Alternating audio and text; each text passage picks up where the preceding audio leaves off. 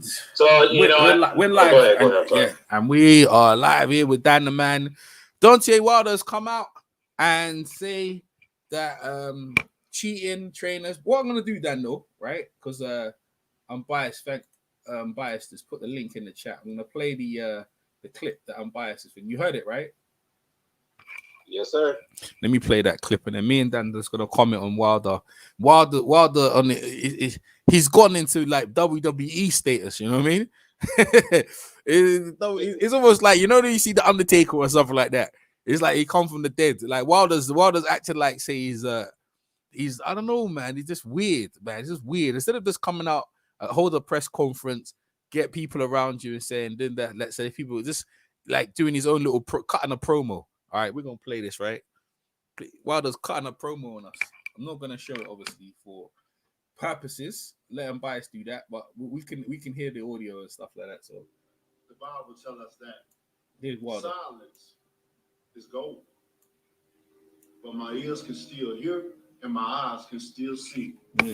The Bible also tells us to be swift to hear and slow to speak. You see, what you don't understand, thief, what you did is what my people deal with all the time. Someone cheating them from providing their greatness into the world. But it's a burden that we cut off only to make us stronger. So in the first fight where Ricky Hatton was pulling down your gloves to put your fist in an improper position, y'all tried the same method the second time, but this time you scratched flesh out of my ears, which caused my ears to bleed. It's impossible for a brand new 10-ounce glove to bend, to keep a smushed in form, or to have loose space. I highly believe you put something hard in your glove, something the size and the shape of an egg weight. It's the reason why the side of my face swelled up in an egg weight form. And it left a dent in my face as well. But in the midst of it all, you still couldn't keep this king down. You would have had to kill me. In the end, it took a crab in a bucket referee and a disloyal trainer to throw the towel in just to stop me. Proverbs, the 6th chapter 30 and 31st says, excuses may be found from a thief who steals because he is starving. But if he is caught, he will have to pay back 7 times what he stole, even if he had to sell everything in his house. And payback is coming. Yeah. All right. That's Wilder, man. Thanks, Unbiased, for putting it out. Dan, you start. Go ahead. Yeah, like I said, shout out to Unbiased who put up that video in the chat. Let me just say this. Let me talk about the pros and let's talk about the cons. Now, the pros, what Wilder said is that the third fight with Tyson Fury is going to happen, regardless of what Tyson Fury says. And the reason why I believe that is because Mayman, shout out to Mayman. He doesn't really get much credit for doing this, but he put up the video about a week ago explaining that the third fight with Tyson Fury, Deontay Wilder will go ahead. And he pointed out to the fact that 3-4 months ago, Bob Arum specifically said in the contract there is a provision that allows dates to be postponed. There's postponements that could be allowed based on certain conditions for the fight to go. So with that said, if postponements if postponements are allowed according to the contract, then the third fight is going to happen regardless of whether date it takes place and whether venue that is being held. So this whole idea, this whole narrative of the contract expiration date, I think it's kind of bullshit. Let me just keep it real. It's bullshit. So with that said, it seems like Wilder and Fury more likely going to have an interim fight in between before they fight the third time, which is next year. So that's what Mayman is pointing out, that fight's going to happen next year, probably in February, more likely. So that we'll get that out the way. But the negative, the cons, I wish Wilder would have reserved his thoughts about that second fight. Whether he felt Tyson Fury cheated him based off some tactics, that's his own prerogative to believe that. But he should have reserved those thoughts after the third fight. Should he have beaten Tyson Fury in the rematch?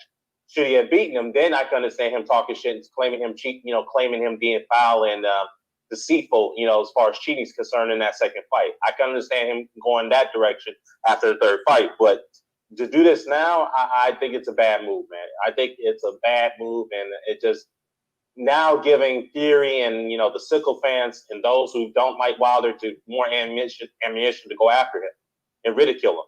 But at the same time, Wilder's going to be ridiculed regardless of what he does by those sycophants and those critics. So I can understand why he did it, but at the same time, I think it's a bad move. That's just my take. I think it's an absolute terrible move, y'all. Shout out to everyone in the chat, man. Make guys share it around. I don't mind some donations, you know what I mean? To the super chat. And me and Dan will talk about it, but I think Wilder's making a terrible move. First off, throwing his coach underneath the bus. I'm not impressed by that. Then he's complaining about the flesh of the glove and the glove shouldn't bend no more. Bro, he's completely bought into the conspiracy theorist. Instead of coming out and telling us when to fight day, I don't care about none of that stuff to be done. I don't care about none of I just want a date.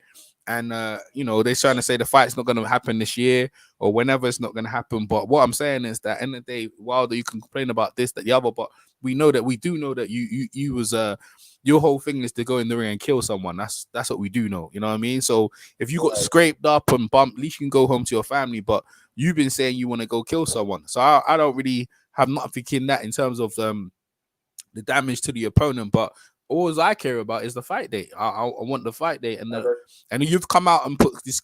You're putting credence to this conspiracy theories, whether you believe them to be fact or fiction. That doesn't matter. The bottom line is that you believe in thing. You're supposed to be going out there, and you're supposed to win. Let's talk about your trainer. Your trainer told you what to do in the first fight, and you after the fight. What did you say? I should listen to my trainer, but I got carried away. Well, you got carried away, and then Wilder got a better trainer in the second fight, and you got your ass handed to you, regardless of whatever Fury was doing. You know what I mean? You thought you could do the same thing you was going to do again, and that wasn't to be the play. So now it's up to you to come back and prove that. And now listen to this: when AJ went down, you give AJ a lot of credit, a lot of criticisms, and you were saying a whole heap of things. Now you're in that position.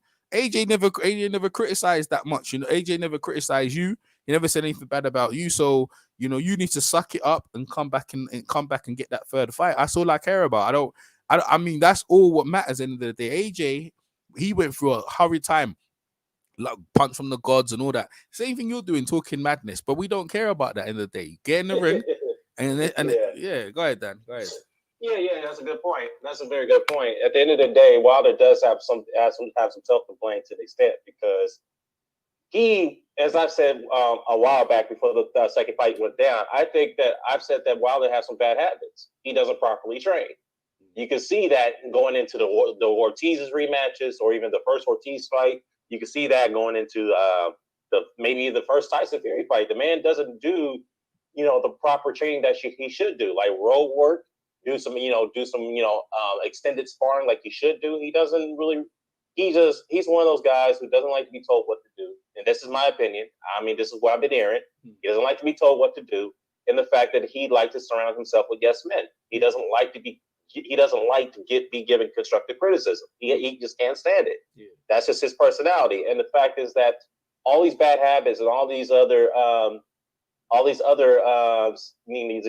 matters, whereas that you don't like to take constructive criticism from your coach, it all came into effect in that second fight. You could tell Wilder wasn't in good shape in that first round. He was already gassed. He didn't look right. He looked lethargic, even by his punch coordination. It was just like something was not right. It was off.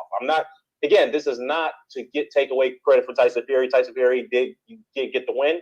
He was a underdog going in. So he got the job done. Credit to Tyson Fury for that. I know a lot of guys don't like to hear me say that, but he went in there and got the job done. Now the fact is that again, you can accuse Tyson Fury cheating and some deceitful tactics. Okay, fine, I understand that because Tyson Fury has been accused of that before in the past. So, but at the same time, you got to take responsibility for the fact that you had bad habits going into that fight. I mean, now I'm also hearing that you was having sex with your girl before the fight, which is another bad fucking move. In my view, you know what I mean? But so look who popped into the chat, man.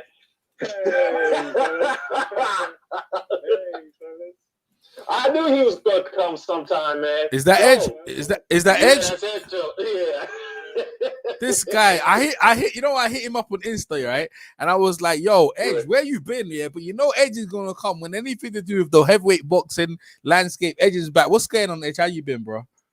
Yeah, I'm good, man. You know what? I'm not even looking forward to the heavyweight because we know know that Chisora's going to get knocked out in 4 rounds. Ah. Oh, man. Oh, man, come on, Edge is. I'm looking forward to seeing Deontay Davis versus Santa Cruz. Like, I see Deontay Davis, like, everyone's talking about if Deontay Davis is going to make weight. He still struggles to make that weight. He's getting stripped down completely naked to get that to that weight limit.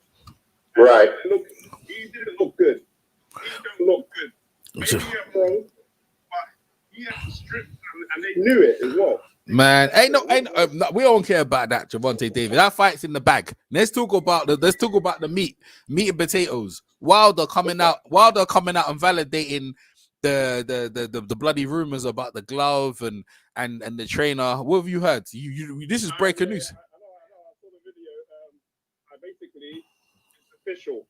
Deontay Wilder has officially lost his goddamn mind. He's lost it. He's taken this beat down badly than I thought it would be.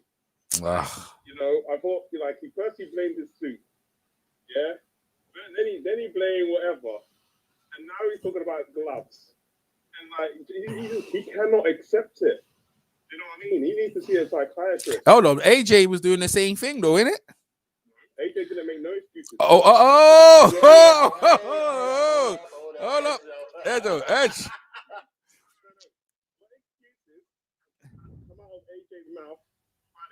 What excuses did he say? Punch from the gods. Punch from the gods. To the gods that I was, I was getting what's called panic attacks before the fight. That I was getting concussed and sparring. I mean, that's excuses, bruh. He debunked that in this video already on YouTube. He said, "Come on, guys, you think I'm going to get a panic attack? No, that never happened." What about the punch from the gods? What about the lucky punch from the gods? What about the lucky punch from the gods? Don't tell me that was lucky now. That weren't lucky now. Man. That's excuses. That's why we're talking about excuses. That's why AJ's making excuses as well. So AJ, whatever you're saying about Wilder, AJ needed a psych. People were saying AJ needs a psychologist and everything. They were saying the same thing. Come on now. Yeah, but like a lucky punch is different from saying, "Oh, there's something in his glove," or blaming his suit. It's an excuse. You know what, I could agree with Angelo to that extent, but at the same time, EJ does have a point though. An excuse is an excuse, bro. AJ used that punch for the guys as an excuse that Andy Ruiz landed a lucky one on him. If it was a lucky punch, then Ruiz maybe would have closed his eyes and threw that left hook like Eddie Garcia did against Amir Khan. That's what you call a lucky punch. What Garcia did to Khan. What Ruiz did, he landed perfectly on top of the tip of the head in the middle of the exchanges. That's not a lucky punch.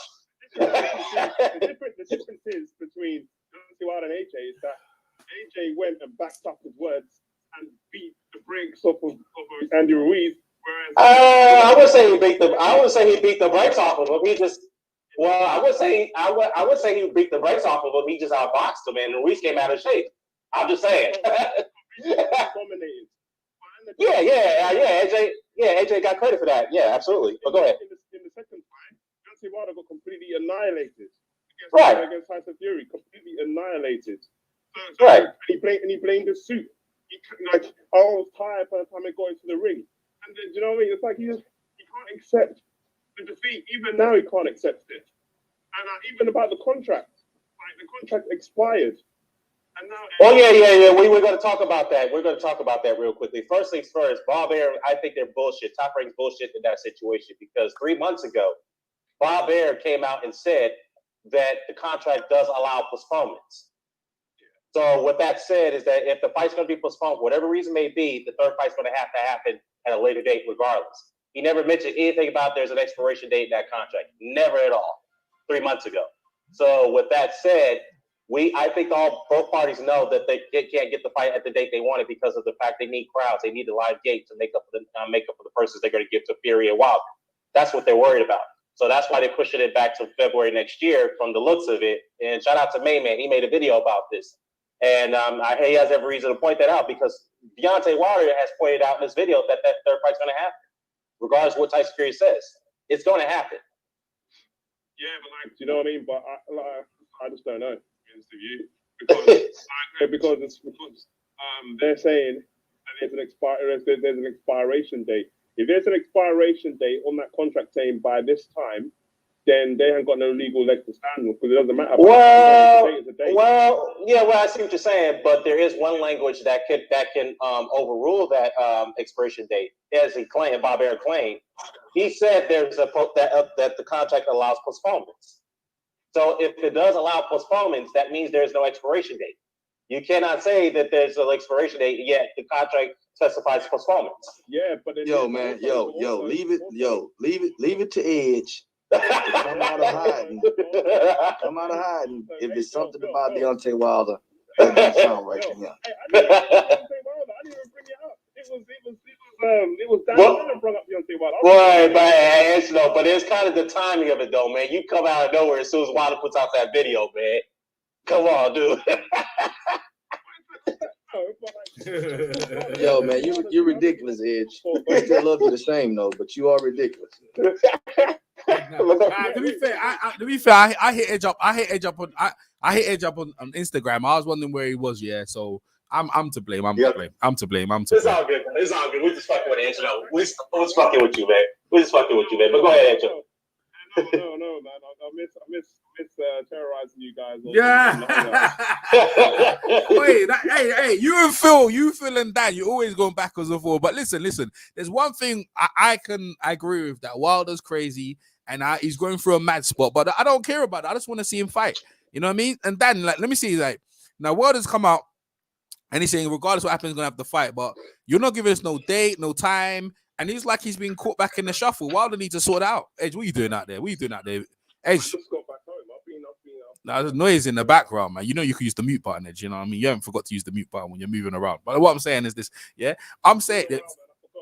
There you go. Good job, Edge. All right, so what I'm saying is that Wilder right now at this point, I've lost it's not respect. I got respect for Wilder, but he's pissed me off. We're live, by the way. If you guys don't know, Phil and Edge, you were live, by the way. Dan knows we're live. But what I'm saying is that I lost respect. There's people in the chat right now, but I don't like what he's done. I don't like how he's conducting himself, and these excuses usually lends into me that he's probably going to lose. But I said the same for AJ. AJ was doing the same thing, and he came with a great game plan. The question is, who is Wilder's new coach? When is the new fight? These are the questions that the fans want to know. That's what I want to know. Anyway.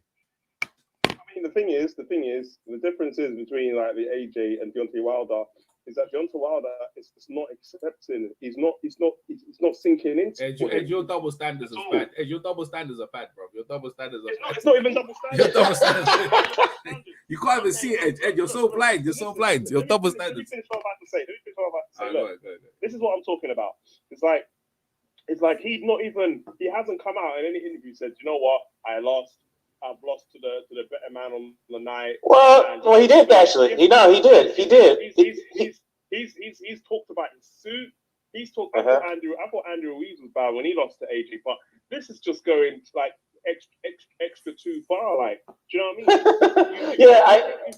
It's like okay, you've done the excuses. It's done now. How about you just focus on getting the fight made rather than just making up all these excuses? It's just sounding like, do you know what I mean? It's like, okay, look, if it was one fight, fair enough. You can get the next fight, but it's two fights and you've lost most of those rounds. It's just like, just focus on. Why do you sack his coach? Why do you sack the Braylon for? Do you know what I mean? Is JD still with him? Let me say this, Ocho. You know, you make a good point there, but to be fair though, he did give Tyson Fury credit after that loss in the ring when he did the post-fight ring interview. He did give him credit. Yeah. But then again, now he was there.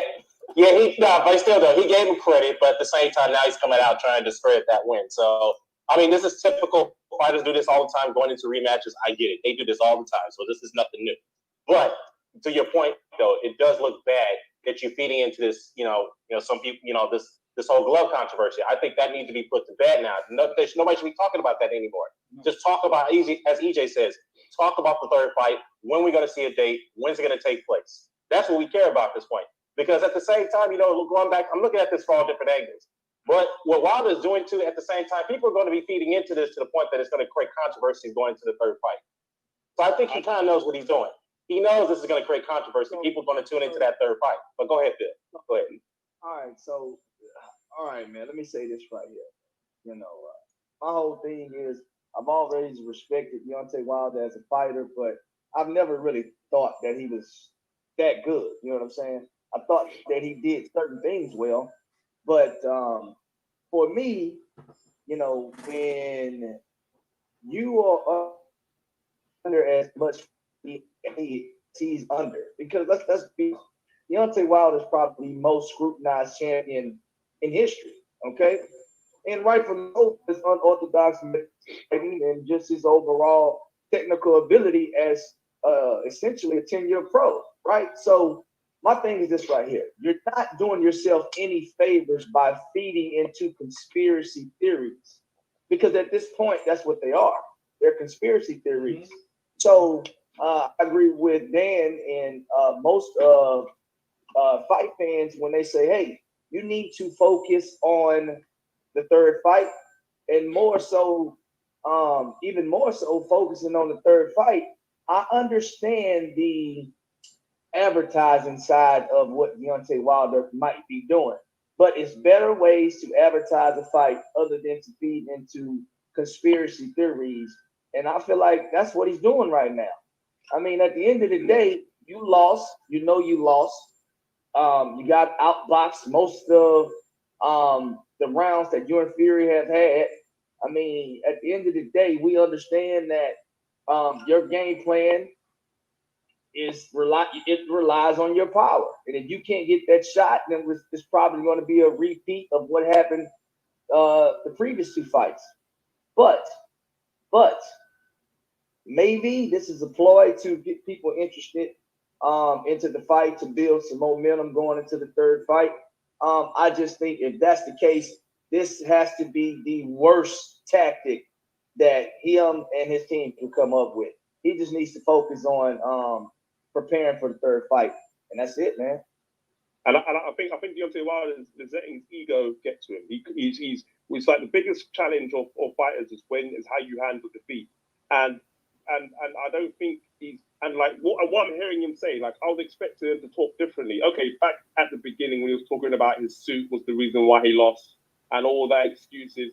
Fair enough, like, you know, he's still handling it. He's not coping with the loss properly. And I'm thinking, as time goes on, as months goes on, he'll have time to go away. The pandemic hits. He's got time to think and just to process things. And now your mind should be on, okay, let's get this third fight made now, okay? All that is out the window. Let's focus on getting the third fight made and just focus on the future. Do you know what I mean? But now, after all this time to think, he's coming out with this video now, and then he sacks Braylon, and he's just, I'm thinking, that man was the only guy who had your best interest at heart. Do you know what I mean? And then and he's still talking. He sounds like he's still in the past. He's not looking to the future. Do you know what I mean? That's what's the concerning thing I find with Deontay Wilder. He's not looking to the future. He's not like, okay, I'm going to keep my team, blah, blah, blah. We know we had a few mishaps. Okay, we're going to go face like, no. I think Braylon's disloyal. Let me ask you a question, Ed. Let me ask you a question, Edge. So, I mean, it's not unordinary for guys to change trainers. I mean, it could very well be that Deontay Wilder has changed his trainer because he has gotten beat up pretty bad his last two fights. I mean, that's a good reason to change your trainer. But why is that? I mean, logically, hold up one second. Logically thinking, do you not think that's a good reason to change your trainer? I mean, I understand that all trainers should have their fighters' best interests at heart. That's part of their job description. I think everybody who's a boxing fan, who's a trainer or a fighter, would agree with that. So I don't think you should get points for that. Now, what you do get points for is coming up with a solid strategy for me to not get my head beat in 2 fights in a row. And if Breland couldn't do that for him, then I don't see the issue in the change. Do you think that's the logical reason or no? Your reasoning would have made sense if he got rid of his whole team, because it's not just Braylon that needs to go. If you're gonna do it properly. Don't just get rid of one guy and keep the other guy who I think he's more at fault because he's the one that does the tactics. Yeah. So just go the whole hog. Go get rid of your whole team, get a new team, and start from scratch. If he did that, then it would not look. Well, it's not that would as bad. Yeah, you know, it's not. Go ahead. Sorry, go ahead. But then when you're getting rid of just Braylon and you're keeping everybody else, then that to me sounds like a petty move to me. It just sounds petty. Do you know what I mean? It doesn't sound logical. It sounds petty. That's what it is. Yeah. You know, it's not you know what? I've been saying this for a while now, and Phil does make some very good points. Though I think there was some tensions between Breland and Wilder for a while now before the second Fury fight. I think there was tensions there, but yeah, I agree with you on that. But I just want to point something out here. Is it fair to say that because Sergey Kovalev, when he had tensions with John David Jackson for a long time now, their tension was going on for years, like maybe 2 years the most, and they were still working together. But the point where Kovalev fired John David Jackson after the second Andre Ward fight, Kovalev still kept his other team members in the training camp in place. He just fired John David Jackson, but yet he never got criticized for that. But is it also fair to say that Kovalev was stupid to do such a thing? If you're going to get rid of John David Jackson, why not get rid of the rest of your whole training crew that was along with him? Yeah, look. I mean, hold up. Let me go and then you can go, Edge, because now and also let me reiterate this right here to you guys. Now, when you are a professional boxer, okay, and you decide to make any kind of regime change, whether it's one person, two people, whether you decide to keep your same team and bring other guys in, I mean, at the end of the day, you want to bring people around that are familiar, okay, with you, your abilities, your routine. And if you're not bringing people around, you want to keep people around that are familiar with the way you train. I mean, because let's be honest, I think everybody would agree with me when I say I think it's kind of too late to bring an entire new team that's going to have to learn who Deontay Wilder is as a fighter. So what he decided to do was to get rid of what he maybe considered to be the weakest link. It's very rare when fighters, unless you are a really, really talented fighter, and I don't think Deontay Wilder's talent level is at that point. I think he's good. Like I said, I think he does some things well, but I think the team that he has done a very good job at maximizing what it is that he does well. Okay, so I don't think it would be smart at this tenure in his career to bring a whole new crew in to basically learn him and reteach him strategy from scratch. I think that would be a boneheaded move. And if you have somebody on your team that you're not getting along with, okay, and you don't think they can help you win later on down the road, it makes sense to get rid of them. You understand what I'm saying? So I'm not finna fault him for keeping people around that knows who Deontay Wilder is and people that he actually trusts, because trainer, people that's in your camp, you have to have people that you trust. And I think that was the biggest thing with him and Breland. He lost trust in him. And when you lose trust in a trainer, that is just going, that's just downhill from there. And that's coming from a... No, I understand. Look, the thing is, like, if the reason why he got rid of Breland is because they had tensions for a long time and he didn't like him or whatever, fair enough. Yeah, fair enough. That's a good point that you made in that aspect. However, we all know the reason why he got rid of Breland is because he threw the towel in that fight. But that's your reason. That's your reason. Phil, let him finish. Let him finish, Phil. Yeah, let him finish. Go ahead. He was going to get rid of him early on, but because of the controversy that was going to cause straight after, he said, "No, I'm going to delay it. I'm going to wait." They waited until it was a good enough time to get rid of Breland. We all knew Breland was gone. As soon as he threw that towel in, we knew he was gone. It wasn't a surprise when Breland left. We all knew that it was going to happen. And that was the reason why that it was going to happen. If Deontay Wilder was going to change it, he should have changed Jay Diaz, because Jay Diaz is not going to do nothing different to what Deontay Wilder has been trained. Deontay Wilder has not improved his boxing for a long time before Deontay Wilder. And I've been saying this for months. And I told you guys this when he fought Luis Ortiz, and he fought terribly in that fight. It was one punch. Ortiz was dominating that fight. He was winning that fight, and one punch knocked him out. I think that's not going to be good enough against Tyson Fury. And I said that from then. And he fought Tyson Fury, and look what happened. Yeah? And he's got Jay Diaz again, and nothing will happen. Nothing will improve. Do you know what I mean? And like, he's still gonna be AJ though. He's still be. He still beat AJ. When he fight AJ, he don't matter what that. He gonna beat AJ's ass. I don't care. I don't know. Look, to be honest with you, who knows if Deontay Wilder is going to be fighting after he fights Tyson Fury a third time and he loses? I don't know if he's going to fight again. You know the thing is, you gotta find out. Like with Wilder, like he's come out, he's making excuses, and I agree with it with the panel, what everyone's saying, and people in the chat. They don't really like what's going on, yeah. But at the end of the day, like this all stuff is just like it's just speculation. Give me a date. Give me a date. Who's your trainer? And then let's move on with our lives, bro. Because this point, it's like at this time, London's just on lockdown. By the way, you know what I mean. The Prime Minister's come out and put us in lockdown. So I mean, so Edge is probably find something to do like I am. But what I'm saying is this: Wilder, my man, like, bruh, you could have did this long time ago. You know what I'm saying? If you sat Breland, as far as everyone understands, Breland's thing, Phil's got a good point. He was getting smacked up around, so bring another guy in. And let's see what's going on. But right now, there's a lot, bro. You right now, I'm not even gonna give you much chance to win the fight, bro. You know what I mean? I still think you'll beat AJ, but against Fury, man, what's going on? It doesn't look good, bro. It don't look good. You guys, man, like you guys are hoping that Wilder's gonna be still be AJ, man. How many still be AJ, man. You guys to get convinced? AJ looked fragile. AJ looked fragile against Ruiz, man. He was on his bike running around like this. So that's why. You know what I mean? I know. If he does the same thing against Wilder, Wilder ain't gonna be laying a finger on Joshua. But I think Joshua will just go straight and knock him out. Everyone's seen the blueprint now. The blueprint to beat Wilder, and that's it. Okay, so let me burst your bubble right quick, though, Edge. I mean, because,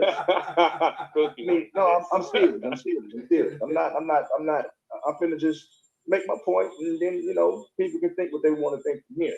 Now, when you sit here and you describe what a specific fighter did against Deontay Wilder, and him not looking good, and him being outboxed, and look, bro, you're not saying anything that people don't already know.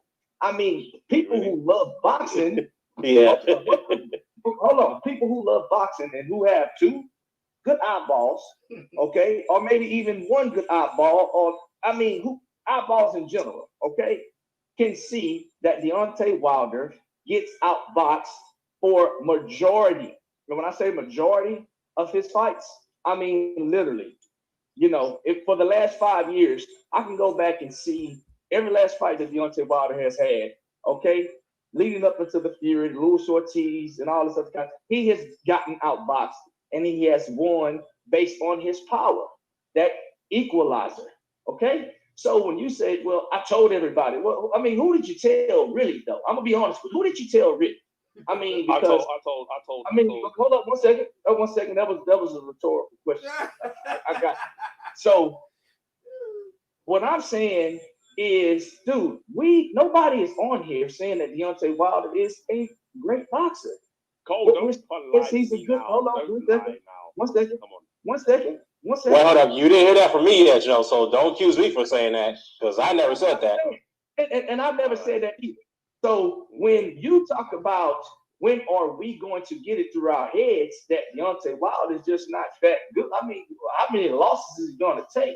Look, I'd be the first one to tell you, okay? I've never been a giant Deontay Wilder fan, but what I do, I respect Deontay Wilder and his stance as being a world champion and beating some decent fighters, okay? Man, which is one of my favorite fighters in Luis Ortiz. So, at the end of the day, you're not saying anything that people don't already know. You can like a fighter, but doesn't necessarily mean that you think he's the best fighter in the world. I don't think Luis Ortiz is the greatest fighter in the world, but I do like him. He is my favorite.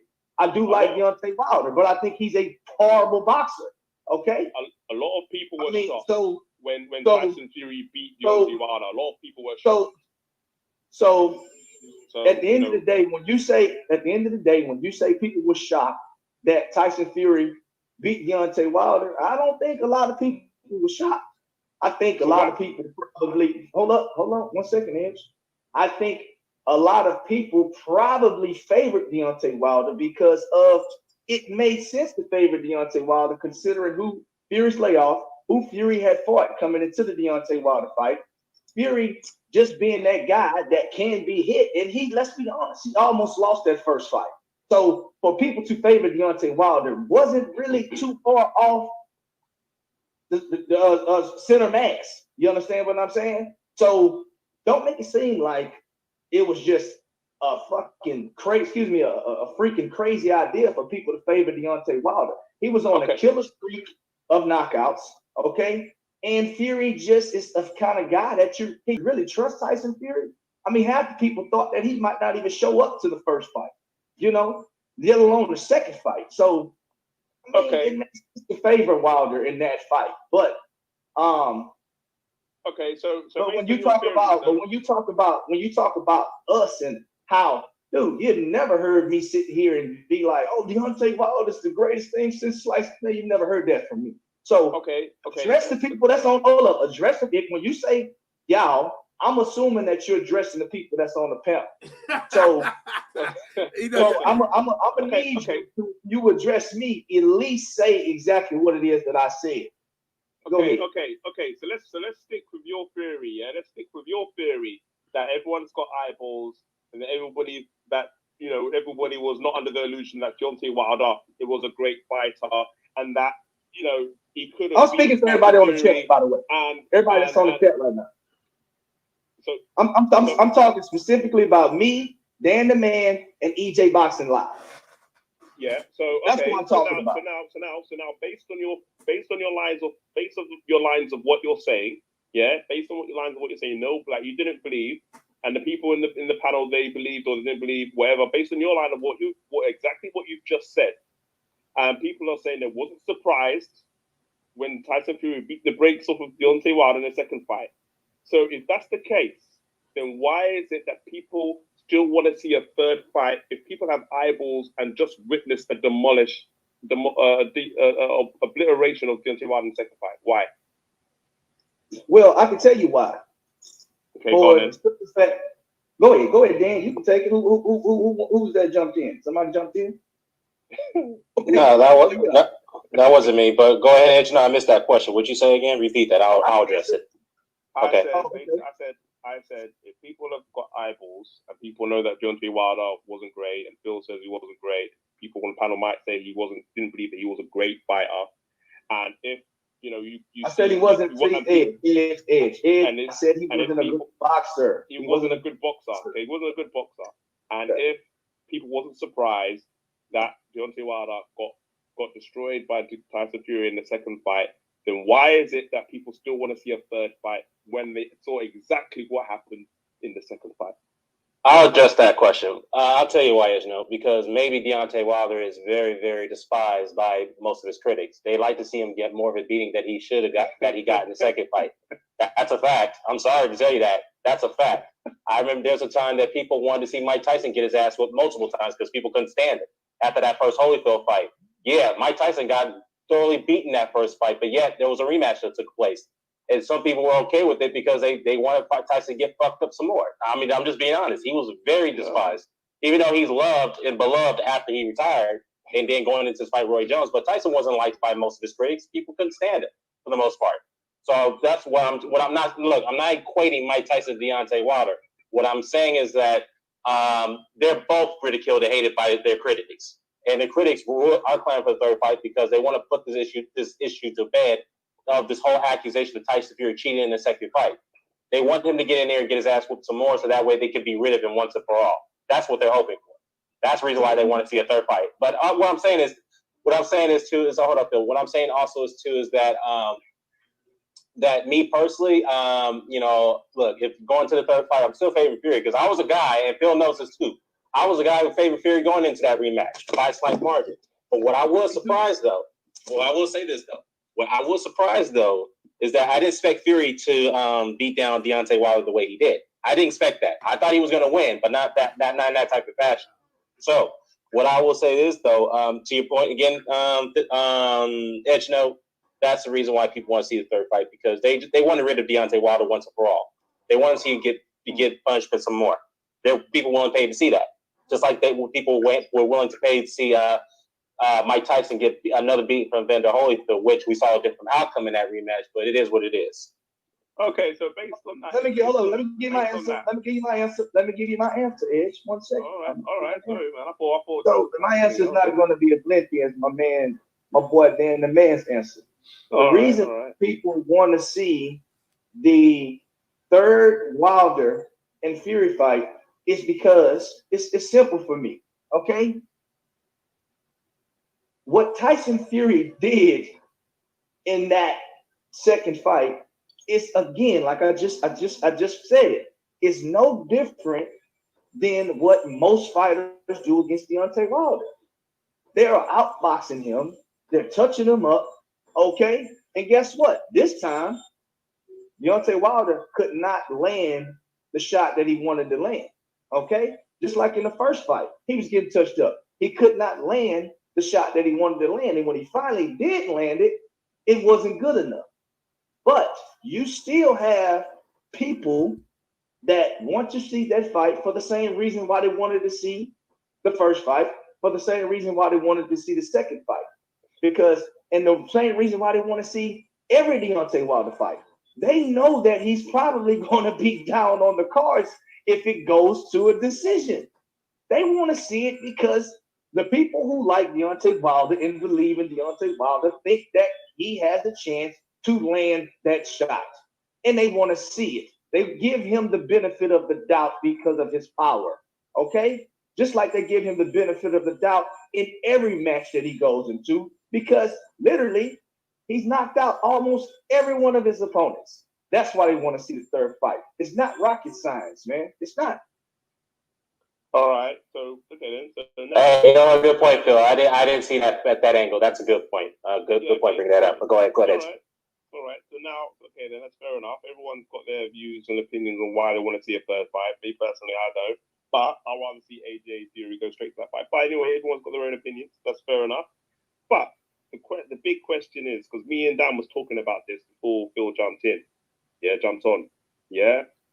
Do you believe that third fight will happen based on what the Tyson Fury side has been saying? That's a good question. Let me jump in. Bruh, listen, they said the contract's expired, the rematch, it will happen, but not when we want it to happen. So, unless Wilder, that's what I was hoping Wilder would have come and put that out, but see, Wilder's out here putting this conspiracy theory. Shout out to Retro Boxing in the chat. That's a blood boxing, you know. I don't know, man. I want it to happen. But I don't think it's happen when we want it to happen, because Wilder's out the loop at the minute. He's just on the rematch clause, and the rematch clause has a date. So I don't know, man. I don't think it'll happen when we want it to happen, which is supposed to be this year. Yeah. Let me jump in on that one. That's the whole point, EJ. It's not going to happen this year, so we can forget about it. So I think what it is that, again, there's a particular clause in there which says that this contract for the third fight does allow postponements. So it never mentioned anything about expiration date on it. So with that said, I think what it is, based off the fact that they're waiting to get the crowds back into attendance for the third fight, I think personally, both Theory and Wilder may have agreed behind closed doors, their camps, that they're going to take an interim fight in between before they meet in that third fight. I think that's what's going to happen. Wilder's going to get an interim fight. But the question is, who is he going to fight? Okay, who's next trainer going to be? That's the thing I want to know. Hopefully it's Andy Ruiz. I want him to see him go take that fight, because that will look good. If he beats Andy Ruiz, that will look good on his resume, in my view. Do you know what? When Wilder first lost, I said that he shouldn't go straight into a Tyson Fury fight. He needs to kind of learn to box and or somewhat box anyways, and try to have some few easy fights to say before he gets back into the ring Fury. So I'm not upset that he's going down this route, but it's because of what he's been saying earlier. That's why I'm like, well, that's why I'm giving these comments now. But based on what they're saying, that there's a date on the contract, and that they're being specific in saying that Deontay Wilder's team put a date, an early date, because they believe that they were going to beat Fury the second time. And that makes me think that, and even though, Dan, you said postponements, that's very interesting, because when it comes down to leave in the courtroom, because that's why Shelley Faithful hasn't come out and said lawsuits, because I remember when The same thing with Ruiz when he was trying to be all funny with the contract, trying to like be funny with the contract for the rematch. Then they start talking legal, and then all of a sudden things moved over. But with Tyson Fury, he's blatantly saying, "I'm gonna be fighting Anthony Joshua next year." And if I'm Shelly Finkel and I've got an ironclad contract, so you have to think about it. If you've got an ironclad contract that says we dictate when the rematch is gonna be, I will be coming out straight away and saying, no. Tyson Fury can't do that. We've got a contract. He has to fight us. That's not going to happen. And if it does happen, there's going to be legal action. Well, you know what? I want to add. Hold on, can I say something real quick? Real quickly. I want to add. I got a point. I got a point to make. Okay. So let me finish what I was going to say quickly on that now. So that's what he should be coming out and saying, just to kind of shut this whole thing down, say just to shut Tyson Fury down. You know what I mean? Say that ain't happening. And also postponements, and what you said about postponements, what you're saying, yeah, that's correct. However, the postponement only happens if you announced a fight and then you postpone that fight. But a fight has not been announced yet. That's the problem. Do you know what I mean? So, yeah, and also who's the A side? Who's the A side on this one? Is it Fury or is it Wilder? Because Wilder is the A side. Hold on. No, he's not. No, he's not. But go ahead, Phil. He's not. What I'm saying. Hold on. Let's go ahead. Let me just see. 1 second. Let me finish that contract thing quickly. Damn, you don't finish this thing up or what? Hey, Dan, when you're talking, I'll let you speak, right? Yeah, that's not me. You're dressing Phil though. But go ahead, Phil. Go ahead. I mean, Ed, no, go ahead. Yeah, but with the contract, as part of the agreement, as part of the rematch, because Deontay Wilder was the champion, if Deontay Wilder lost, he's got a right to do a straightforward rematch. The same thing with Anthony Joshua and Andy Ruiz when Anthony Joshua lost. And it's the same kind of deal that they had with Tyson Fury. So if Tyson Fury won, he had to rematch Deontay Wilder unless he exercised that clause for a rematch. But what they did was they put an expiry date on it in case it got delayed. They were thinking that Tyson Fury would delay it, and then finally, if you want to delay it, we put an expiry date, and then we'll move on to a next fighter. But they didn't realize this until it was too late, and now they're trying to go backtrack and find a reason to kind of get claw something back. You know well, to be honest with you, Tyson Fury did delay it. His team did do it because their network shot them down for that date. So that's not Deontay Wilder's fault. So, so real quick, Edge. So, all right. So let me say this, and I'll let you guys have it. Well, this is the first thing. I mean, is anybody on here, and maybe I'm wrong, I don't know, I came on the chat kind of late. Has anybody seen the entire contract? Or are people just going off of hearsay, what people may say on YouTube? This person said this. Yeah, that's a good question. We haven't seen it, but we're going. Wait, hold on. We're going off with the wording of Bob Arum because his wording contradicts what he's saying now. And I pointed this out before you came on, Phil, because Mayman made a video about this 3 months ago. Bob Arum said that this contract does allow them to postpone the fight to a later date until they could get, based off the whole situation with the pandemic. Until they could get the live gate going, then they'll allow the postponements. He never mentioned anything about expiration dates at all. He never mentioned that. So with that said, go ahead. Hold up, Edge. I'm gonna let Dan finish it up, and then I'm gonna make my other. Yeah, but also what I want to say is that look, again, people are blaming Wilder for the fact that this whole expiration thing occurred. That's not his fault. What happened was that Disney, that owns ABC, that owns ESPN, they shot down the fact, told Bob Arum and Top Rank that they cannot have the fight on December 19th. Why? Because it conflicts with the other big sporting events on that date. The championship, the conference championship games in college football and the NFL games too. That's the reason why they didn't want that date. So now they're coming out saying that. Well, hold up. Now they're coming out saying that there was an expiration date just to throw people off sidetrack, given the fact the networks is the one that shot that date down, not Deontay Wilder. That's not his fault. Nothing to do with So hold up, Edge. Edge, it's my turn to finish, please. Can I finish? You asked the question. Was it a rhetorical question, or was it just a question that?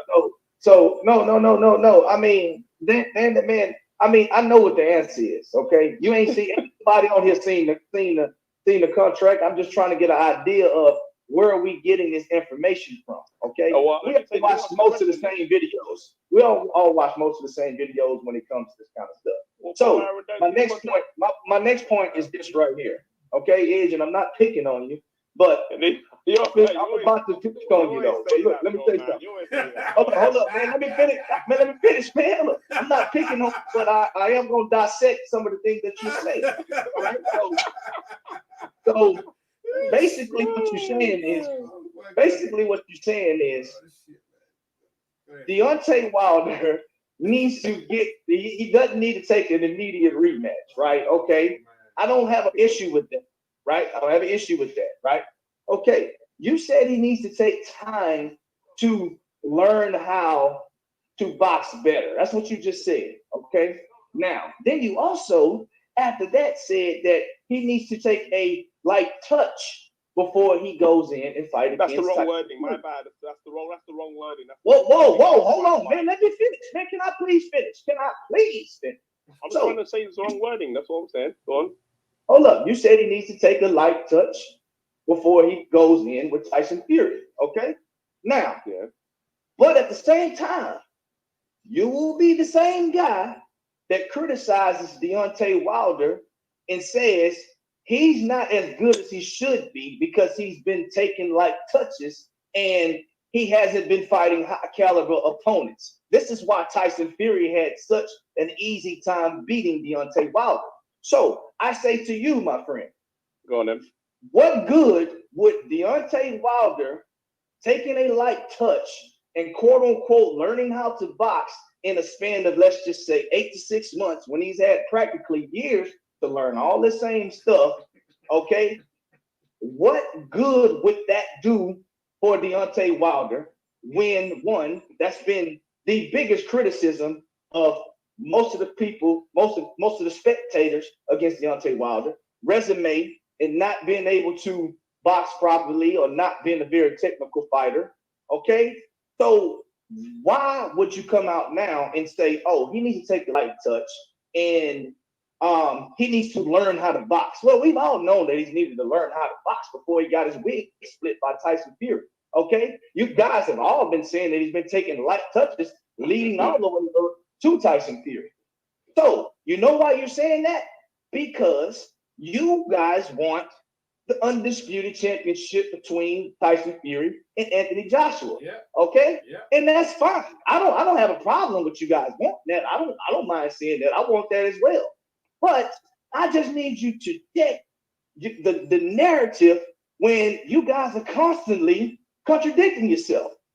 And I just wanted to point that out because I just enjoy thrashing every point that you make, Edge.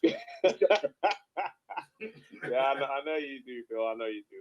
All right, so let me just look. Let me first start off with, when I said light touch, I don't mean as in that's the wrong wording I was using. I was trying to find a word I couldn't, so I just said that anyways. But the point is that if I was Deontay Wilder's shoes, you got two options. You've been coached badly by Dave Diaz throughout the whole time. He should have taught you this from day dot, but he didn't. It's too late now. You got your ass whooped, and now you're kind of having to start. You have to make a decision whether to start from scratch or to kind of just carry on and just hope for the best and just do what you doing what you normally do and hope for the best. Now, what I said was a suggestion. I don't think it's going to happen, to be honest with you, because once you start making 18 million, 24 million, it's very hard to go back to soft touches and getting 2.5 million again. It is very hard to motivate yourself when you're used to getting a certain pay packet. Do you know what I mean? So it's unlikely that that's gonna happen. To be honest with you, I think he's gonna weigh it out. And then he will come back and fight a big fight with the amount of money that he's gonna do. I was just saying in a mindset of, if he was serious about trying to defeat Tyson Fury, he needs to fight. He can't do the same thing that he's always done, because he's going to be unstuck again. So that was. You mean like change his coach, maybe? You mean like change coach, maybe? Or does that not make? If I was like, Jay Diaz needs to go more than Mark Braylon. That's just my opinion. But at the end of the day, everyone's got their own opinion and whatever. But I just think that if he's serious about, I know, and obviously you make a good point. Like, because some coaches change their trainers, some coaches don't. Like you said, like, you know, there's trainers that if Jay has been working with Deontay Wilder for years and years and years and years and years, he knows Deontay Wilder inside out. But sometimes when you're with a trainer for so long, you can get complacent and you get comfortable. Do you know what I mean? It gets comfortable. Maybe the stuff that JD is saying to Deontay Wilder is not sinking in as much now because he's saying the same things. Maybe a fresh approach, maybe a fresh pair of eyes, maybe a fresh trainer with new ideas will maybe reinvigorate Deontay Wilder and maybe give him, do you know what I mean? A new kind of lease of life or lease of energy. Do you know what I mean? Edge, So, let me ask you a question. Do you like Deontay Wilder? I like Deontay Wilder. I like Deontay Wilder. Look, I've got nothing against him. I like Deontay Wilder in boxing. And when he first won his world title, I was looking forward to Yes or no? Yeah. In the heavyweight division. Yes or no? Yeah, I like Deontay Wilder. Yeah, You wish him the best? Yeah, that's what I'm saying. All right, I'm continuing this. Do you wish him to be AJ? So I wish him to be AJ. Yeah. No. So why are you giving him advice? No, because I like Deontay Wilder. I wanted to do No, I'll trust your advice. Is what I'm trying to say. So we need to come off that steering of trying to give him what you think Wilder needs. Yeah, we need to stop off that and get to the real cracks of the matter. Right? You're AJ. No. Stop giving him advice. He don't need your advice because you don't. Nah, he don't need your advice. Nah, not from you. Not from you. Definitely not for you because we don't see. That was the point I just made. Yeah, I know. I had to get him. I had to get him. But we don't need your advice. No. Hey, let's go. You only talk for no woman. You only talk for AJ. So stick with AJ. Now, we go. Now, and that's why he says you guys. You know, that's why he says you guys. Look, listen to this. Listen. Look. Go on. Go on. You guys are confusing my critique, my constructive criticism of Deontay Wilder's performances for me not liking Deontay Wilder. You ain't got no good, bro. You ain't got no good. There's nothing you wish for. Well, bruv, if I play one of your videos now, and people heard the way you're talking about Wilder, they can realize that you got no good wishes for Wilder. Let's go back to the cracks of the matter. Let's get to it. You're actually at this point. Yeah. No, actually, that's not even true. Well, Edge. Let me call you now, Edge. So, Edge, right now, are you a Wilder fan? Are you a Wilder fan then? Well, then don't worry about Edge. Don't worry about what Wilder's doing then. That's what I'm trying to say. Well, that's the whole point. The whole point is we're analysing the performance and seeing what he needs to do to improve to the next fight. Nah, man, we're not doing that. We're not doing that. Now we're coming out and talking about the weirdness he's come out and the bloody excuses. That's what we're coming out. What's up, YG? We're talking about his bloody excuses and when's the fight. That's what we care. I don't care what he does at this point. Yeah, he is who he is, and I know I appreciate you putting it in there. But at this point, yeah, what is he? When's the bloody fight? Who's your bloody trainer? What's going on? I don't want to hear none of your excuses about egg ball in the glove and dent in the hair and he used something to scratch out the flesh out of your ear. I don't want to hear none of your rubbish, yeah? The people in the chat and the people want to know when you're getting in there, when you're fighting Fury. And that's what we want to hear. You, my friend, for all purposes, yeah? And the stuff as well, because you see how you're double standards when you're making excuses for AJ, the same thing Wilder was doing. You're saying he needs to have psychological help. Now, I'm not coming at you, Edge, because you ain't seen you for a while. But we have to be fair, Edge. You're not really for Wilder. Come on, let's get he right. does need psychological help. He's not, from what I'm seeing, he is not accepting the situation that's just happened to him. He's not. He has taken it badly. He is taking it. Well, to be fair though, don't you think it took AJ a while to accept the fact he lost to Ruiz in the first fight? Because that's what it looked like to me. Yeah. It took him a while. When you suffer a defeat, then it takes a while for it to get over it. But then you exactly. So why don't you give Wilder that benefit of the doubt? Why don't you give him the benefit of the doubt? No, because he's had time. He's had lockdown. He's had time. He's been out shooting ducks and whatever in the sea. He's had time to ponder, think, be time with the kids. He's had time, and he's come out now with the same shit he came out with before lockdown. He didn't talk about it. No, be fair. Not be fair. You didn't talk about it. YG. Go ahead, YG. What's YG saying? Oh no, I was just gonna let him keep taking. I'm okay. What's going on, EJ? Yo, what's going on, Yeah, Dan? hey, YG, you know YG put Derek Chisora, but let's keep it moving. Edge, go on, Edge. You got something to say to YG? Hey, I pick War too. Come on, I'm the only person. I pick War too. No, I pick War.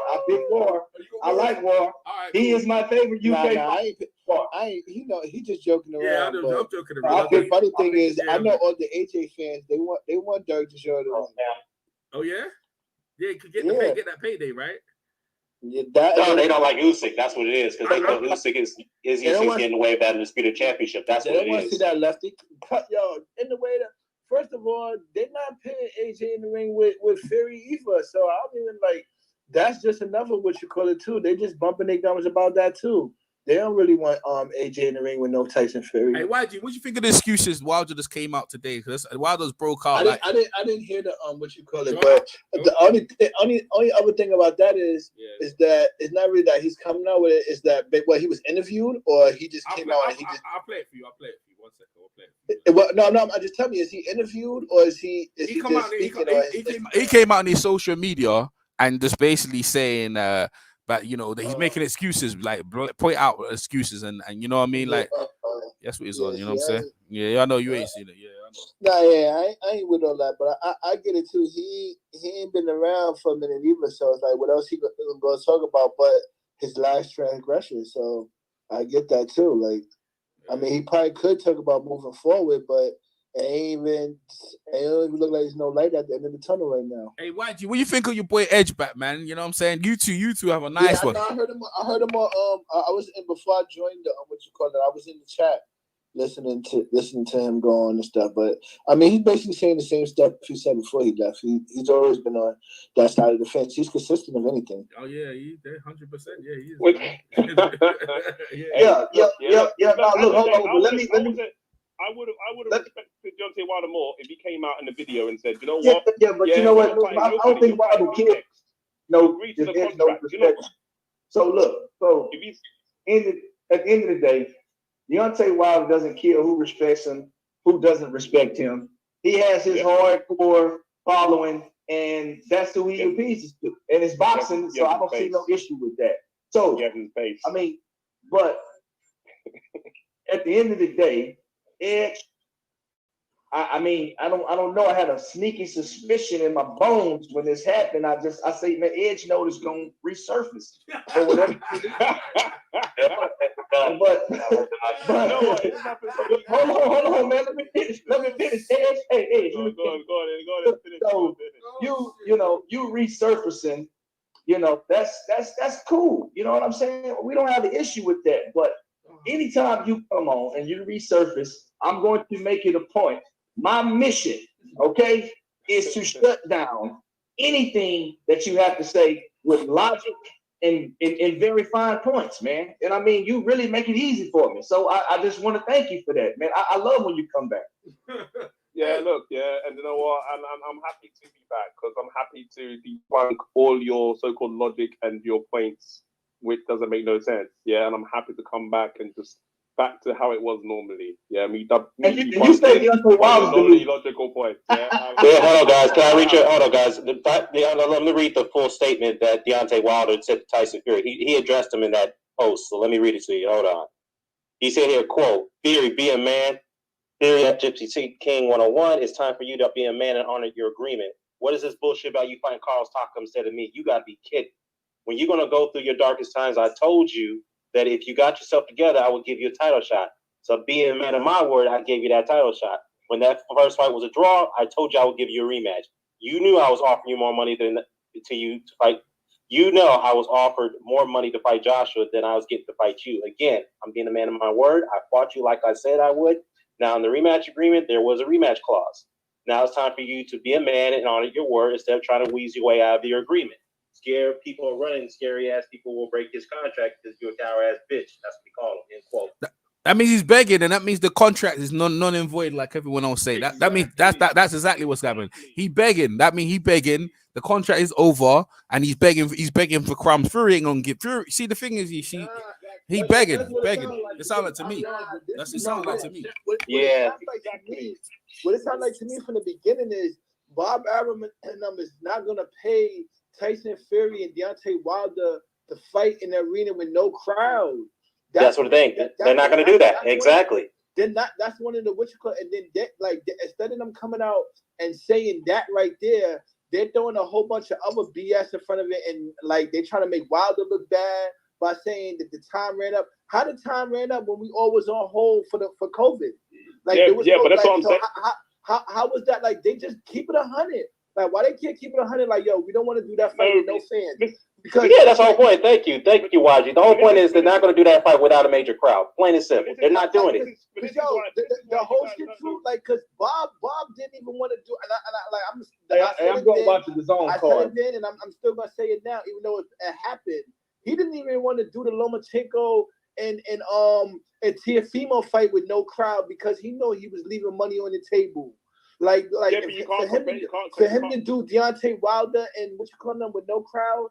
Two of his biggest unification fight, like the only other unification fight, and we calling for that too right now, is the Ramirez and what you call it? And we calling for them to fight too. And he's pushing that back because he doesn't want to have all his unification fights with no crowd. But this is what I'm talking about. This is why people like know about boxing, but they don't know about the legal side of it, the contract side of it. Because how you look at it, don't think if that contract was iron tight, Tyson Fury would not be coming out in public and saying he's fighting in December and the name is not Deontay Wilder. Yeah. If that contract was tight, if he's got a proper rematch clause set in place that says you got to fight me next, you can't fight nobody else next. But it's both sides agreeing. You don't think that it's both sides agreeing? It's not just. I'm not going to just throw Bob Arum under the table too. I know the guys on the other. Huh? Wait, hold up, Edgino. Do you think it's what? Wait, hold up, Edgino. Don't you think that both sides perhaps both agree that they weren't going to fight unless there's a large crowd? They're going to postpone it, like according to contract. They allow for postponements. Let's postpone it, and we'll get an inter fight in between. Don't you think that could be a possibility? It could be a possibility if Deontay didn't do a video just now saying, fight me, don't fight Mr. Ham guy. Why is he coming out saying that then? If they agreed to it. Well, perhaps they're trying to promote the fact. Well, perhaps they are trying to promote the promoters is the one, like a lot of time, 9 times 10, let's be real, right? We already know how this shit really go, right? So yes, the fighters do have the final say, but when the promoters tell them, like, yo, listen, like, when they start talking that pay cut and telling them, yo, how much money you're going to really leave on the table, like, those guys are not doing that. Just not too long ago, right? They was talking about how Tyson Fury was banned from the UK. Now they're talking about him fighting in the UK. So that's why everything that comes from that side of the water, I'm taking with a grain of salt because y'all just had him in the papers outlining him as a cheat and all of that. He won the title, and now everything is gone. The pig farmer guy, he's disappeared. Like half the stuff that comes from over there. If it's not fucking a hoax, it's a flat out lie. So that's why. Okay, then. So YG, are we gonna say that Deontay Wilder's talking shit then because it was all agreed that Tyson Fury has an interim fight and that Deontay Wilder doing his video right now upset that he's fighting potentially Takam and not fighting him? That Deontay Wilder's talking bullshit. Is that what we're saying? Well, could it also Could it also be the fact that YG, can I say something real quickly? Could it also be the fact that Wilder is creating a window to promote the rematch? Before they get their inter fights, is that also a possibility? No, but why would you promote the rematch by trashing Tyson Fury's his opponent? He could. That's what they all do. All y'all do is every time we talk about Wilder, all you do is talk about how he ain't fight nobody in cab drivers. When has that not been what you call it? Tyson Fury does that all the time. You guys is all bums. Y'all fighting nothing but bums. That ain't nothing new. Since that's new that a fighter called the people he's fighting that's always been happening since the beginning of time. It's not. When he put Otto One in, did Deontay Wilder say, "Oh, he's fighting taxi drivers"? No, he didn't.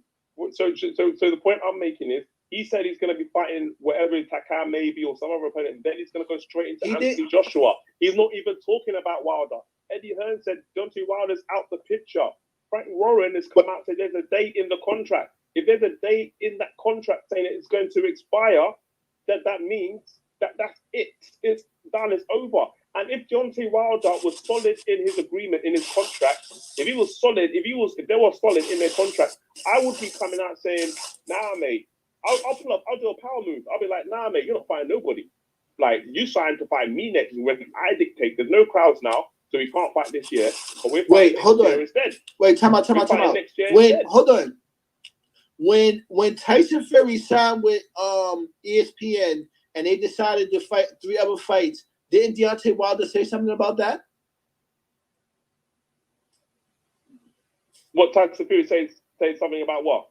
No, because you said Deontay Wilder didn't say nothing when Tyson Fury fought the Wilding guy that busted his face. He said something before they fought. He been said something. It made no sense for him to keep piling on and say something about it again. He said something before that. So why did you say Wilder that? Was the champion. Deontay Wilder was still the champion. And then and Tyson Fury didn't run it. Hold on. Let's you jump in what you got. Tyson Fury didn't run it back. He decided to go another way. Deontay Wilder commented on that, and then he left it alone. But you just said he didn't comment on it at all. No. I'm talking about commenting as in regards to the first fight when he went and fought Otto Wallin. He was upset that he turned down that contract to go and not fight him, and then to go and fight other opponents. But afterwards, it was agreed that they're going to have 3 fights first, and then afterwards, they're going to fight again in a rematch down the line. However, Deontay Wilder was the champion, so it didn't really matter. He was the champion anyway. But now he's lost his belt. He ain't got nothing. They got a contract for a rematch. I mean, he still got you talking about him. But now Tyson Fury saying he's going to fight Takam maybe or another opponent, and he's going to fight AJ next. He's not even talking about fighting Deontay Wilder maybe. He said he's not fighting. First of all, hold up, YG. He's not fighting AJ next. That's not going to happen. That fight's not even remotely close to being made at this point. Number one. Number two, let me say this. Number two. Well, hold up. Number two, the WBC has yet to receive a sanctioning request from Tyson Fury to make an fight an interim opponent. And the WBC was kept out of the loop. They didn't even know what was going on at this point. So we're all we're confused at this point. What I'm saying is that doesn't mean Tyson Fury cannot fight December 5th. He can still fight. But the thing is that it will be a non-title fight. And the WBC has yet to receive a sanctioning request for him to defend his title. Yeah, hey, let me bring in on top of that, Jalik. Hey, what? YG, Usyk went tonight. Yeah, he's cashing in on his title shot. Yeah, YG. Let me. Yeah, good job, YG. Let me add in Jalik because Jalik can battle here. What's up, Jalik? Battle. What's up, Jalik? Jalik, the leader. Oh, you must have audio. Yo, what's good, Battle? What's up, Battle? Yeah, Jalik, you must be on mute. Got audio problems right there. But go ahead, YG. Go ahead. Go ahead. EJ, you agree with me too, though? Yeah. If Usyk wins tonight, he's cashing in. I don't see him unless they put a chunk of money on the table for him to step aside. I don't see him stepping aside. Nah, I gave you the link and he started. I don't think Hearn could afford to pay step aside money right now, given what's going on with the pandemic. I don't think they're going to want to do that. But I think that the thing is with Usyk, Usyk wants to be world champion, but he wants to be world champion and earn the money. He knows that he wants to fight Anthony Joshua for the belt. So it doesn't make sense if Anthony Joshua. This is the power Anthony Joshua has. Pulev wants to fight Anthony Joshua. Oh, what's that echoing? No, who's that? Who just jumped up? 1 minute. The thing is, Pulev wants all the fighters, all the top heavyweights right now. Yo, Jalik, you on the call twice. You got 2 devices on. Nah, I think one of them come off. I think he's on his other phone. That's what it was. Yeah. The thing is, everybody, all the heavyweights except for Deontay Wilder, wants to fight Anthony Joshua because that's where you make the biggest payday. Simple as that. Usyk wants to fight Anthony Joshua because he's going to make the most money. Same as Pulev. So if Usyk just says, I want to go and fight Anthony Joshua, and then Anthony Joshua says, I want to go and vacate, Usyk's money is automatically going to go down. He's going to vacate and fight what? Joseph Parker or, I don't know, Dubois maybe? Or, I don't know. You see the misinformation you're putting out there in the world? He's going to get with Anthony Joshua.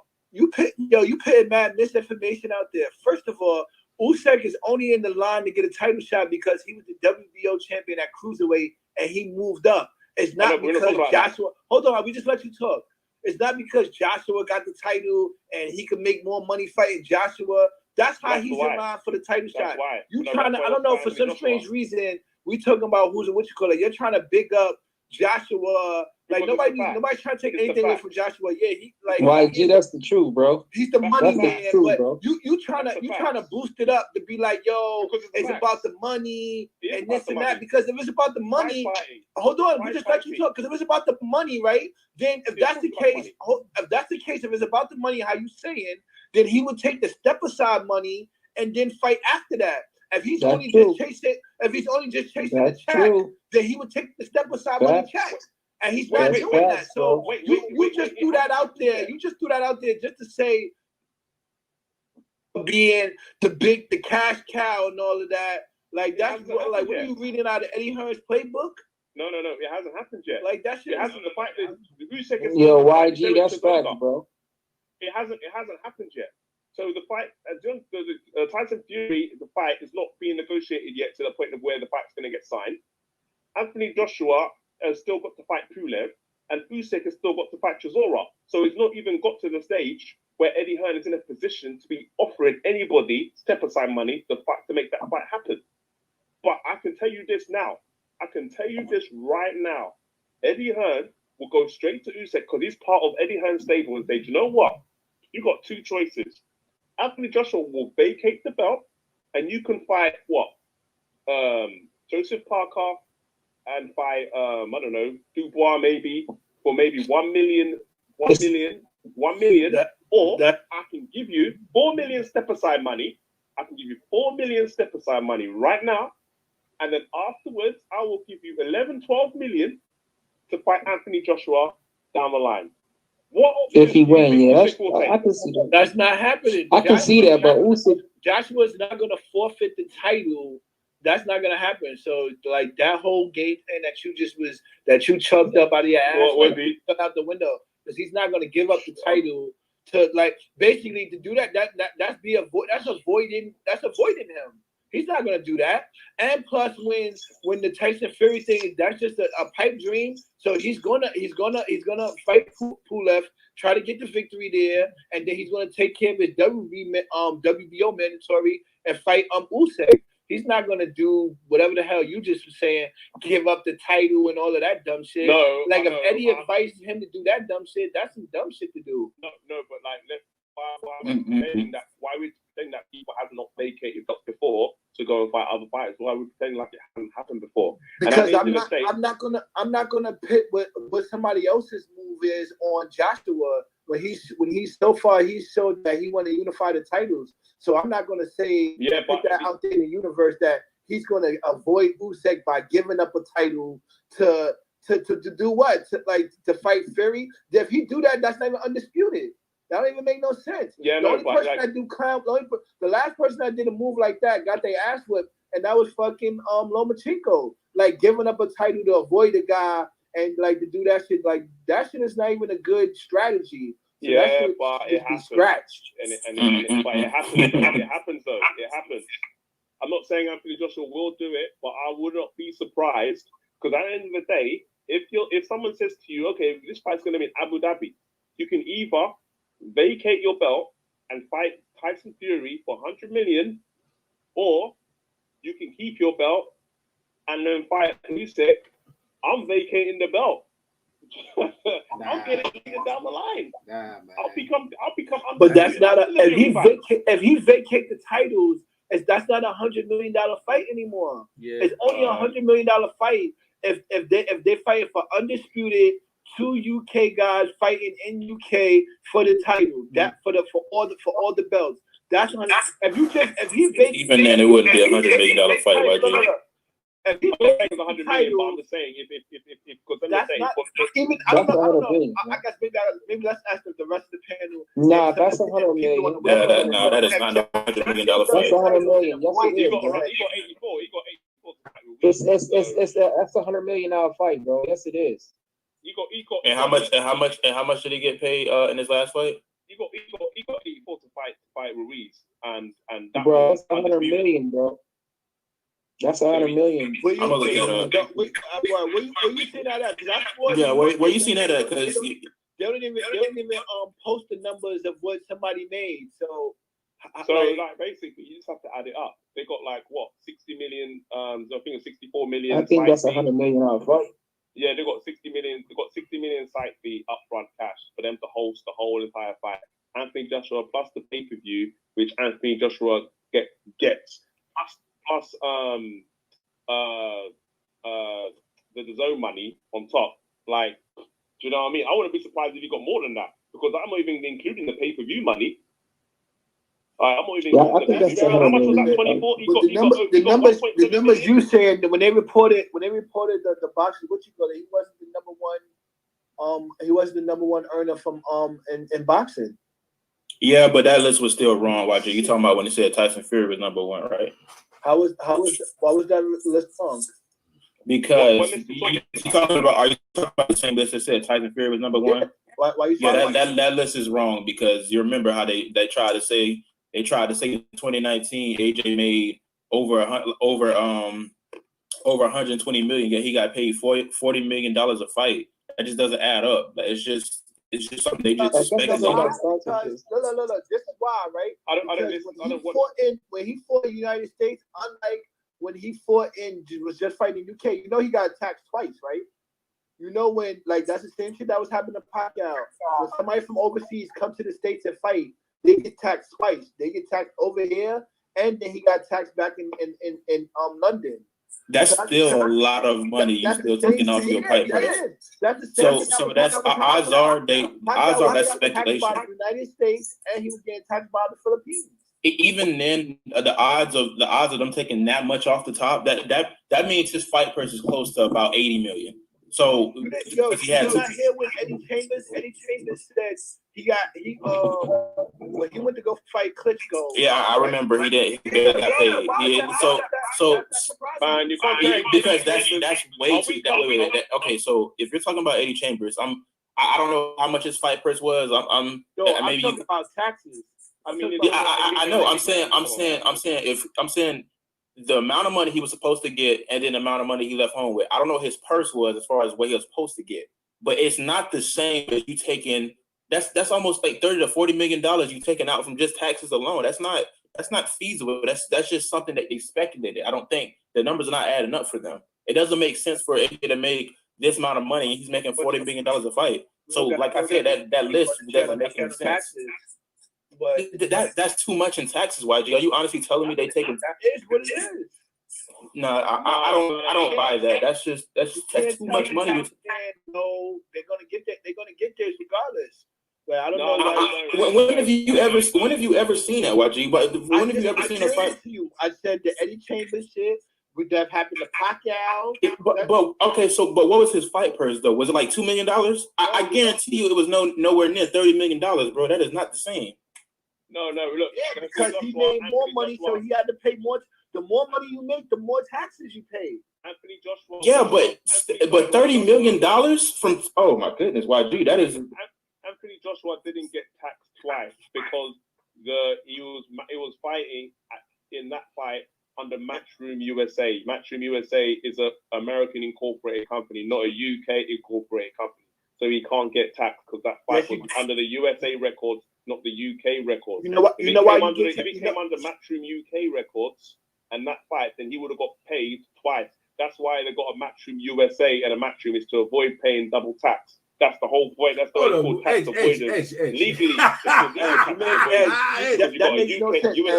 At the end of the year, in the UK, he has to report how much money he made from his fighting, from his endorsement. Bro, all of that is added in. What do you? I don't know. Listen, time out. There is no loophole when it's taxes. There's no loophole. There is no loophole from that. What are you talking about? All right. It's all about there's loopholes. There's no loopholes with taxes. It's all about declaring because it's all about this pandemic is probably the best in regards to tax avoidance. It's all about declaring. Well, we're talking about in 19 before the We're talking about before that. We're talking about when he fought in the Garden and then he went to the Middle East and fought.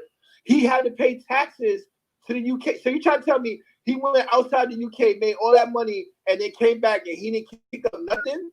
Why do you think the fight was outside the UK in the first place? Why do you think it was in Abu Dhabi? Why do you think it was there? I don't know about debate. Why do you think it was there in the first place? Taxes? I mean, Why do do you think? do you know the UK tax system? YG? Yeah, he reported it. Hold on. I said, do you know the UK tax system? Is that a yes or a no?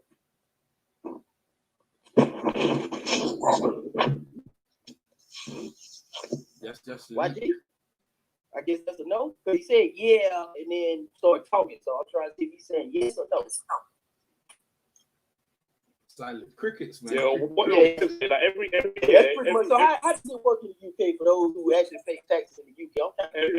if you're a limited company, every year you have to declare how much you earn, and they tax you based on what you earn. There's a way of getting around it. Because it's down to you to declare what you earn. Yeah, it's not about the government realized that you've got paid this much. The government won't know unless you declared it. Yeah.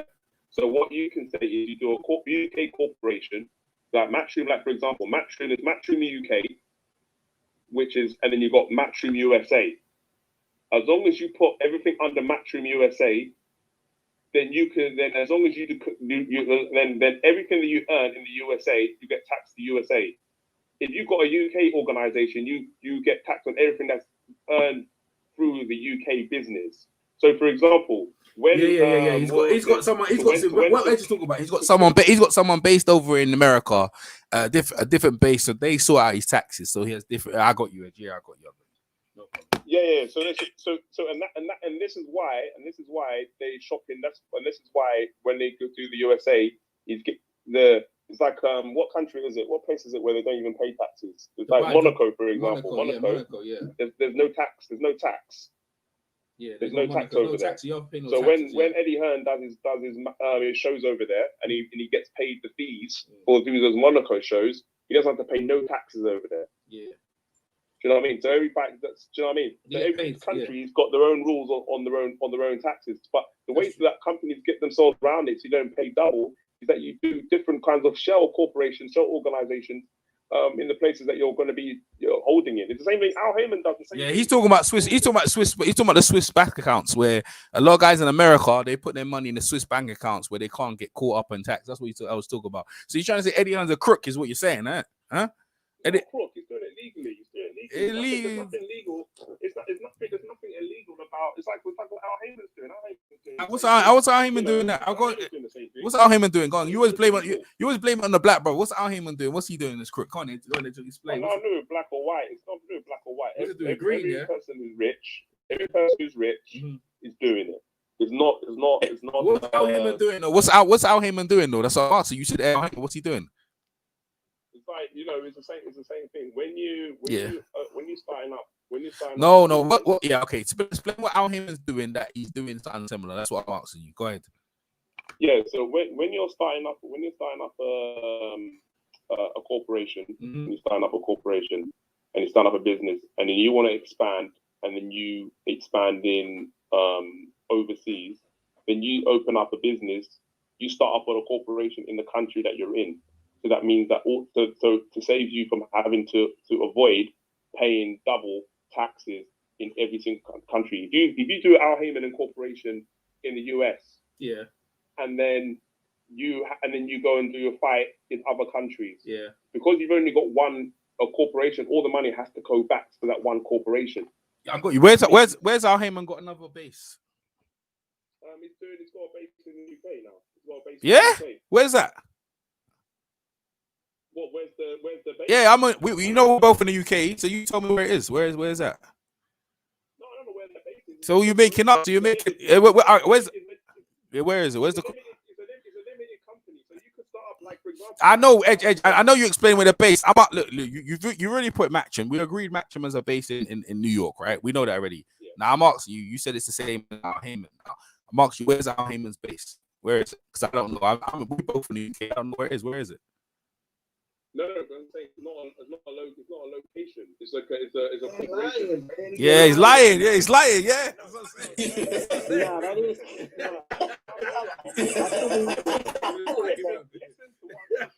that is. Don't worry about it. Don't worry about it. Hey, let's change up. Hey, Al Heyman. No, listen. The point is, Al Heyman's not doing that. No, you used to using you used to throwing the black man underneath the bus. Yeah, Al Heyman ain't doing nothing. You'll get Eddie Hearn's like no crook. Al Heyman doesn't stop it already. Nah, we don't want to hear no more. No, you're trying to explain how a corporate. You're trying to explain how someone does that. But Al Heyman's not doing. But you're trying. I asked you a question. I said, where's the base? All right, where's the base? Go ahead. We'll listen. Go ahead. You're making us laugh though, but go ahead. Yeah, it's like a copyright. It's like when you're copywriting something. There's UK copyright and there's the USA copyright. Yeah. Copyright something in the UK, I don't need a base. I just have to register it. If I'm in the USA, I don't need to have a base in the USA. So we don't. But you said Eddie Hearn's got you. But you. Every time that song or Yeah. plays, Yeah. then I got the rights to it, but I don't have to have a base in there. But you said Eddie Hearn's got. But Eddie Hearn's got you. But the whole thing about you said Eddie Hearn got a base in New York. That's why. That's about taxes. So now you don't have to have the physical base. You just have to have an office. Yeah. Oh, he's got. Okay.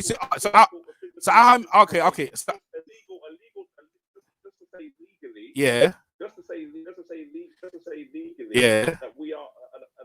They haven't got. But let me. Listen, right. This is why I know. Yeah, I've been in the press conference. Right. Al Heyman has different promoters who work from Warriors Boxers. When they came over, the Watson twins came over. Right. So the promotion outfit that he works with were Warriors Boxing. They don't even have a base over here. So they don't have a base over here. So when you said it's the same as Al Heyman, he doesn't do that. Eddie Hearn is on some shifties. Now you've explained it very well, Eddie Hearn, but Al Heyman doesn't have that. So you're wrong on that. That's what I'm saying to you. You shift around. You just said Edge. Let me tell you exactly what Al Heyman did in the UK. Okay, are you listening? Go ahead. Okay, so what Al Heyman did in the UK was he signed. I don't know the company. ITV, Paxton Sports. Go ahead, Paxton Sports. That's what they're called. ITV. Okay, what he did was he signed an agreement, a 3-year agreement in 2018 with a television network in the UK. Yeah. Okay. Right. Now, all that does is allows him to make more money.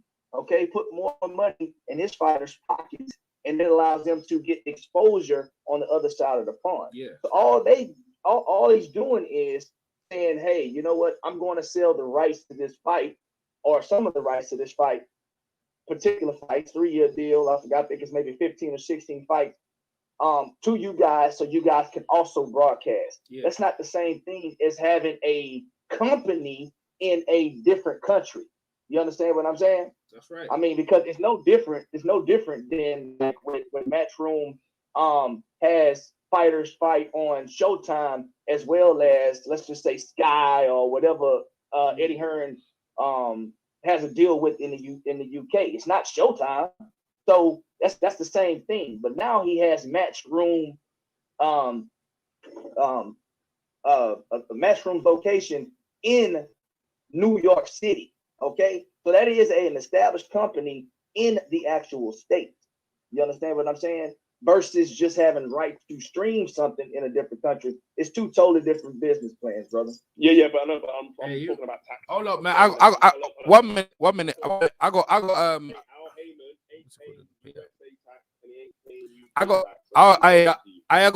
That's what you think he does. Yo, 1 minute.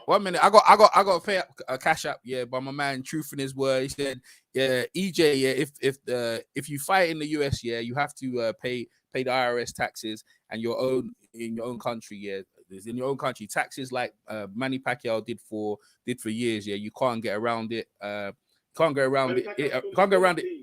Let me finish what I'm saying, because the man put £5 down in it. You know what I mean? You can't get around it, even if you either Trump pay. So listen, what I'm trying to say to you, like, end of the day, we go around that taxes, but we go around taxes. We go around the taxes. We're live, by the way. We're live. The Derek Chisora fight is coming up soon. right? Now, everyone's on the panel. We've got other guys on the panel. I still want to get into this Wilder thing because that's the name of the title, right? This Wilder thing, right? So, yeah, because Edge and Phil and YG, we went hard on it. I want to hear the rest of the guys on YG, not YG, sorry, my bad, YG, on Wilder's excuses coming out and saying the egg in the glove and he took flesh, getting rid of his trainer. I want to hear someone else, other comments, what they think about Wilder and how they look on him now as they changed and do you think he's going to have the third fight? And he actually seemed like he's begging for a third fight when it seemed like the contract's expired. I want to hear someone else on that. Go ahead, Julie. You might as well go ahead. Go ahead, Julie. It's real interesting. I always said that Homeboy probably was cheating because, I mean, 5 months before the fight, his sparring partner came out and accused him. I mean, the dude got caught with PEDs. However, Wilder proving it in court is going to be a different thing. And also, too, just like in a lot of situations, when you bring something that's not the public opinion, people going to say it's a conspiracy theory. But I don't think he probably went in court.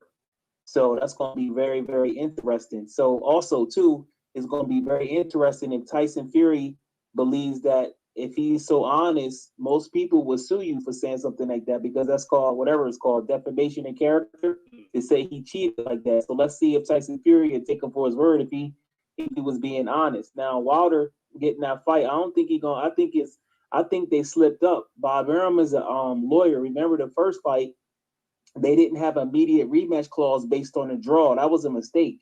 It should be a draw or a loss where you have an immediate rematch. And he was able to push the fight back and give him two tune-ups, which nobody fights. Nobody really watched Tyson Fury unless it's AJ and Wilder. So it's going to be real interesting. I don't think Wilder is going to get that fight, and I think he's just going to fight somebody on PBC. It's going to be a lot of controversy with that right there. A lot of people think he cheated. A lot of people don't think he cheated. And if he did cheat, karma gonna catch up to him, just like Tony Margarito. You see what happened to his eye? Yeah. And you see what happened to his eye? He looked like he can't even see now. So karma gonna catch up to Tyson Fury. Tyson Fury is a guy, he talks like he's suicidal. A lot of people that are suicidal, they do things in secret that they feel resentful for. So it's gonna be real interesting on that. But Wilder, I don't think Wilder is real vulnerable right now. And I don't think he can really beat Fury with the regular gloves anyway. Good, thanks. Yeah, breaking news. Yeah, Eddie Hearn just responded to Deontay Wilder. Is it? I could play that a bit later. Let me hear from PMC. Go PMC. Let me get PMC getting in if you want to jump in. PMC? Nah, I guess he's listening in. All right, my man, Coach K, you want to jump in? Yeah, fill me in real quick, EJ, on the specifics of Wilder's claims. What's going on? I missed something. But why is Eddie Hearn replying to what he said about Tyson Fury? Well, we can listen to that, bro. So basically, what's going on, Coach K? Yeah, Wilder's come out and he got a video playing, claiming that the illegal gloves. He blames it on his trainer. His trainer, he double agent, whatever. His trainer's against him, and he's just saying Fury. And then nothing's come out. He's basically begging for the rematch. So that's it in a nutshell. Okay, he's doing bullshit shuffle. Okay, yeah. So he got his ass kicked. He's gonna get his ass kicked again, and his pride is hurt because he's no longer feared as just a knockout artist. He gonna get his ass kicked again, so he's just bullshitting. Anytime somebody take an L, man, y'all should expect this in boxing by now because these guys make excuses. If you take an L, you're gonna say, "Oh, my shoulders hurt." You take an L, you're gonna say, "My dog got shot." Yeah, I'm used to it now. You just got your ass kicked, but we didn't hear none of these excuses when he was knocking people the fuck out talking shit. So the man ain't cheat. If he cheated in your camp, fuck that up, then that's on y'all, man. I don't want to hear that shit, man. That man get paid millions of dollars, and he don't have nothing to do all day but study boxing, look at film, check Tyson Fury's camp. They get paid millions of dollars to take care of that shit. I don't give a damn. You got your ass kicked. You're ducking the third fight. Plain and simple. You get your ass ducking the third fight. That's all. Hey, that's true, bro. It make his team look weak. Like, how you a trainer and not catch that? That make his team look weak, bro. Yeah. I agree. Hey, man, I want to fight who's trainer with a fight date. That's all I care about. Hey, Battle, what's going on, Battle? Go ahead, Battle. It's your turn. Go ahead. Well, for me, like when I heard about like the all the stuff about the cheating and whatnot, I didn't pay attention to it because from usually what Wilder was doing, he acknowledged that there was some stuff going on, but he never actually specified. That way, he couldn't go back on his word. He never actually specified that, hey, it felt like a razor was in Fury's glove. Oh, it felt like he was hitting me with the hard part of his glove. Like he never actually specified, which is why I was okay with him saying that, hey, I felt like there was some stuff going on in my camp, and I'm gonna, change that fact. So with this new stuff that he's coming out with, like I don't know what he said specifically, but if he's actually like specifying that, hey, I felt like Fury was actually cheating in it. I would like to see proof. Like, they did the investigation type thing, because apparently they was going to start an investigation like months ago. I think it was like 6 months ago or something like that. Mm-hmm. But apparently they probably never went through it. It's COVID going on. I have no idea. But with all this stuff coming out, I don't know, man. It's probably gonna look bad for Wilder, because that's why I was with Wilder when he just didn't specify. All he said was, "Hey, I lost. I'm gonna come back again. There was some stuff in my camp that I just didn't like." He never actually specified. Well, Wilder's saying there's an egg. Wilder saying he got egg. It was like an egg object in the glove of Fury, and that's why he had a dent in his head. You know what I mean? What do you think, Bao? This is the thing. Yeah, battle. No, edge. Your name's not Battle. Yeah, we heard you already. Battle. Unmute yourself, Battle. Let me battle. Yes, go ahead, Battle. So let me get on the next battle. All right, good, no problem, PMC. Yeah, so he said he felt like it was something in Fury's gloves. He said, what he said, EJ? He said that no, he said there was like an egg object inside Fury's gloves that caused a dent in his head, and also he's trying to say there was something in there. Yeah, go ahead. You gotta be prepared to back up these claims. That you must have some type of evidence to back up your claims. For all I'm concerned, this is just you saying stuff. So I like, he kind of shot up in the foot, because how are you going to prove that? Like, there's no way for you to really prove that right now. So right, he just shot himself in the foot. That's what I'm saying. PMC, go ahead, PMC. Your turn. Go ahead, PMC. PMC. I'll go ahead once. Yeah, man. Give me a second. I was trying to get some stuff in the house. Yeah. So anyway, everybody knows this cheating. So check this out. When it came to prime time, when video cameras was on in his dressing room, right? Why was they covering up why was they covering up the camera? What is it that they had to hide? You know what I'm saying? I mean, and the other time, seeing him training and everything like that, warmed up, but all of a sudden, when it came time showtime, right, they want to cover up the camera. So, you know what I'm saying? So the camera saw everything, because it was just like in the corner, you can see everything, So even if you got other officials in there, you got like 15 other guys up in there. He got his whole camp up in there to distract an official. So the only people you got up in there is the WBC official to check anything. And for all we know, he on the tape. You get what I'm saying? So the official paid off. And who did he have in there? There's one representative, JD. And JD, a Christian dude, he a pastor dude. You get what I'm saying? It's going to be easy to throw him off. So, or just based on that, you only got one set of eyes up in there. But with that camera would have caught everything. You get what I'm saying? It's like the subconscious mind. The camera would have caught that. But no, what did they do? They did a blackout. That shouldn't have never been allowed, man. There should be cameras in there all the time recording. But what a Fury's camp do? I never even seen that before. Fury's camp. Why does he just do it now? He didn't do that in the first fight, right? Can anybody explain that? Nah, but we say, hey, PMC, Right. That was some fucked up shit. That's some suspicious shit. You know what I'm saying? The fact is, yeah, is that when you go in, before he's going to, when you're wrapping, yeah, but let me finish. Let me finish. I wasn't done. So anyway, no, I'm just after I'm finished. You can answer that after I'm finished. So with that, so that's one. So nobody can answer that. You know what I'm saying? You can speculate and all that other bullshit, but he ain't do that shit in the first fucking fight. Ain't something he did in the first fucking fight. In the first fight, you was able to see every damn thing that was going on in that locker room. But in the second fight, he up there putting gasoline and all kind of shit, going to fucking Crump Gym, doing all the extreme shit to beat this man. And this man, you put it on Wild to talk about he delaying the shit. This motherfucker didn't come back. He didn't do an immediate rematch. You know what I'm saying? Well, what was his excuse? So it's funny that how this what I'm saying, like brothers don't really stick together. You know, black people don't support one another because this dude had all the excuses in the book. I was high. I was cracked out. I lost my mind. I was just coming back. You know what I'm saying? I've been out of boxing for forever and shit. I was like 300 stone. All this other bullshit. And then look, I was able to go to a draw in this man's backyard and everything like that. And people ate that shit up. He's like, yeah, man. You know what I'm saying? He was a fucking cokehead and shit. Overweight cokehead, like 300 stone and all the other bullshit. And y'all gave him a pass, man. The whole fucking boxing community gave him a pass and shit like that, right? And then when it came to an immediate rematch, which people wanted to fucking see, no, what did he do? He almost fucked it up with Otto Whalen and shit, getting his eye all busted up and shit.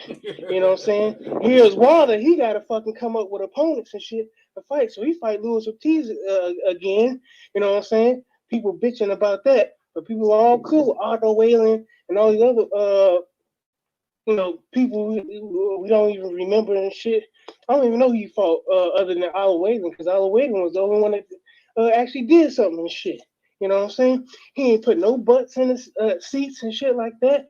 And people lost money messing with him and everything like that. He ain't sell no damn tickets. Here's Wilder. If anything, Wilder is the A-side because he was beefing it up. He was knocking motherfuckers out and shit like that. He came back and knocked out Ortiz. His knockout went viral. And shit, Tyson Fury went viral. All he did was run his mouth and dance and stuff like that. He wasn't the main attraction. The whole thing was the reason why the fight people wanted to see it for the second time around because that nigga got up after being knocked out. He was out. He said to himself he was asleep. That's a knockout. You got knocked out. You was asleep. You get what I'm saying? Mm-hmm. You know, he was that was 11 count. That was a long ass count. That dude was out. He was asleep. His eyes was closed. Everybody saw it. Okay, then he woke up. All right. So and saying that he the one doing the delay. Hell, you know what I'm saying? He the one do the delay. It was okay for him to delay the second match, but now you want to put on Wilder for the third match. We got COVID-19 going on. You know what I'm saying? This ain't dealing. This dude ain't no Dillian White or nothing like that. We talking about fighting for the lineal championship belt and stuff like that. But no, everybody's like, all the people in the UK, especially the UK folks, talking about, no, we got to see Fury versus Anthony Joshua. They weren't saying that shit back in 2017 and stuff like that when Wilder was undefeated. He was gunning for Anthony Joshua's neck and everything like that. Yo, was like, oh, you know what? He ain't got no base. What base does Tyson Fury got? What base does Tyson Fury got? He ain't selling no 30,000 fans and what Brixton, where the hell you want to call and all them other arenas and stuff like that. Where's 30,000 fans at? Where's big stadiums at? He ain't doing half the shit Anthony Joshua doing. But yet, when it comes to them fighting, oh, it's okay. Now we can see it. Now we can see it. You get what I'm saying? See the hypocrisy and stuff like that. That's why you can't take these people serious. You know what I'm saying? Because they talking out of their ass. They talking out of their ass. So I ain't got to see Fury versus Anthony Joshua because I didn't get the fight that I wanted to see, which was Anthony Joshua versus Deontay Wilder. Yeah. And for all we know, these just blowing smoke up our asses and shit. So he wants to fight Anthony Joshua next. But yeah, he's still talking about fighting somebody else.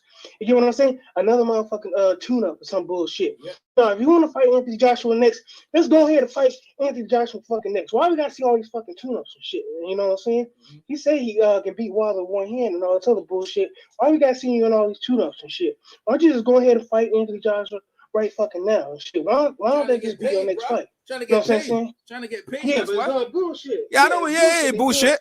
Yeah, bullshit. But But Wilder's coming with the bullshit now. PMC's coming with the bullshit now. Like, coming up with no fucking he making bullshit. excuses, He bro. said he said the motherfucker cheated and that motherfucker did cheat. He ain't never Yo, but you ain't going to. Yo, where's the excuse though? Where's the proof? Nobody hit the motherfucking deck getting hit by Tyson fucking Fury. The only person you seen get hit by hit and lay on the motherfucking mat was with Deontay Wilder. And then we saw what King Kong Luis Ortiz did to him. He hit him with a clean motherfucker. You right. He still didn't knock his ass out. And then so what the fuck he hit him with and shit? Wilder went down a couple of times in the fight. He didn't even knock Steve Cunningham down like that. Steve Cunningham went down hard as well. Man, you making excuses, man. So he ain't no knockout artist, bro. Oh man, he got all the he got TKOs on his record. He ain't got no. Man, we know. Hey, why on the bullshit, PMC? He on the. I ain't seen Tyson Fury knock nobody out. He ain't got no highlights. He knocked that. He beat Wilder's ass, and he stopped twice. Steve Cunningham. What? Go ahead. Does Tyson Fury got a highlight reel like Wilder? Yeah, he got a highlight reel right now. He does. Wilder. Wilder get his ass whipped. That's what he does highlight reel right now. You see, it ain't funny either on Black History Month. We gonna move on because that's how it is. He making excuses. I want to ask you a question. Go ahead. So it's no longer the suit that was a problem. Now Tyson Fury is the glove, right? Come on, PMC. Come on. Making excuses out here, bro. We ain't trying to hear nothing. That's the new excuse. We ain't trying to hear nothing. PMC's he's probably. I thought it was the suit. I thought it was the suit. Nah, he finds some more excuses. That's what it is, bro. Right. I'm saying if I don't understand that if it's the suit, how we get to this other shit? Yeah, well, that's what I'm saying. I don't want to hear none of his bullshit, bro. I like Wilder, but I don't want to hear the bullshit, bro. I just don't want to hear it. It'll be the same with Fury. Anyone, David Hay. Hey, speaking about Fury, guys. David, yo, Edge, you know, turn the volume down on the pay-per-view, Edge. Edge, turn the volume down, please, yeah. I want to get nice. Yeah, speaking about Fury, yeah, Peter Fury is training Savannah Marshall. Yeah, Savannah Marshall beat Rankin, and Savannah Marshall saying Clarissa Shields don't want none of her. Boy, that's big talk, man. I mean, Clarissa Shields rolled up on her in the York Hall. And she didn't want no part. We don't want to hear that. Look, we get ready for now. Now she got that win. Don't. That's a UK fanboy. Better than what Clarissa Shields did. Man, you need to stop with a UK fanboy. You got the flag. You got the Union Jack flag, right? The UK. What do you expect? Yeah, bro. You need to put the Union Jack on that Edge No 50 TV thing right there. You got I'm British. What hardcore. I want to hear none of that shit. Listen, the panel has spoken. Right, listen, we're gonna keep this going. Derek, we got Usyk. Let's change up now. Usyk's coming out against Derek Chisora. Anyone picking Derek Chisora? Phil, I think Phil's picking Derek. Anyone else? I ain't picking him. No, I think YG. Are you there? Now, YG. No, I'm not picking up Derek Chisora to win.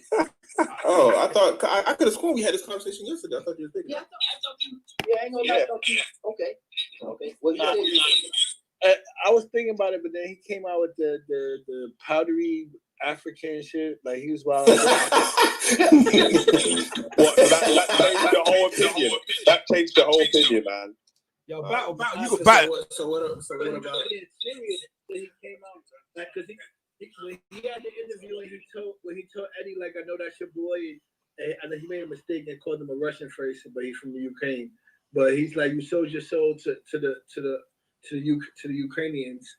Like I thought he was serious, and then he turned around and came to the weigh-in with the powder with the shit from fucking. He looked like Kunta Kinte out there. I don't know what he doing with that pale stuff all around him.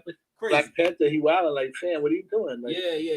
First of all, with that, you in the UK, and it's raining over there. It's not even sunny. That what you call is for the sun when they put that stuff on their skin like that. Well, you talking about baby powder. That's what he put on his body. I think he was trying to be the Joker. I think he's trying to be the Black Joker. I thought that was talk that he was putting on his body. Like, remember?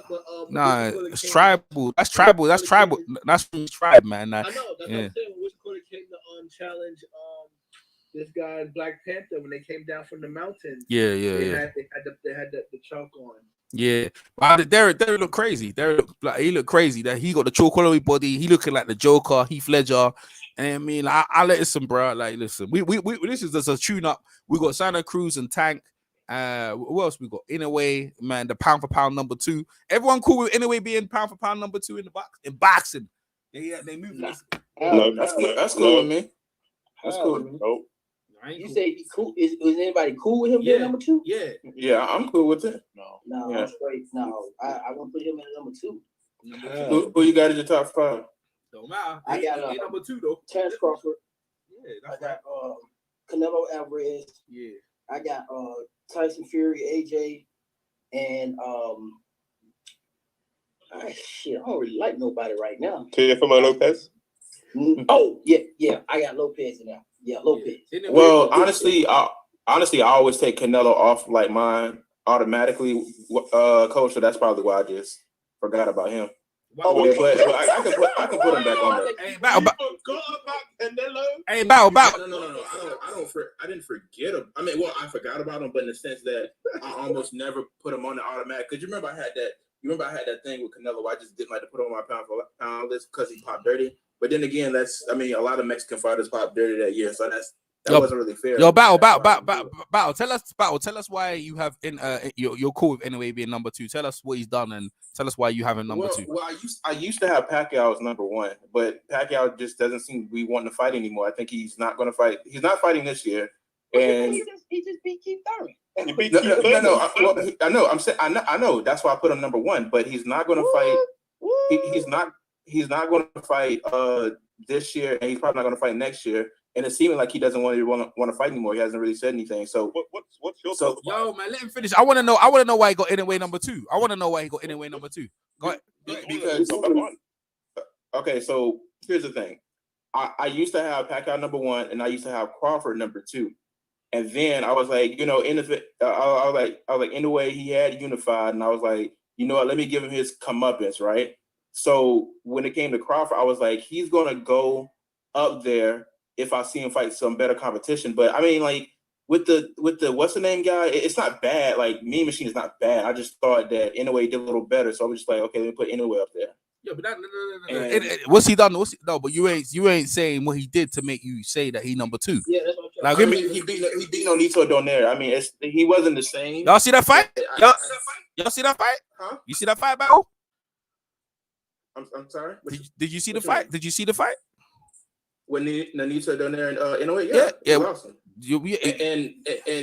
And honestly, like, well, it's not he's not the same Nonito Donaire, but I thought it was a good win to, it was it's his best win, Oh, you got stipulations.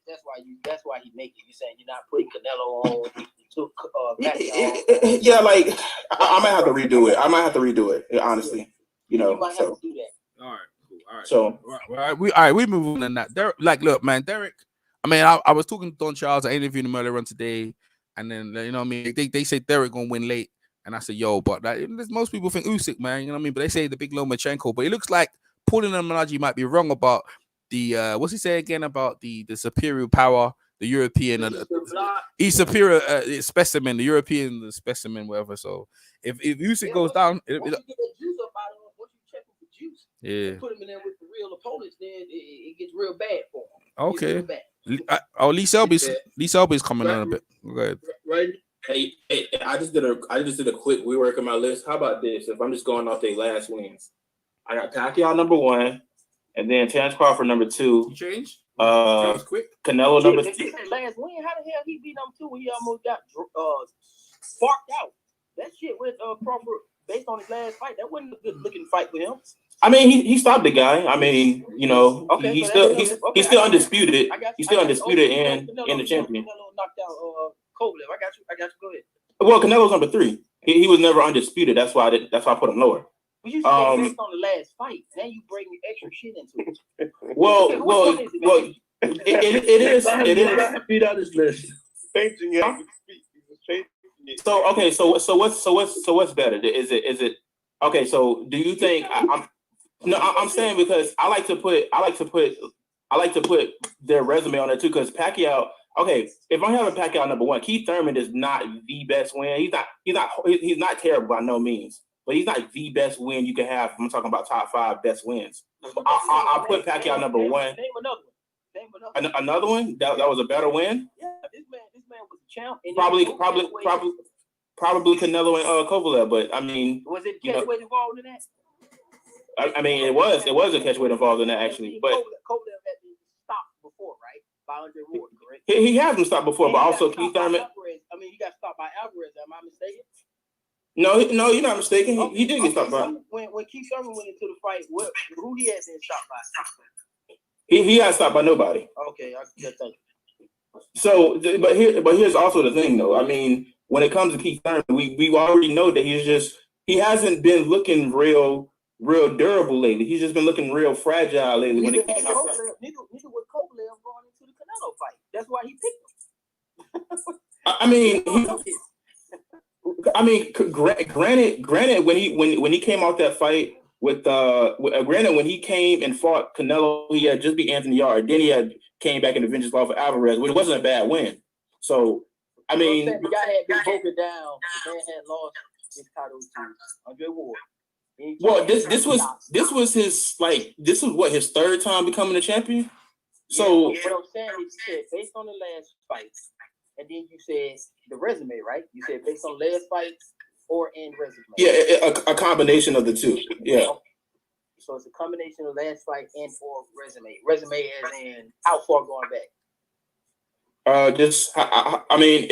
Who's ever credible on their resume? So Yo, finish telling your list though. What you got so we can move past those?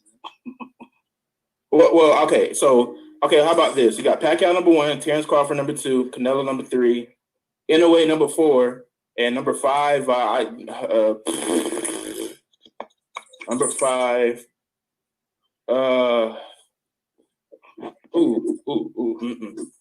Yeah, they suck. These guys ain't really doing too much these days, huh? I don't know. Maybe. Paternia. You still got to think about your list. My list goes. I got Bud. I got Canelo. I got Spence. I got Usyk. And I got 154 Charlo. Well, you're gonna be taking Usyk. That's a good one. I forgot about Charlo. Yo, Bow, you got some feedback on your thing, man. Yeah, you got some real feedback. Hey, my bad. I'm gonna put up some headphones real quick. Yeah, please. Yeah. Hey, why? By the way, YG, when Usyk lose today, you're gonna have to move Usyk out of there. Go ahead, Bow. Go ahead, coach. Go ahead. Usyk is a heavyweight, so he's automatically. That happens, but. I mean, I don't think that's gonna happen. Okay, fair enough. I got Usyk by TKO 9th round, but honestly, he's heavyweight, so he's kind of automatically not on my list. Okay, so. Bow, put your headphones on, bro. The feedback is crazy, bro. He went undisputed and he's moving up. Yeah, we know. That's why. Y'all got the link. Y'all got the link to that. Lee Selby's in the ring right now. I ain't see Lee Selby, former IBF champion, featherweight champion. He's a lightweight right now. Y'all watching? Y'all got it on right now. He just walked in the ring. Yeah, I agree with YG list, man. I agree with that list. Okay, cool. That's what's up. Yeah, we got some good fights later on. All right, so let's talk about Tank and Santa Cruz. What's going on there? Anyone got Tank? Who's going Santa Cruz? I think Santa Cruz could win though. He could win if he outboxes. He could outbox Tank because I think Tank gonna try to look for the knockout. He could make Tank look really bad out there. He could, but most people think Tank lands. He gonna take him out. I don't know. Leo's game, bro. His game is a game little fighter, but you know what? I agree with you, and that's why I'm saying he's gonna get his ass whooped. Because he's known to come forward and kind of be game. If you do that, Tank's is stronger, blockier, under his chin. Tank gonna stop him. And if he do something outside his normal tactics by trying to run, he gonna lose the fight as well too. Because it's gonna look like Lomachenko. It's gonna look like what Lopez did to Lomachenko. So if all of a sudden Leo Santa Cruz start backing up, trying to fight on the back foot, you guys ain't gonna get him no right. You're gonna be like, man, what is he doing? It's not gonna look good. I don't see what Leo Santa Cruz can do to win the fight. Yeah, the funny thing about it, when Tank win the fight, I don't know how they give him credit. I feel all Leo Santa Cruz is trying to go the distance and try and put a dent in Tank's kind of build up as the next Mayweather, because that's what Mayweather was saying. I'm trying to make Tank beat his red. Now, I never asked that question. Do you think Tank can surpass Floyd Mayweather? In your opinion, I don't know what he gonna do, but that's what he can. Listen, when it comes to Floyd Mayweather, it's not hard to surpass. The only thing you got to do is just cherry pick your fights. I mean, just pick your fights. Don't go through a gauntlet. Just cherry pick your fights. and you'll be good. Everyone, One of the ways for him to surpass him, he would have to sit down in one of these divisions and go undisputed. Like, then I would maybe lean towards it if he could do that, especially if he could go 135 and go undisputed, hold down there for a minute, then move up, like actually hold down the division and get some title defenses, because that's one of the things that Mayweather never did. He never went undisputed and then stayed at a weight class and just like cleared it out. So maybe if he would do that, I would put him in the argument for it. But Florida ain't sending that boy through no gauntlet like that. That's dangerous. You're not the reason. But the reason why, like, it might not be no other choice, because he has a chance to, because if he could beat the Devin Haney's, he could beat Shakur Stevenson, because these are all those guys like down the line when they all get 28, like 29, they should all be in the same weight class around that time. So he has a chance. That don't mean they got to fight now.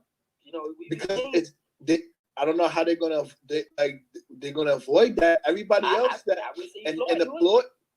Floyd's routine, he fought the guys that he fought the Ricky Hatch, the Miguel Cottos. No, he didn't fight Paul Williams. He got out of that shit. He fought Marquez. So what I'm saying is, I'm not totally against what you're saying. Floyd Mayweather has the mind to pick and poke on how to navigate through a safe career. That's what I'm saying. And he can do it with Paul Williams. Paul Williams didn't really come in with him. Like all of these guys with Tank, right? Basically with Tank, right? All of these guys, right? They're all right now in the same vicinity to move up and fight and grow together, and then make their name up for themselves and fight each other. You mean like Casamayor? The Paul Williams you mean like situation. You mean like Casamayor? But he got picked off. Man, okay, all right. Yeah, he did. And what's that? All right, so the Casamayor, I do hear you though, right? But that's what I'm saying. I'm agreeing with you. I'm saying that's the kind of excuse. Hold on, listen. I'm agreeing with you. Those are the kind of excuse. I'm trying to pull you to make these excuses for it, like you're doing, and I'm thanking you for that. That thinking right there is what's gonna get Tank fight. So one of the guys take the loss, and you people like you would say, "Oh, he took a little L, he got picked off." So it's ways to avoid. And then he goes in like I said from the beginning. I've been said that Lomachenko, like he was going to end up losing and going down to 130. So if he lose and go down to 130 and then Tank move up to 135 and he fight Lopez and Devin Haney and them, are you going to hold that against Tank because lost and went down to 130? That's not his fault. He still got a chance to fight Ryan Garcia. No, what I'm saying is, where's Tank fighting at right now? Right tonight he's fighting at 130. Okay, so that's his weight class. Where Lomachenko fighting at? Well, we have no idea until he come back. Right. So I mean, they can make the fight if they want to. I mean, that ain't him losing the fight to your boy, what's his name? Yeah, Lopez. Doesn't mean that he can't fight Tank because he lost. That's what I'm saying to you. I'm saying it can be avoided because if you're going to say I'm a superstar, I'm the next Floyd Mayweather, you're not fighting people who taking L's. You're going to use the same excuses that Floyd did because he's the man in your corner. No, it's not that he. First of all, I'm trying to say is not that. More not the L is that he gets knocked to the back of the bus, meaning that the obviously if Ryan Garcia takes care of business versus Luke Campbell, them two has already been talking about fighting.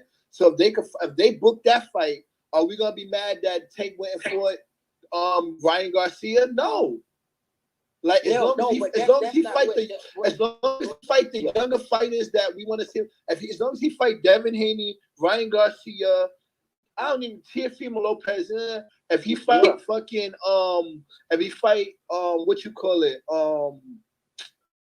Stevenson. The reason why I'm saying we can watch it. The reason why I'm saying on Teofimo Lopez because it's a known fact that he's been talking about moving up. And he might move out of the weight class because nobody's really talking about Tank moving to 140. Like I don't think Tank got weight problems, so he could move to 140. What you talking about? Tank got weight problems. We know this. He can barely make 130. So he easy at 135, possibly at 140. They gonna meet each other. Like that's realistic. Him versus Lopez is a realistic fight, but let's see if it happens. Hey, EJ, what did you mean by can he surpass Floyd? In what way? Are we talking about money? You talking about popularity, or like, what are we talking about? What question? What's that question about? Okay, so you said can you asked can Tank surpass Floyd, right? Floyd made the statement that that Gervonta Davis is gonna be better than him, bro. That's what he came out. Floyd said he wants to make Gervonta Davis better than him. So I'm like, how can he do that? Like, how? Yeah, go ahead. I don't think there's any way that we can look at it to where he'd be better than money. We know that's not going to happen. Yeah. Popularity, we know that's not going to happen. Accolades, we know that's not going to happen. No. Skill, we know that's not going to happen. So I mean, I don't know what he means by that. But I mean, he probably just. I said that. That's the way I saw it about. I was like really asking him. Like, to me, I was like, I don't see how we can do it. But go ahead. So that he can be better than him. That's what he's facing. He's trying. Yeah, that's what he's saying. I mean, didn't he try to do that with Broner too? Yeah, but Broner didn't want to listen to Floyd. But Floyd told him. Floyd said, I didn't want him to fight Mike Johnson, he should have listened to me. So that's what I'm saying. Floyd told him to avoid a fight. Floyd has that in him. Floyd don't care about avoiding fights. He don't care what nobody think about him. It's always going to be excuses. So he's going to put that. He's trying to put that on Tank and give Tank that understanding. Pick and choose your spots, because him and Lomachenko are supposed to be fight. Let's keep it a buck. So what do you think then? Do you think that then Tank can be big as Mayweather? Yes, because if he listens to Floyd and Floyd allows him to cherry pick and pick up titles, then he could go down the same path. It's a possibility. Yo, bro. Yeah, but the difference. Yo, bro, go ahead. The difference is that Floyd, like, even though he dodged a few fighters, he actually fought some fighters as well. Right, and so is Tank so far. Tank ain't fought nobody. Let me say this. Let me finish the statement, man. You gotta calm down with that. So he Hey man, I just jumped on, man. Come on, man. I know, but you jumping in, goddamn. Yeah, let him finish. Let him finish. Go ahead, Battle. Go ahead, Zone. Go ahead. Go ahead. All right. Yeah. So my thing is, what I'm saying is, I don't think he can go down the same road because he's not as good as Floyd. That's the whole thing. He could do it if he was just as good, but he's not. Yeah, that's what I'm saying. I don't think so. Yeah, he's not just good, but none of these guys are as good as the competition. Okay, so the people that was in Floyd Mayweather era, like Casamayor, the Paul Williams, De La Hoya, Trinidad, you ain't got nobody like that fighting. Who the fuck you got this thumping like that you can't cherry pick around and avoid? They manifested Lomachenko's whole career off of certain opponents. It's not that hard to navigate through easy opponents in this day and era in boxing, is what I'm saying. Yeah, but Tank avoided Lomachenko. Tank could have got Lomachenko's scalp what Samafima did. Okay, why did he avoid Lomachenko? Who advised him to do that? Why did he do that? Floyd. Okay then. Back to what I said. So now let me ask you a question. Ain't Tank still undefeated, and ain't he on the pay-per-view today? Yeah, exactly. That's his first pay-per-view. Okay, yeah. What y'all talking about? And when so how is Tank? And then let's compare.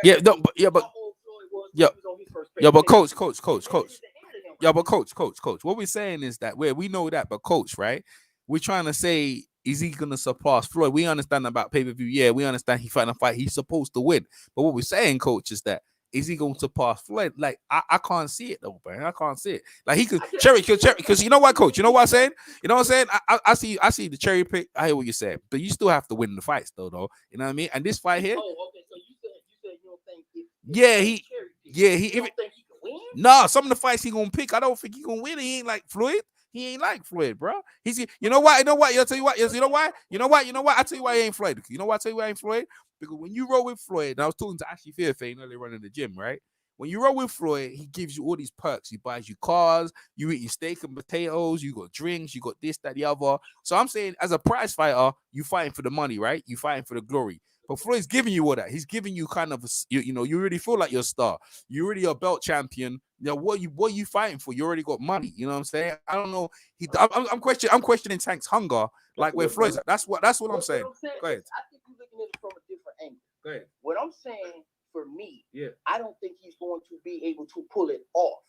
Because I just don't think it's no cash cow. Like, there's no De La Hoya for him to fight as of right now. There's no Pacquiao for him to marinate on for 6-7 years for him to fight. There's no Ryan Garcia. Ryan Garcia. I got Ryan Garcia. Got Ryan Garcia and Teofimo Lopez. Yo, they might. You got Ryan Garcia. Okay, so they Devin Haney. They ain't no De La Hoya, but they ain't no De La Hoya, but they could build them up. Hold on. Didn't they just say Ryan Garcia is the Instagram champion or something like that? Yeah. But he's a name though. He's a name. What I'm saying, I know he's a name. I'm not going against that. What I'm saying is I don't believe it, but I can see what Floyd is saying. Floyd is basically saying he can be if he listen to me, because I'm gonna give him a blueprint to do it better than I did. 100%. I'm just saying I can understand what Floyd is saying. Okay. Yeah, but Floyd. You know, like he's not a good manager. He's not a good promoter. He's good at fighting and he's good at him with himself, but he's not good at doing it with other fighters. He's What? Oh man. Floyd cannot say Z. Please. I'm sorry, go ahead. Hold on, man. Look, even Javante was like three times. Floyd was around. Even Tank said it. Edge can't help himself. Look, let me tell you something, man. You know, I think Floyd is one of the best at managing careers. I mean, he practically managed his own career. Yes. And then let me ask you something. Have you ever heard of a fighter named? Hold up. Have you ever heard of a fighter named Badu Jack? Yep. Who keeps getting title shot after title shot and keeps losing, exactly, losing, destroying, and still is like, hold up, time out. And still is going to get that shot before the next guy. You know why he's getting that shot? Because of Floyd Mayweather. That's why. You sound stupid like always. No. You sound stupid. You sound stupid because it's not Floyd who's getting those title shots. It's Ellaby. It's Ellaby. So let's not. It's Ellaby. So let's not try and make out Floyd ain't flying into Japan, having threesomes with these Japan women while Ellaby's doing all the work. So let's not pretend, right? Come on now. So who company is real? Fighting Kanishiwa in Japan in these exhibition fights. That's right. You're trying to be funny, but I'm asking you who company. No, I'm stating facts. I'm stating facts here. You're the one that's trying to say logic. I'm just trying to say facts. Once you answer the factual question, what did Tank say about Floyd? Dude, Edge, I'm trying to ask you. Calm down, bro. Look, who is running the company that Floyd Mayweather owns? Ellaby. Okay, so at the end of the day, who do you think makes the final decision? Ellaby? I don't think so. I mean, that's just my opinion. Ellaby's doing all. Ellaby's. Let me tell you how it goes down. Ellaby's doing all the work. Oh my God! He goes to play Mayweather. He goes to play Mayweather. Floyd. Ellaby's guy. Look, he's gonna be fighting Tank. This is what's gonna happen. Floyd's like, okay. So now Floyd's so great now because he said okay to something that Ellaby didn't work for. Edge. Floyd's too controlling to let Ellaby take over. Everyone knows that. Stop playing around. Stop it. Ellaby. He almost got fired for putting all those belts in line versus. Tell him. Almost past 10. How many years ago was that? How many years ago was that? No, don't make me almost got fired running his company. I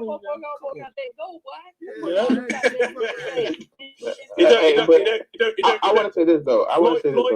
If you guys think that Floyd is there running the day-to-day runnings of Mayweather Productions, you don't need to be. You guys are out of your goddamn mind. You guys think that Floyd Mayweather is that Mayweather is running the day-to-day You ain't got to be the CEO when you're the owner. Here's the thing. I think nobody said that Floyd is running the day-to-day operations of his business. Of course not. That's the point I'm making. Okay. Now say no. You said you made this suggestion like that's what somebody said.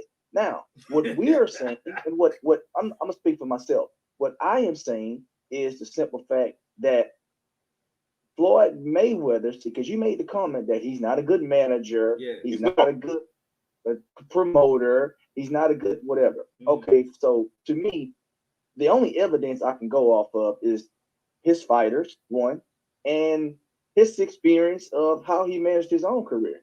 So if you go off of that, I don't see how you can say that he's not a good manager. For one, Tank Davis has been getting millions of dollars and really ain't even been a champion that much. Keeps missing weight, keeps doing all this other kind of stuff. He's still getting the largest paydays. Okay.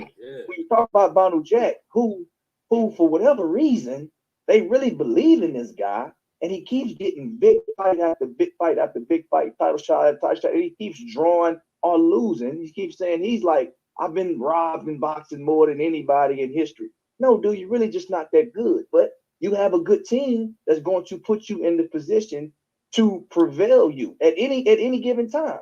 So when I look at the evidence, okay, the suggestion that you made that he's not good, I just can't see it. It's just, to me, it's just ridiculous. I can't see it. Yeah, but and he just came back, and hold up. And must I add, he just came back and had a mega fight with Conor McGregor 3 years ago that did like 400 pay-per-views, 400 million pay-per-views. I mean, but like you're talking about managing. You're like, I'm talking about not managing. I'm not saying he's not good at managing himself, because we all know that when you can manage to the point where you can get 300 million, I'm talking about managing other fighters. I'm not talking about managing. Edge. Right, so he's the promoter first off. He ain't a manager, right? And let's talk about how many championships you got. Mickey Bay, IBF champion. You got Badu Jack, IBF champion, and I think WBC champion. You got Tank, WBA, IBF. I think WBA IBF champion. Who else he got there? I think he gave Ishe Smith, WBA, was it IBF champion? And you got I think he was. Andrew Tabiri, he was in the World Boxing Series. So what I'm trying to say, he's guys. Listen, no, but what I'm saying, cool battle. But what I'm saying, these guys are contending for the chip. Some people have to work all their lives to get even a shot at the chip, and Floyd's getting them in. So you're saying they're bad. You're gonna have to back up. Tell me how he's bad when he's got most of these guys. Okay. Let me explain to you then. Like you guys said, no, I think it was EJ. I think EJ was the one that asked the question. Yeah, it was. Do you think that Gervonta Davis will get bigger than what Floyd Mayweather will do? Yeah, you said that, right? Let's stop that. You guys unanimously said was no. Yeah, that's what I said. Even though, based on all your claims about Floyd Mayweather being whatever he is, you guys said no. Yeah, that's right. Now, so if you guys were so confident in Floyd Mayweather's ability based on his past records that you guys are very good to try to highlight, then it should not be no problem for Floyd to guide his career to the same or equally or as close to where he was as possible. How? Yeah, but so you guys yourself, you guys yourself. Everybody didn't say no. I said okay, yes. No, okay, but one person, maybe one person then said it. Yeah, the way one person said it. But the fact of the matter is, the same people that were saying that Floyd Mayweather is a great manager, a great promoter, is the same people that are not convinced that he can take Gervonta Davis to heights, to great heights. So.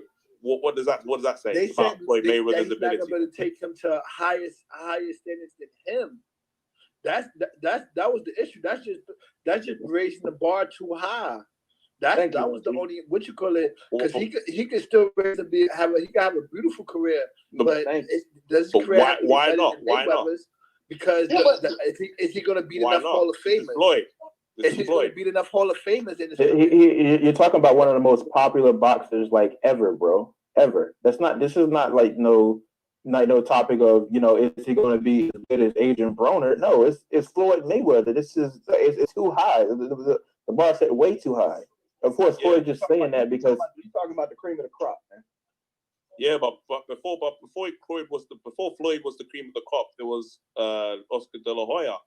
And Floyd Mayweather wasn't. No one knew when he was fighting De La Hoya that Floyd Mayweather was going to be as big as he is now. That's true. So what makes you think that Gervonta Davis can't? Under Floyd?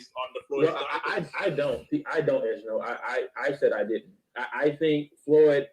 For me, I think the way Gervonta Davis gets to that spot, he has to have enough momentum. But him being like 5. Yeah, but hold up. Yeah, but you need to hold up 1 minute. You need to have a certain amount of discipline. And far I know, Tank struggles to make the weight. Floyd, you know what I'm saying? That's why I don't think he's gonna do it. I was about to get to that. I was about to say, okay, so I was about to get there before, like, Coach. I think he was Coach was saying something, and I'm gonna get to that too. But I'm saying, you were saying so. I'm gonna get to that too. But I want to say this point first. Here's the thing.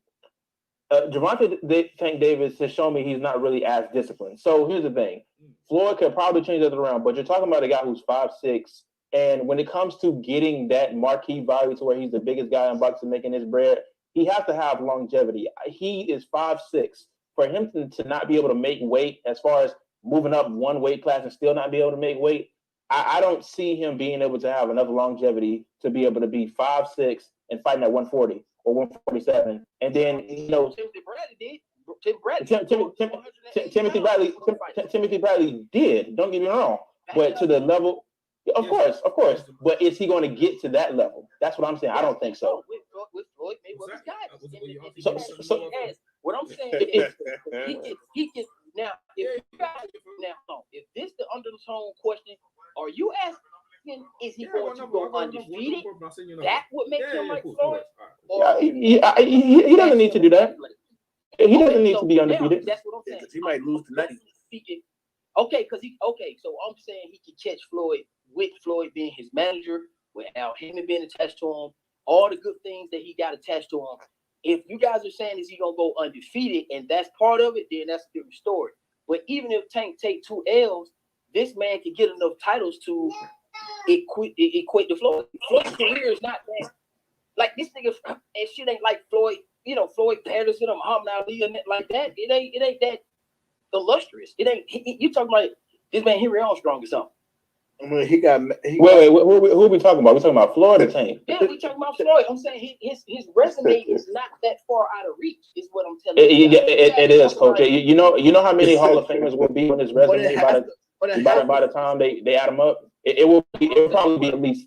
No, how many's on that now? I ain't talking about what, because you don't know what can happen. Because it's not enough. It's not enough Hall of Famers that are on the Hall of Fame yet. We're going to get there, obviously. No, it's not in there yet. Who's on Floyd resume that's in the Hall of Fame? No, okay. So Pacquiao hasn't retired yet. No, I'm asking you who I'm talking about right now. Watching stop today. Oh, okay. So who's the Hall of Famer? Okay, so who you think? What I'm asking. Wait, 2 people? No, you got a Toro Gotti. I think Diego Corrales is in there. Maybe is he? Is Diego Corrales?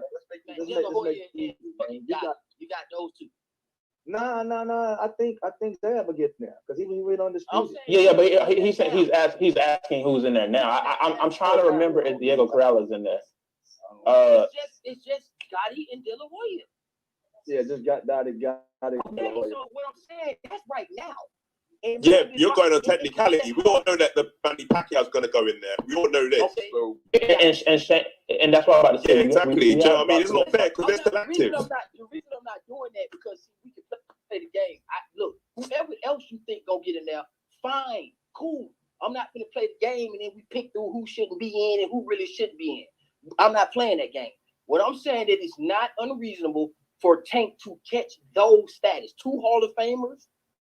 You know what I'm saying? And multiple belts. I don't see how that's unreasonable. So Floyd never fought more than 2 Hall of Famers. No. Okay, he said who hold on? YG, who the Hall of Famers? Who in the Hall of Famers right now?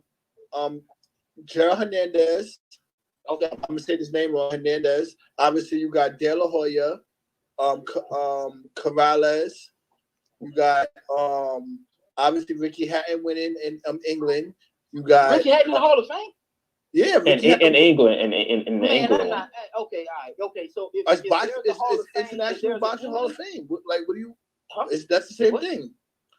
Is it watching? No, I'm talking about who's it's the international, and there's the World Boxing Hall of Fame. The Hall of Fame I'm talking about is the world. I'm not talking about the international. And I'm not even the man from overseas. What? Man, I'm saying the world boxing Hall of Fame is bigger, is better. Just count it, Coach. Just count it so we can move on. What up? Yeah. All right. What up? What I'm saying is not unreasonable that Tank can catch him. Is what I'm saying. Okay. I mean, the way for him to do that is he had to go, like I said before, he had to go undisputed, and more than half of his fights are gonna have to be title fights, like how Floyd did. Those are the scenarios for him to. Okay, so what pace we on right now? I think the problem is for Tank. What Tank get right now compared to what Floyd was at right now? I think the problem for Tank is that he's in the era of the Devin Haney era, and then I think Devin Haney is going to be the spot where Floyd Mayweather's going to be at. What's Devin Haney? But let's go back to the Devin Haney. Devin Haney's the truth. Stop playing around. You're trying to play games. You're playing games, Edge. You're playing games. To answer your question, Devin Haney versus Toronto. That might happen. He's a two-time champion right now, but honestly, I don't. Has he had any title defenses? I'm honestly not sure. I don't think he has. So he's a two-time. He what you call it was a title defense. Gamboa. Really? Yeah. Wait a minute. Does Trevon? He's defending the title again tonight. Both titles is on the line. Yep. These is going down as title defenses. That's why he moved down to 130, but both titles is on the line. Yeah, but that's what I mean. That's what I'm saying, because the title that Trevon is the fake one. It's not the real title, isn't it? Man, Lopez has got the real title, and Leo's title is not real either. They're both fight for fake titles. Come on.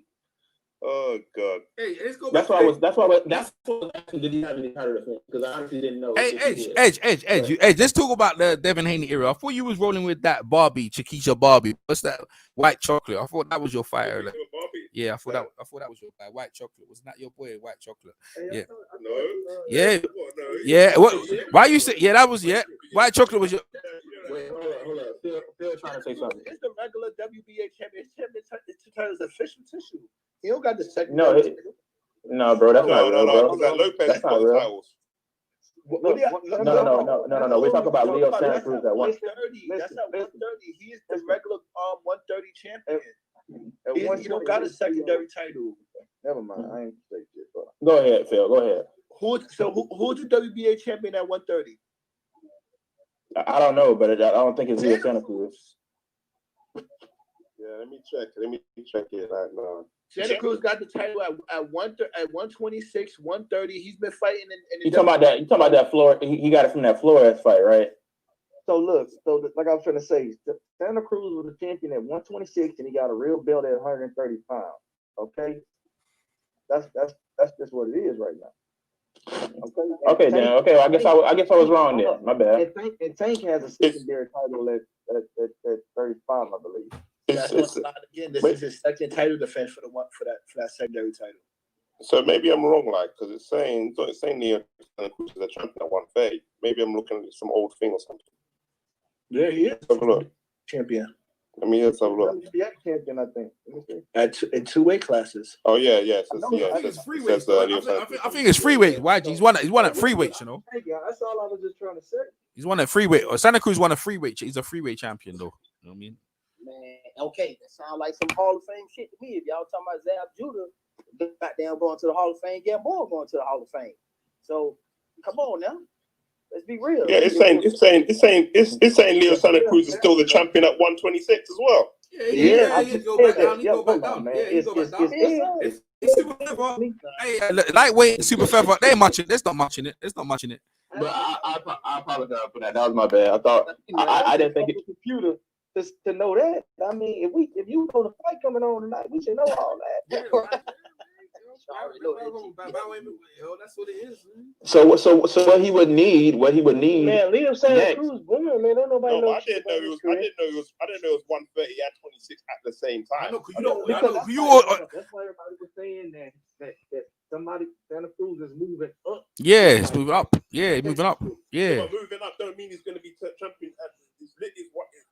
He's already a W30 champion. So what's that mean? Man, that's what boxing is moving up. He's already a W30 champion. Yeah, because the 135 title is on the line too tonight. Yeah, but the weight limit is 130, isn't it? Because both titles is on the line. Yeah, but he's not moving up if he's fighting at 130 because he's already a 130 champion. No, he moved up to 130. He was at 126. It was at 126. He moved up to 130. What are you talking about? He's moving up to. This is his first time in the work class. He's already a champion at 130. So how did he get the belt at 130 if he's just moving up? No, well, don't worry about it. They're gonna fight, yeah, because you don't watch the Santa Cruz. Don't worry about it. It's a gymnastic of how he got it, but he does got it. So I mean, it don't matter. Like, yeah, but that's what I'm asking. You don't need to ask. You go box ranking, you can see. Like it don't make that edge. Like at 126, your guy over there, he's holding him and Eddie and them. They holding that title hostage. They ain't really trying to fight another champion. Eddie, we're talking about. I'm talking about Leo Santa Cruz. No. I'm telling you how he moved up, basically, because they can't get what you call it over there, defend the title. So he moved up to 130. Challenged the guy at 130. He won the title. Y'all PMC, you need to mute yourself. Y'all PMC. Let me explain it. Y'all PMC, you need to mute yourself. PMC. You got feedback. PMC. Y'all PMC. Yo PMC. Yo, Phil. 1 minute. Y'all 1 minute. 1 minute, Phil. Hey PMC, you need to mute yourself, bro. PMC. Yo PMC, man. Yeah, thank you. Go ahead, Phil. My bad. Go ahead. Okay, so look, this is what it is right here, Edge.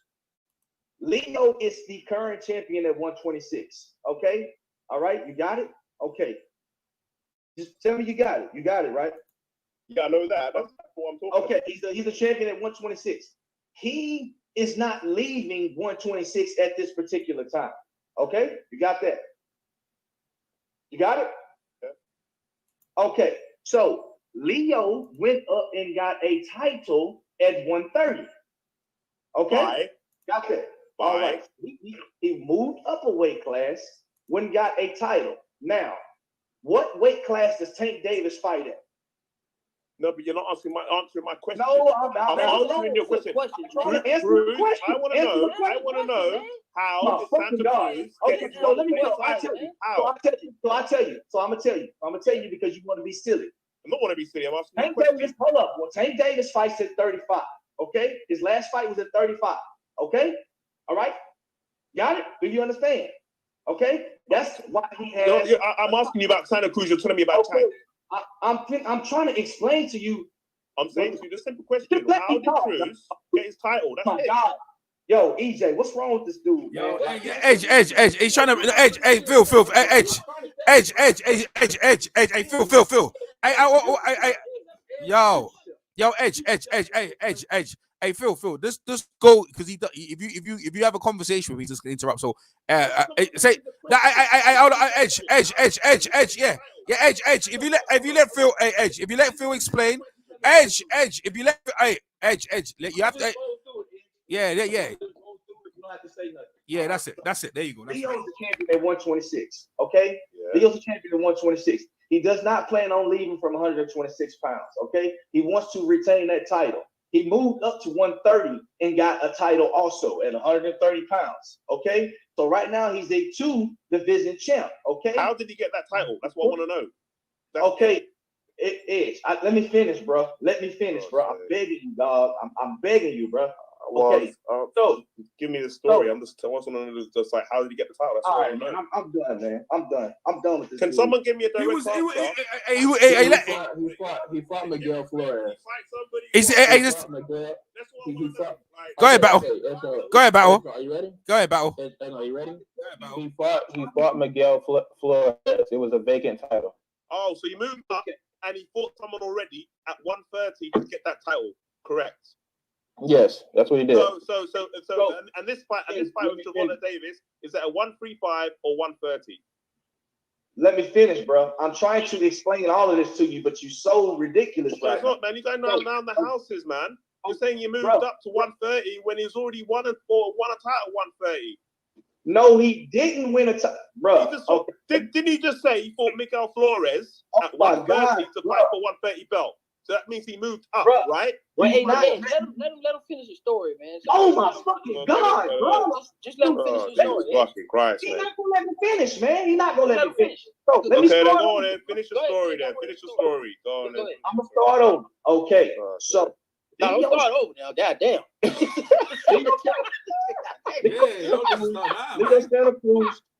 Leo Santa Cruz. Edge, mute yourself, bro, please. Leo Santa Cruz. All right. Edge, mute yourself, bro. I don't want you to be interrupted. All right. Yeah, So, Leo Santa Cruz. Thank you, man. Jesus Christ. Leo Santa Cruz had a belt at 26. He moved up to 130 and got a title at 130 pounds. Okay? Now, he has two titles, two divisions. He has a belt. Okay? Tank Davis fights at 135. Okay? He fights at 135. They want to put both titles on the line. Okay? Because guess what? Tank can fight at 35 and Tank can also fight at 30. So, Leo Santa Cruz sees an opportunity to also get a belt at 35. So technically, Leo is moving up to fight the bigger opponent in Tank Davis, who fights in a weight class above him. This is why they're saying that, again, Tank Davis is fighting a smaller fighter. Jesus Christ, was that difficult? Okay, so at the weight, what was the weight limit for? What was the weight limit for? The weight limit is for 130. Okay. Thank you very much. That's all I wanted to know. Thank you. Hold up. Time out.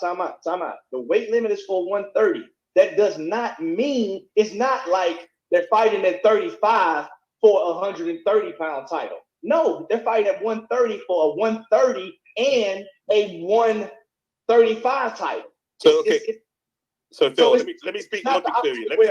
Let me speak logic to you. Yeah. When you're fighting in boxing, they have weight classes, and then when you have a weight class, and they're weighing, and the limit is 130, that means they're fighting at the 130 limit. That's how it works. You don't just fight at 130. You don't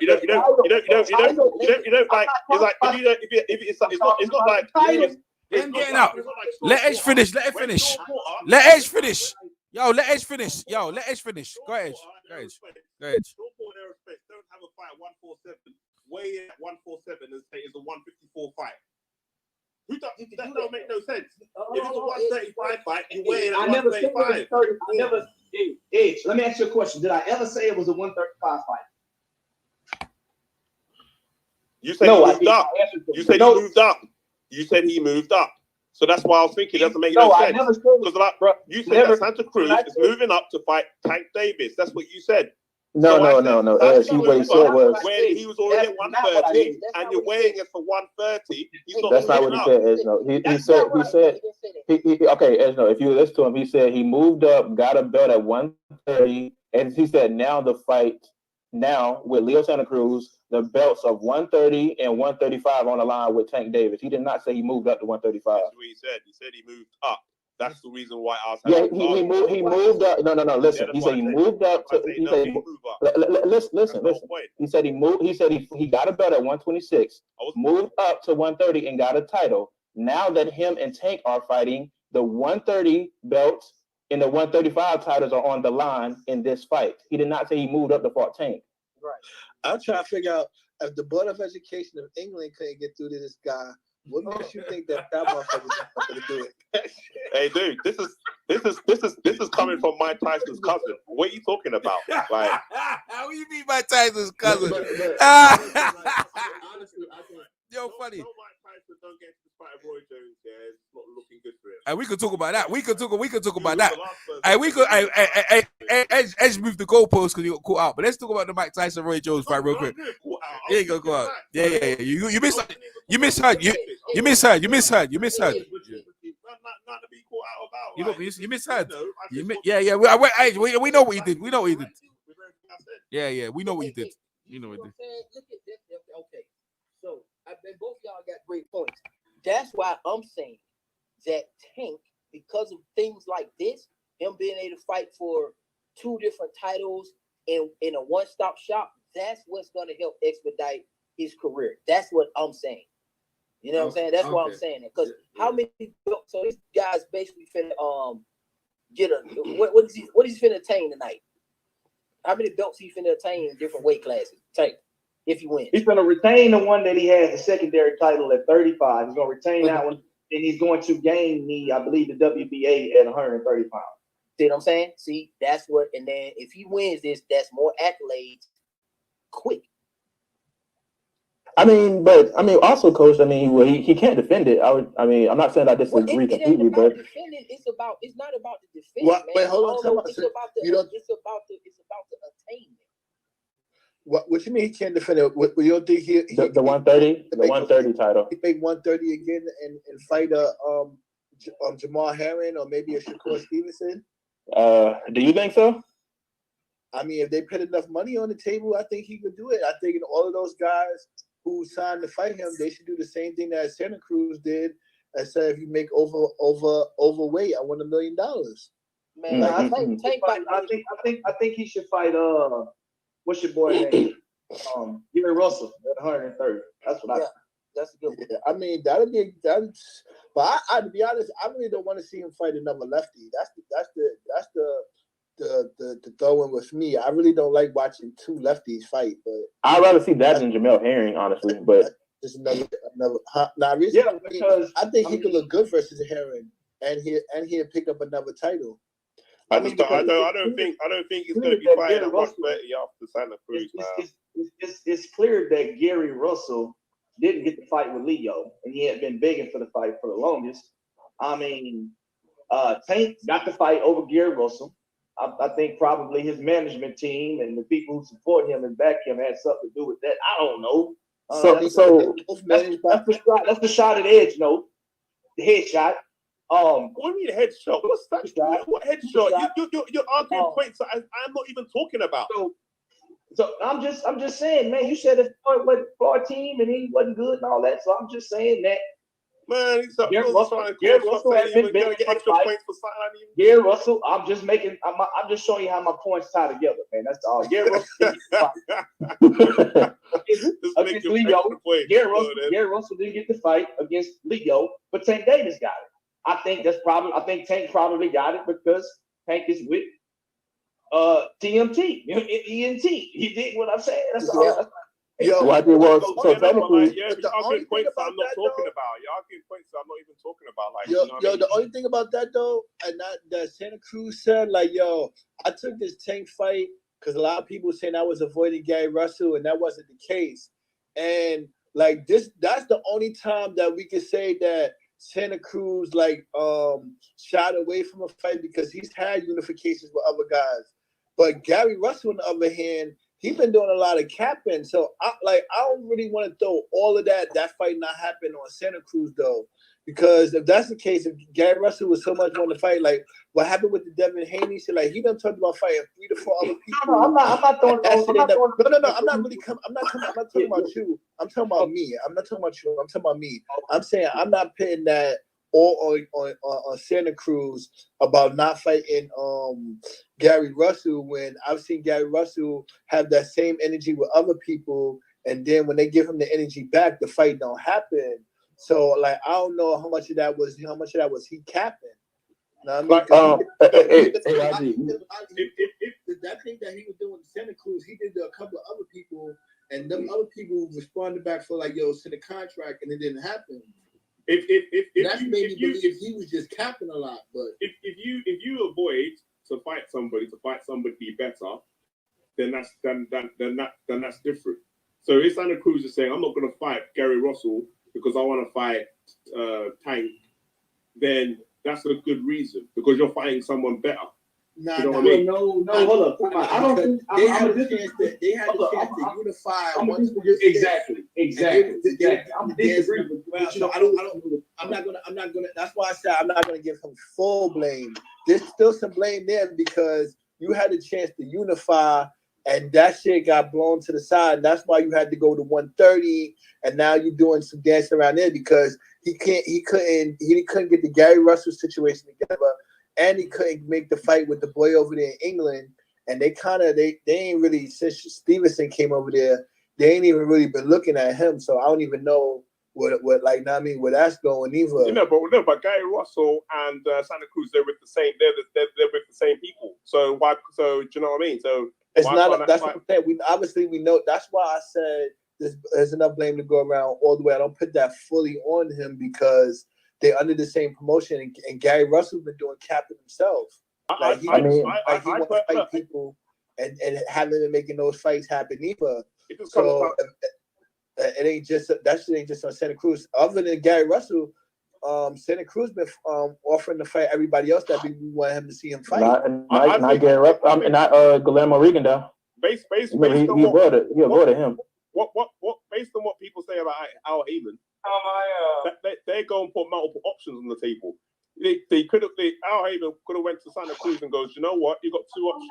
You could face Gary Russell. Yes, it's going to be a unification fight, or we could put you on against Tank Davis. Now, Tank Davis is a harder fight, but that's going to be a pay-per-view, and you could potentially make X, Y, and Z. But that's not how that played out. It was either Gary Russell or this guy at 130, and he went to 130. That's not how it played out. No, but obviously the Tank option was there, or else you would have been taking the Tank option. No, that was the Gary Russell. That was like 2 years ago. They wasn't talking about making that fight recently.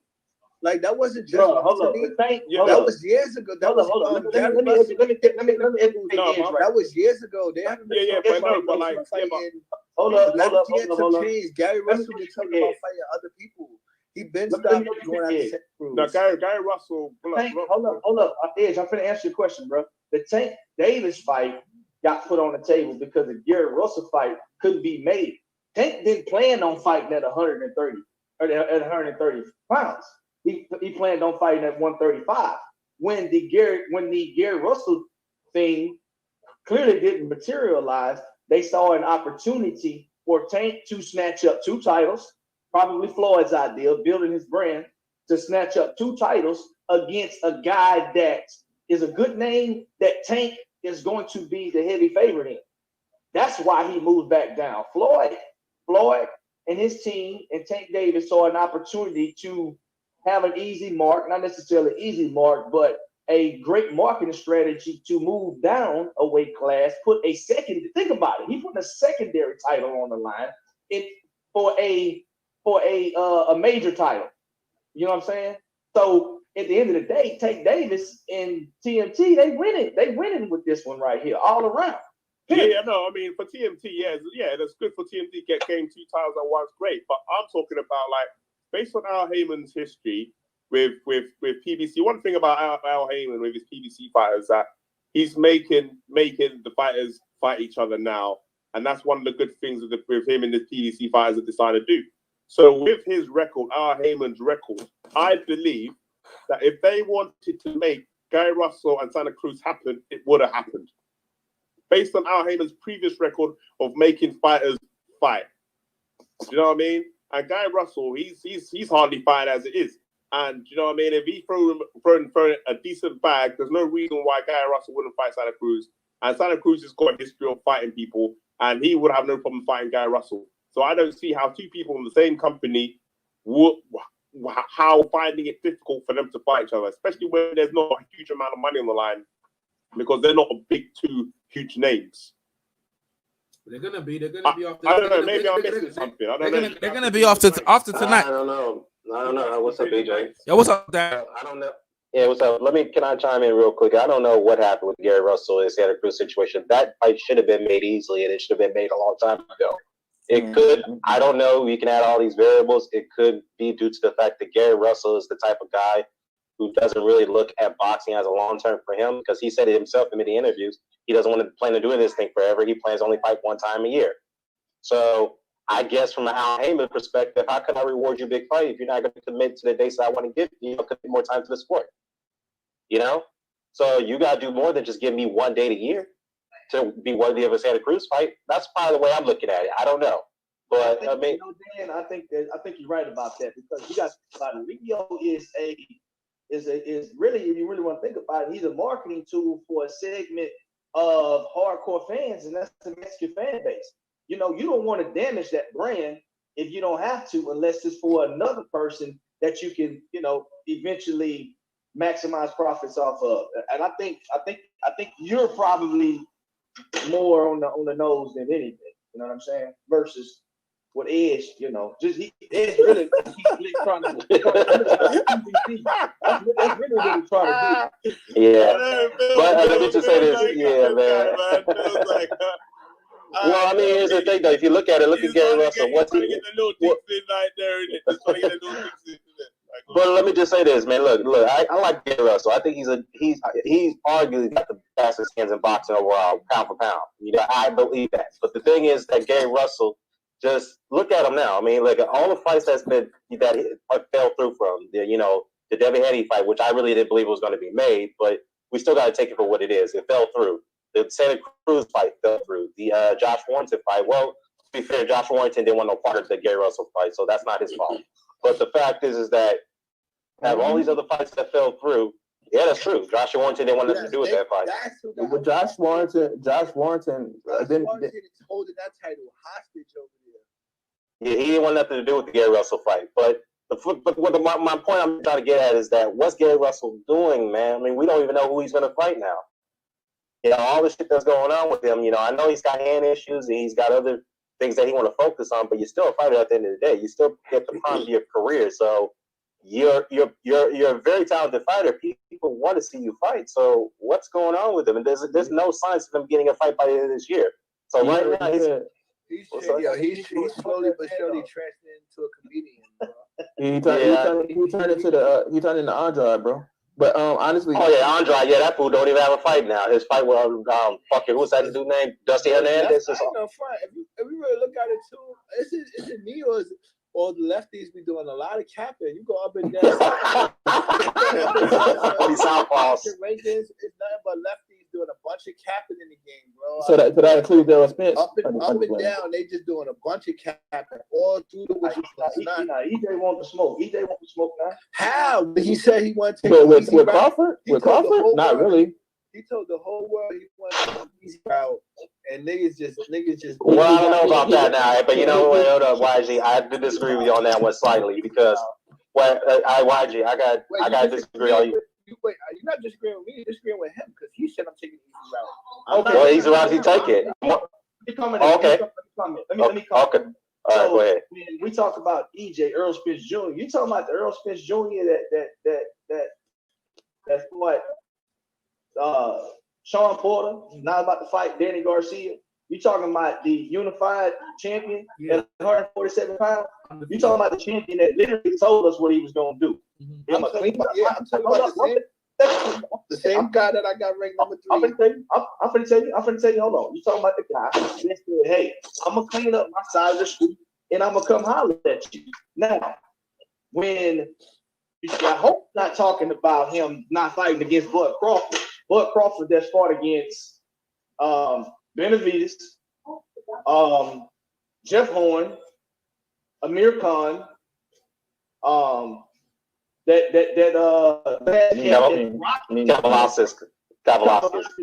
dropped his ass. If you really want to be real about it, what has Crawford done at 147 pounds?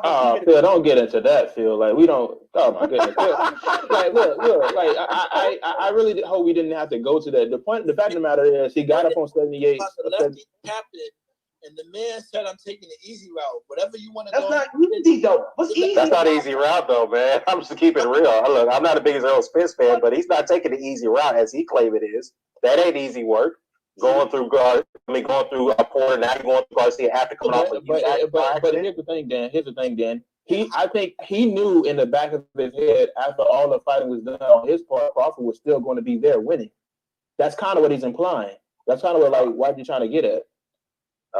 Well, I mean, look at. I'm gonna need YG to say what YG trying to get at. Okay, okay. What do you think, YG? Let's ask him.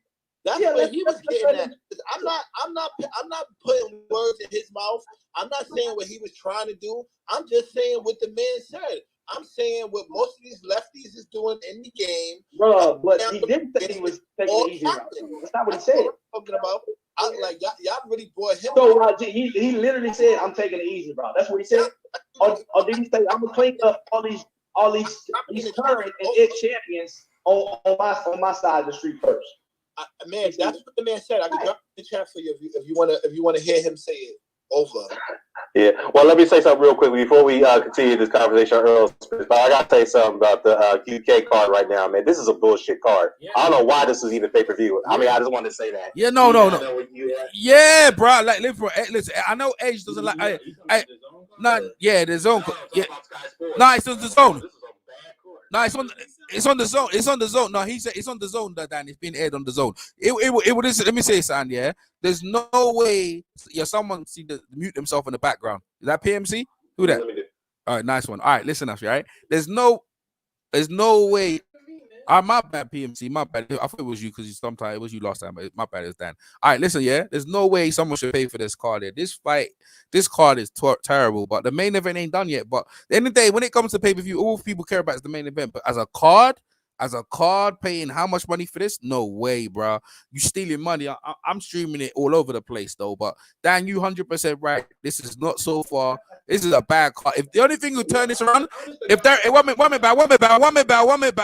only way they can turn it around if Derek Chisora knocks out Usyk, and then everyone was saying this is the best ever. That's it. Yeah, you're probably right there because if Usyk wins this fight easily, man, this is just a horrible UK card today, man. Horrible card. Just on Sky Sports is not airing because I'm actually listening to the stream and Adam Smith is announcing it, so I don't know what's going on there. Is that Sky or is that the Zone? Yeah, it's on both, though. It's on both. They're on the Zone and Sky. Right now, Carl Froch's talking, not Adam Smith. But what I'm saying is this. End of the day, as a card to be paid for, this is awful, bro. It's awful, man. Yeah, it's awful. Really bad. It's just a bullshit card. I'm just keeping it real. Yeah, it is. I mean, the only good fight was the bantamweight. I mean, the bantamweight limited that went into a draw with Holly Tomlin. But other than that, that's it. I ain't never heard of this. I ain't never heard of these people. I ain't never heard of none of these people. The guy. That Lee Selby fight was just good, bro. You like that fight? Nah, man's whack, man. I'm watching that. It was a good fight. And honestly, people might laugh, but I like the Balialis guy. I think that fight was good, but except for him, trying to fake it with the eye injury. But I thought that fight was good. I enjoyed it. The overall card is bad. This is a horrible fucking card, man. I mean, look, it had like 2 or 3 female fights. So I mean, I don't know, Well, Sadia Ali made her debut. I mean, other than that, we expect her to win, so that's no surprise there. But Savannah Marshall got her first title shot under Mick Hennessey's group, so she got her title win over Hannah Rankin. Yeah. I thought that was going to be a tougher fight, but she blew out Hannah Rankin. I never seen anybody do that to Rankin. Yeah, I mean, Clarissa Shields, I pointed her, but still, though, she blew her out. Well, Savannah Marshall was. What are you talking about, Dan? Who are you talking about? Savannah Marshall, she did to Hannah Rankin. I never seen anyone do that to Rankin. I'm very impressed. That's why she's running her mouth. Fight on the card, right? That's why I was talking about Savannah Marshall, because after that performance, she knows now. She's like, yes, Clarissa Shields, she can't do nothing to me. Because now she's all confident now. Do you know what I mean? Like, as soon as I saw that performance, I was like, yeah, man. I don't know, man. Look, Savannah Marshall, man, she still got her punches too wide, man. They're too telegraphed. She's got good boxing skills, but her punches are very choreographed. I mean, they're very telegraphed. They're very wide. What that performance showed is that she's got power. She messed her up. Yo, stop it. Edge, stop it. Well, let's be fair. Edge, stop it. Let's be fair, though. Hannah Rankin, wait. Clarissa Shields is no Hannah Rankin, all right? Hannah Rankin doesn't have that skill. She doesn't have the power. I mean, I'm just saying. Clarissa Shields is a good fighter, but what I'm saying is that she doesn't stop opponents. Like, Savannah Marshall, what if you compare Hannah Rankin? Yeah, she outclassed Hannah Rankin. That's a good point. But Savannah Marshall beat her up. It was a beatdown. Do you know what I mean? I'm thinking, it's the same girl that ran back home and shit. Yeah, because she couldn't get no fights with TMT. That's why she was on. Bullshit. She got homesick and she ran back home and shit. But also, I want to say, Dan, it's good that you mentioned that was the first fight on whatever, because she didn't she belonged in the ring at all. The chick who fought the Ali chick. I was just like, why is this fight happening? This feels like a pick 'em. Well, I mean, to be fair though, Ali is a multi-great. She was a good amateur and all right. She had a very good amateur career. She's coming into the pros, so you got to put her in there with somebody who's not going to win. Let's be real. Who's just there to collect the check. You just don't put her in there in a live body, not just like that, unless you had a very, very long amateur, you're right. Lomachenko or who else? Lomachenko or maybe a Lubin, but other than that, you don't put her in there against somebody who's a live body. But anyway. But the reality is, though, with pay-per-views and stuff, is that, I'm not paying for it, but I pay for UKP. Everyone knows my can't. Hold on. Anyway, hold on. You was calling me. You was calling calling the cop. You was calling bloody. You was calling Scotland Yard after me, saying EJ's illegally streaming. Now you on that. You on the bandwagon. Okay, Edge. You're deep. You was talking about illegal streaming. EJ, you're legal streaming. You was snitching me out, and now you back. And now you even illegal streaming yourself. You snitched yourself out. I'm not illegally streaming. You are illegally streaming. That's what caused it. From unknown means. Oh, look at this guy. You snitching. Wait. I gotta ask y'all a question. I gotta ask you guys a quick question. So before the fight with Usyk and Chisora comes up, since the zone is over there now for what $2 £2 a month over there, which is a great deal. What? So what's going to happen to Sky? Are you guys going to hold on. Go back. We ain't got it yet. We ain't got it yet. Who said we got the zone over here? Where back? Where at? The zone, it's coming. It's going to come on the Ryan Garcia card. Ryan Garcia and the Blue Campbell card. That's when it's coming over to the UK. Man, I ain't paying for nothing, man. I ain't giving them no money, but I ain't giving none of my money, man. None of my money, bro. Free money, EJ. It's $1.99. You can't go far wrong. Bro, I don't give. I hate to say this, man. $1.99 is a great deal over there for UK, man. I can't lie. Go ahead. I remember Sky on business. $9.99 for Box Nation, and they had the shittest fights in history. The rubbish fights in history. And the zone is $9.99 plus you got boxing and other sports is probably going to be on there as well. I don't care about that. I ain't paying for none of them. Listen, no one's buying Sky. Sky's going out of business. No. Sky. No. Sky. Yo, Sky's going out of business. No one's paying for Sky. It's too expensive. So the heck I'm gonna play for the zone when basically all they're showing is Sky fights. Isn't that right? How am I paying the zone and they're showing Skull fights? It don't make no sense. No, make no sense. Damn, he only over there hating. He over there hating. Look, let me tell you something. It's only because it's only because he's rolling with the zone because Eddie's over there. That's what he's on. Let me tell you the truth. This fight is basically based on Sky, and they got the zone sticker up the top there. They don't. Where's the zone? Where's their base? Listen. I ain't giving them none of my money. I ain't giving none of my money, man. I ain't giving none of my money. I ain't giving none. I don't give him none. I ain't giving Edge. I ain't giving none. For a bag of pork skins, man. That's all it is, man. Hey, man. Starbucks is even more expensive, man. You only pay, let me see. You only pay £24 a year, right? You pay £24 a year. I'm sorry, hold on, you pay £24 a year. If you can get high level caliber fights, man, I hate to say it, man. As much as I've been a critic of the zone, that's a damn good deal for you guys. I hate to the zone got crappy deals for us, Dan. When it came out in America for $9.99, I was like, I'll get that. But the problem is that we haven't been. I mean, we were getting good fights. But go ahead. But the point I was making is that when it was $9.99 in America, I was like, "What? You guys are crazy! How can you guys?" Remember when I was having that conversation? Like, how can you guys not? You know what I mean? And now it's $1.99. They get none of my money. Man, I'm buying that. Let's see. Well, yeah, you know what? Go back to your point, though. As I've been saying, we've had this conversation before. What I'm saying is two different markets. Here, boxing is a niche market. I'm not saying it's terribly bad, but it's not as popular compared to your market. Now, I'm not saying it's the number one sport in the UK, but it's far more popular from a grassroots perspective compared to what it is over here. So the zone can afford to market that price with you guys, and they know you guys will pay for that. It's a winnable market over there than it is in the US. I'm just keeping it real. Yeah. Our deals aren't really good here, EJ, for the zone. Being realistic, it's not going to be $1.99 long. They're probably going to increase the price after a while, but initially $1.99, that's enough to me to entice me, anyways, to get me on the bandwagon. So, you know what I mean? So are you going to keep your Sky subscription still, or what are you going to do? I'm stuck on an 18-month contract, so I ain't got no choice. But oh boy, damn! I got stuck on an 18-month contract. Do you know what it is? Because when the lockdown happened, they reduced my price because I wasn't getting no football or anything like that. And fair enough. And then I said I was going to cancel, but then they bundled in my broadband and the Sky Sports, and they all bundled it for really cheap. Because everyone's probably going, and so that's why I thought, okay, I'll take it. That's crazy. That's crazy that they what you call it too. They got y'all over there in 18 months contracts. How they can give you a contract expanding a year? But it was a good deal. They funded my broadband and the Sky. And if you're gonna bundle a deal, you have to get some type of commitment for the consumer. But it's gonna be interesting to see what happens when the zone gets over there next month, man. I mean, I'm gonna see what you guys.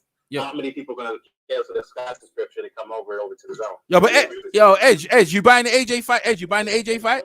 Edge, you buying the AJ fight? Yo, real quick, Yeah. But like, you know what? I'm asking you a question, innit? Why not? You ain't buying AJ? Why are you not buying AJ Professor Pulev? You're not buying that fight? Why not? I said to you, man, already. Like, pay per view, no way. All right, cool. All right, go ahead. But like, but the AJ fight not gonna be on the zone. Yo. No, because Anthony Joshua is. Go ahead, Phil. Make your statement, Sky. Man. Make your statement, Phil. Go ahead. They got a contract with Sky. All these fights has to be on Sky. Yo. But go ahead, Phil. Go ahead, Phil. What you want to say? No, I'm just saying that Chisora finna go ahead and stop Usyk in like 2 minutes. Y'all might wanna. Yeah, we know. I'm watching it all the while, man. Yeah, I'm watching it all the while. I got it on right now. There ain't nothing happening. That's why we talking. If Chisora stops Usyk, I'll be shocked. Yeah, I'll be shocked too. Like, I would be. Honestly, I'm having Usyk to knock out Chisora in 4 rounds, 4 or 5 times. 4 rounds, you don't. Well, you know what? Let me just say this: it wouldn't surprise me if Derek does beat him, but to knock him out, that would be shocking. I think I have him stopping in the 9th round, but winning. I think that their game plan, because he's a one-trick pony. He's gonna go in. He has to try to stop Usyk early, and Usyk's gonna know that. So and he leaves himself open easily. And I think that Usyk's gonna collect him with some clean shots. He's gonna look good, and he's gonna knock out. He's gonna stop him. He's gonna stop him. Well, to be fair, that Usyk leaves himself open too when he comes in with those flurries. Very similar to how Lomachenko does that shit. Yeah, very similar. Dan, I had a conversation. He's not good enough skillfully to take advantage of those things. Dan, I had a conversation with YG last night. Like I was saying, we were having a discussion about the fight, and I was like, you want to know the reason I picked? I said Usyk wasn't going to get stopped because I just looked at past fights of people of fighters moving up, like as far as recently, and even though we swore high up and down, this fighter's going to get knocked out, this person's going to get stopped, they didn't get stopped most of the time. Like when it was a good enough, decent enough fighter to move up, they didn't get stopped. When Adrian Broner moved up to 147, he didn't get stopped. Mike Garcia moved up to 147, didn't get stopped. Canelo moved up to 175, kind of, sort of, I guess you want to say the catch weight, but he didn't get stopped. And who else am I missing? Like most of them didn't get stopped. So I had to like look into my mind and say Usyk, he gets hits, but he doesn't really just seem like he's visibly hurt all the time. So I just, I think he's going to be able to last. I think he's going to be able to take Chisora's power. Well, we'll see. I mean, he's fighting a way bigger man. I mean, this is the biggest man that it's shape-wise that Alexander Usyk has been in the ring with. So we'll see. Well, granted, Michael Hunter, he's a big guy, but he managed to move up the heavyweight. Yeah, that's true. I mean, Michael Hunter could arguably probably be a little bit more durable than Usyk. So, I mean, that's an argument that can be made. But other than that, yeah, we'll see, man. I mean, I expect Usyk to win this fight very comfortably. It'll be competitive, but I think it'll be a comfortable decision for him. And then from there, it's going to be a very, very tough, complex situation. Now he's going to want to get his title shot, and what Hearn and Josh was going to do. They've already alluded if Usyk wins, they're going to probably vacate that belt, which would be disappointing to me. They shouldn't have vacated, but more than likely they will do it. Who did that? Who's that? Hearn has already said that they more likely will vacate that belt if they have to fight Alexander Usyk. So they basically admitted to ducking him. This is why I said it's a bluff, because they know that Usyk wants to fight Anthony Joshua, and so I think that he's saying that because of what's going to happen. I think that he's going to negotiate a deal where he'll step aside, right? Let Fury and Anthony Joshua fight, and then he will fight Anthony Joshua down the line. Because even if Anthony Joshua loses or wins, it's still going to be a big money fight. And the reason why Usyk has moved up to heavyweight, that's because all the big money fights are in that division. The big money fights are. Oh, by the way, Lee Selby just lost a split decision to George Kambosos Jr. So Selby's done out. I predicted him winning, but I didn't. I predicted him about like UD or something. You know what's funny though? I started to change the conversation on that real quickly though. You know what's funny though? Because Andy Lee had at least he'll be up for like 9 rounds of 3 or some shit like that. I'm like, what fight are you watching? Ain't no, yeah, because he wasn't. That's right, Danny. He wasn't watching the fight like no one else was watching it. No one cares about the result either. Ain't no one care about the fight. But still, I was watching the fight, but Gambosa was doing a good job in that fight. Man, all the rounds were very close. I never heard of that guy, man. I never heard of that guy. The fight, I think the winner fight's just Wharton. But what I'm saying is that I don't care. I don't care. It was at lightweight, so it was IBF lightweight eliminated. The winner fights Teofimo Lopez. That should be good. That should be good. That should be good. Off topic, then I want to mention. Derek's walking down now. I mean, granted, he's been saying a lot of stuff. He kind of been bluffing a lot, but you heard how Gary Russell said he gonna move up and fight Burchell. I'm not. Look, leave it alone. I'm not. He even said he can move up like Terrence Crawford, man. Get out of here. I'm not even going to entertain. I'm not even going to entertain that, man. No, Gary Russell. What he needs to do. I like Gary Russell. Dude, stop talking and fight somebody, dude. Jesus Christ. He's like Demetrius Andre. That's like Demetrius Andre. He's talking much, but you ain't fighting nobody, man. Jesus fucking Christ. That's why I said earlier, Dan, I didn't want to put all of the blame. I mean, he deserved, Leader Santa Cruz deserves some of the blame for that Gary Russell, but not all of that was on Santa Cruz. Yo, Derek's at the ring, man.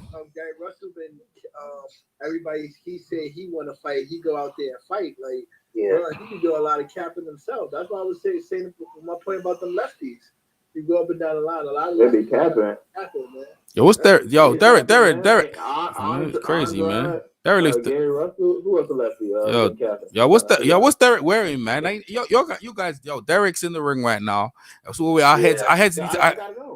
I'm watching it right now. So we're watching the ring walk. I mean, we can talk about stuff before. I'm trying to say to you that. No, I'm just saying Usyk's walking down. For the people, you gotta remember we're live though, because I got people in the chat though. There's people in the chat. They watch it. They want to know what's going on. Like they ain't got it. Usyk's walking down.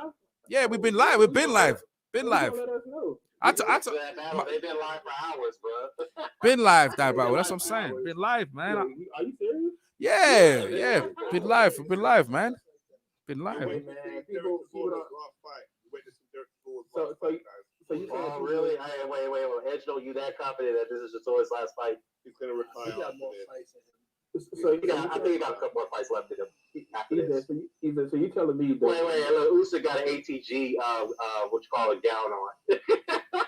Well, I mean, look, let me say this: if he's an ATG, maybe at cruiserweight, maybe he's one of the greatest cruiserweights of all time. We can arguably say that. So it's coming like a gladiator. What's the question battle? So you saying you was live when Phil and Edna was going back and forth? Yeah, Phil knew he was live. That Phil made sure he gave it. God. They knew they were live. I told everyone was live from earlier on. Like, just let everyone know. But like, my bad battle. Like, I didn't tell you. Usyk's walking down. I didn't know he was live. Yeah, you Edge. Stop that. Stop it, Edge. You knew. Edge. Come on, Edge. Yeah, I told you, man. I said like. I told you. No, man. Like when it was me and Dan. As you guys came in, I told you. Maybe you didn't hear that, but I told you as you came in. Dan was there. Nah, there you go. That's what I'm saying. But let me just say this though. Part of me, back to this fight right here. Part of me wants Derek to win, man, because if he could come back with four fights in a row, that he kind of literally came in as a bit of an underdog and win. I mean, get a title shot, man. That's a story to tell, man. But I mean, if he does win, and he fights AJ, I mean, obviously he's not going to win that fight, but still, though.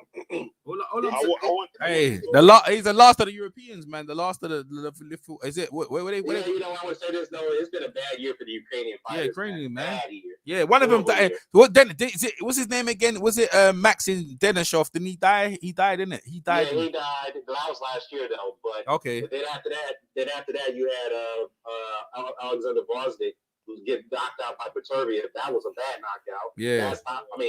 He took a beating in that fight. They were getting that. That's what I'm saying. It started from that point. It started to be a bad year for them after that point.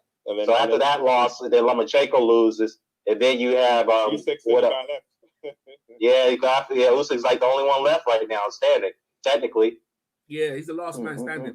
I want Chisora to win, because if Chisora wins, we know. Well, Eastern European fighters have not had Edge. You see Edge. You see how Edge is. You got African brother in the ring, and he's still on it. Like, this is this guy. You see this guy? Because he's from the UK. He don't even care. This guy is deep. This guy is deep, bro. Come on, you're deep, Edge. You're deep. Like, Come on, bruv. This guy's from the same part of the country that your parents are from, and then you're just wishing on Usyk to put it on it. Yeah, you're deep. You're a deep guy, Edge. No. Edge, no, be fair to that. Be fair to Edge, though. Look, he said he wants Chisora to win, but his mind is telling that Usyk is gonna win. He's thinking logically, man. He's nothing wrong with that. And you can talk each day. You're like, oh yeah, British this. Oh, you took all your British fanboy. Well, listen, you know you got the Union Jack on your bed covers already, so stop it already. You got the, you know what I'm saying? Yeah. Hey man, Derek look big, dude. Derek look huge, man. I'm gonna be tough. I don't know how. But this is his legacy right now. This is a legacy. I was talking to the trainer. Yo, man, I got Chisora, man. Yeah, I know you have PMC. Look, this is a leg. You got money? Hey, PMC, you put money down? You put money down? So I can't place no more bets. I don't know another place to place bets. Oh, okay, I understand. You got Derek? Yeah, you know, it's funny though. What Derek's gonna have to do, he's gonna have to attack that body because Alexander Usyk does not react to body shots very well at all. Usyk doesn't react to them very well. Hey, Usyk. Hey, you know what? When Derek beats him, they're gonna say Usyk was a hype job. You know they're gonna say that. Yo, man, I got Chisora, man. Chisora with the upset. Stop it. Yeah. Yo, man, he's gonna go to the fight. Chisora was an underdog in this fight. Yeah. 5-1. You also picked Toriana Johnson to beat Jaime Munguia. Look at his lip now. Well, let's be fair though. I mean, look, you could argue that if you want to get on that, Johnson was pretty much winning that fight before the stoppage. He was winning that. That means that it leaves the door wide open for Fury versus Joshua next year because he'll definitely think that. Yeah, that's why I said all the Joshua fans want Chisora to win because they don't want Joshua to fight Usyk. Well, you know what? YG's telling the truth. Hey, YG's telling the truth. It's true. He's telling the truth. Yeah. But I get it though. I get it though, because a lot of times I don't like in some of my favorite fighters to fight lefties like that either. Sometimes I know what it is. Like that shit, your guy might not have a good outing fighting a guy like that. Joshua beat Usyk easily, no problem, because he's too. I would say that. I would not say that. Usyk's too small. He's too small. I hear you. A good big fight always beats. Joshua lets everybody. I'm gonna say this. I agree with Ed.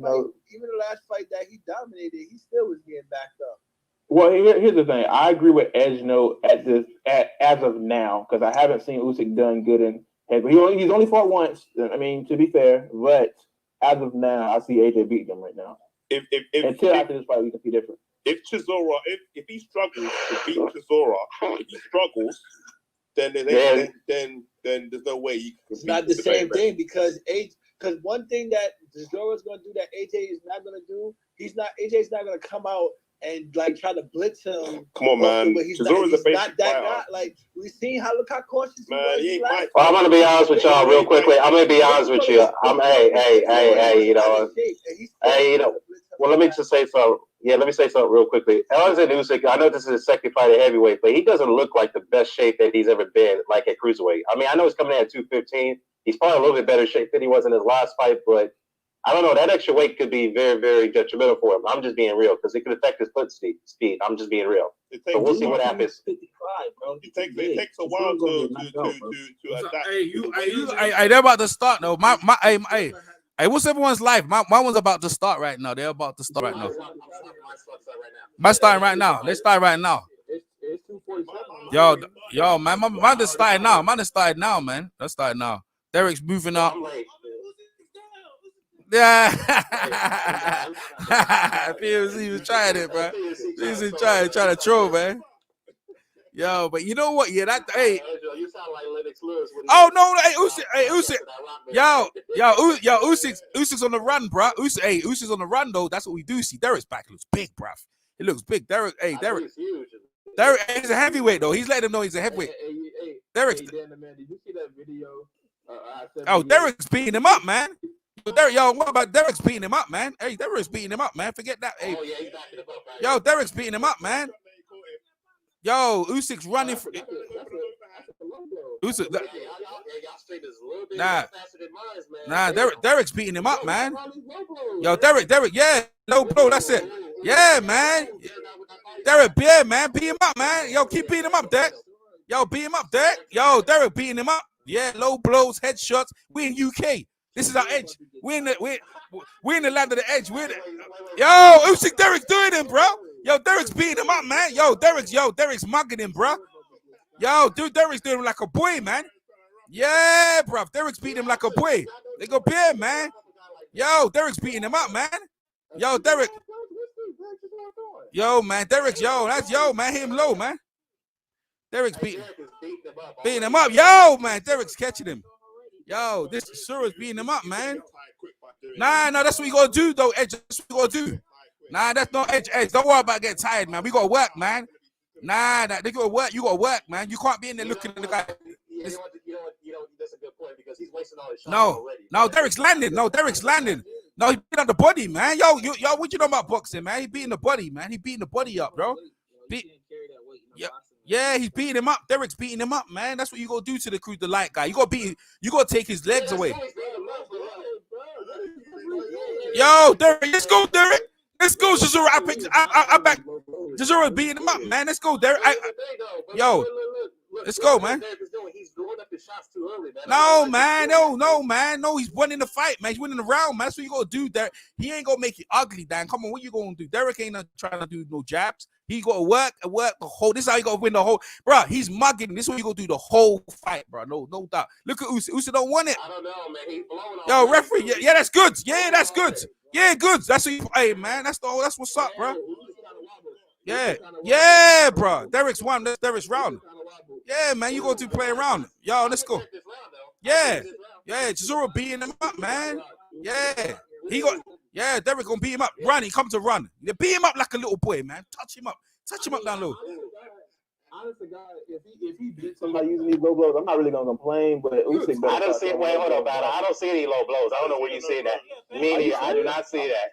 Are you serious, man? He got the straight jab. He got caught by a straight jab. Are you serious, man? You didn't see any low blows. No, I didn't. Okay.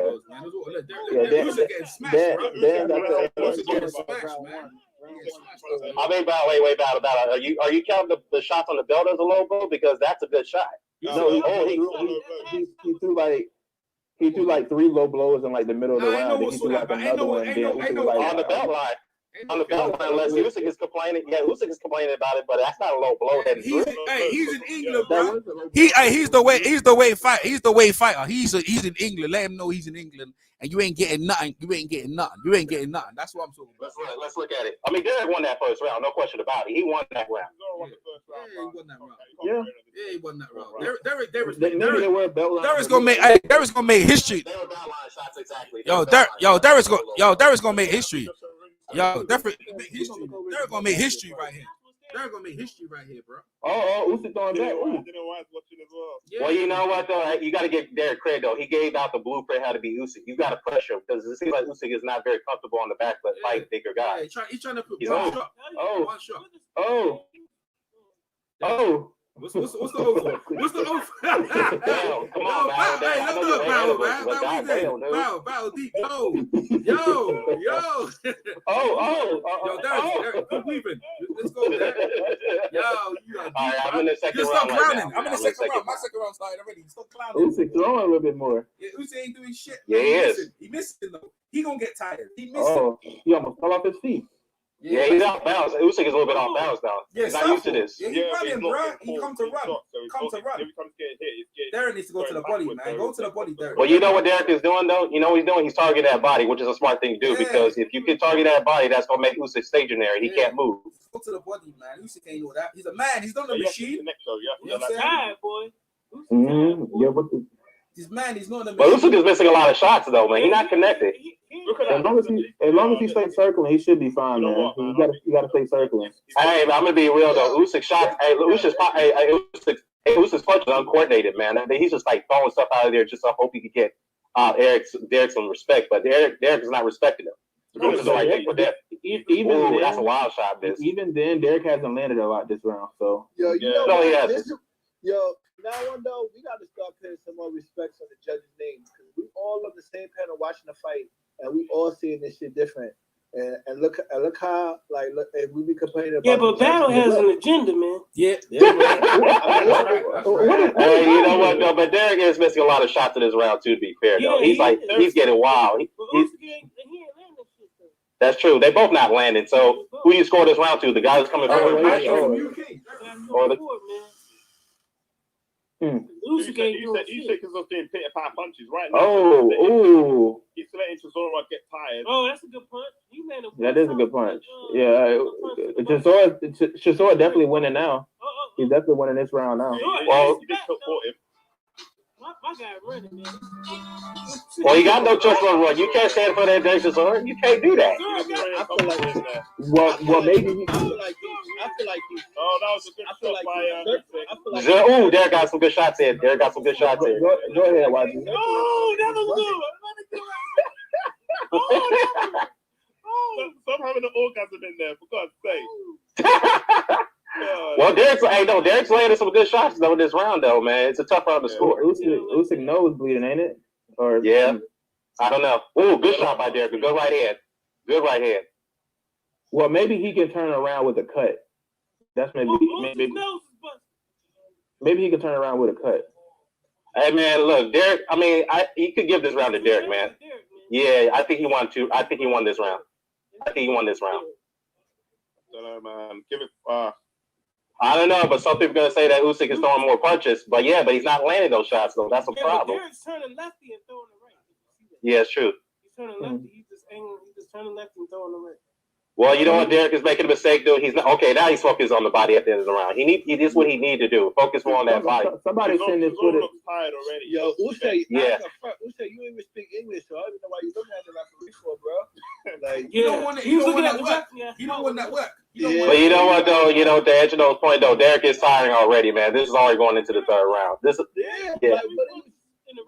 what if you Usyk, that is your game plan? You know that's why I said you can't look at this fight and be like, yo, Joshua. No, because Joshua's more of a boxer than fucking Derek Chisora. Like you can't even way you look at Usyk would have just catch him with a combination and knock him out.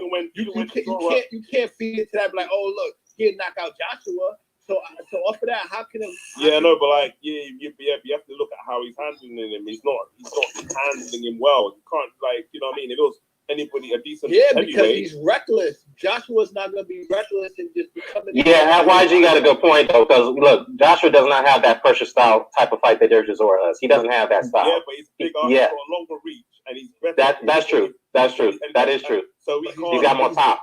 He's got more pop in his punches. He's gonna box though. My issue with that is though he's gonna box. Ooh, Derek's getting him some good body shots to start the round. So Usyk coming back. Usyk's coming back. Usyk's trying to come back. Yeah, he's trying to come back. Good body shot. Good body shots. Good body shots by Derek. Yeah, that's what Derek needs to do. Stay with the body. Yeah, Derek got to stay with the body. He got to stay with the body. Don't worry about the head. I don't know, man. He has to kind of get like up close body shot. Yeah, there you go. Good body shots. Yeah, there's another good body shot by Derek. He landed some good body shots. Oh, good headshot by Derek. Good right. Boy, all Usyk gotta do is keep circling. This ain't even. Well, that's fine, but Derek's still getting him to the body though. How you gonna give this dude Usyk the fucking round just dancing around? Well, yeah, he's not. I didn't say I gave him the round. Don't worry about them. Don't worry about them. In a circle. They be hating, man. Don't worry about them. They be hating. You know what? Let me just be real though. Usyk is running around a little too much, man. He's running away. He's circling. Derek is breathing hard out the mouth. He's always breathing, man. When you're working, battle, that's what you gotta do, battle. You gotta work, tired. man. He's definitely tired. Yeah, you know what? That is not a good sign though, because Usyk might be able to catch him now after this round. Yo, Dan, when you just go around the ring and get back, don't touch the ropes, you circling. You're not running. Well, yeah, I see what you're saying. I see the method of that. What I'm saying is Usyk is not picking off his shots very well when he's circling. He's just circling around hoping he gets the guy target. Hey, listen, y'all. I'll be damned if Edno get his prediction right. Well, you know, Usyk is. I'll be damned if Edno get his prediction right and Usyk Well, to be fair, Usyk is landing now. Usyk is landing his punches now. Now they're getting to Derek a little bit. They're getting to Derek now. Oh, now they're getting to Derek. The punches are not being effective anymore because he's knackered now. His punches not effective anymore. Now you know Usyk is getting to him. Yeah, Usyk is getting. Yeah, this is. But you said you don't see Derek Chisora getting stopped, right? Dan? No, I don't see it. But look, Usyk is going to, Usyk is doing better in this round though, so you can give him this round. So it's 2-1 there for my card. That's what you gotta do too. You gotta go to that body, then go upstairs. Yeah, people shouldn't expect check them out. People shouldn't expect boxers to stop people like this. Clean work. Cause your Derek was landing earlier, but it wasn't really clean work like that. Yeah, well, he lost his third round. I mean, I'm giving this round to Usyk. Yeah, look at that, man. Look at the replay. Look at that. It's getting hit now. It's over. Yeah, Usyk is now. Yeah, Usyk's now finding the target now. He's finding it. A little bit of this from Santa Cruz later too. Don't be surprised. Yeah. Well, to be fair though, Tank is not sloppy like Derek though. He ain't that sloppy. Tank ain't Chisora. I know. Leo Santa Cruz is not going to fight like that. Come on, guys. What? Not try to use his jab and circle a little bit. Not in the sense that he's going to be using this much lateral movement. Always one space anyway. So this, I don't even know why. Like y'all was surprised that he's doing the circling move like that anyway, because that's what most southpaws do anyway. Ooh, that was a big right hook. Let me ask you a question. Usyk look like pound for pound to you though. Usyk look like pound for pound. Following him around the ring. Oh, that was a good. He's not really as well looking off the ring, but he see right there. He got to take that step over to the right. He just let him look, and now he's faking the uppercut. Good shit. He got to fake the uppercut and come with that left hand though. If he come down the middle with a left hand, you can put him on his butt. From some wild stuff. Yeah, no. Derek is swinging wildly though. That was a good hit by Chisora. I don't know if it connected fully, but. Yeah. What you call it slow? I think I passed you. Okay, now see, Derek is now facing himself a little bit better now. He ain't trying to pressure him though. I'm at 2 minutes. Where you at? I'm at 235. Oh, good right by Derek right there. Good right. He caught him with that good right. I'm gonna chill then because I ain't even gonna say nothing to y'all. Okay. Now Derek, good body shot by Derek. Nah, nice. Good body shots. Good body shots by Derek. Yo, someone got their TV on. Yeah, good left by Eric. Okay, now Derek is finding him now. Now he's finding him again. Yo, Derek is having a good round though. You got TV in the background. Yo, somebody turn the.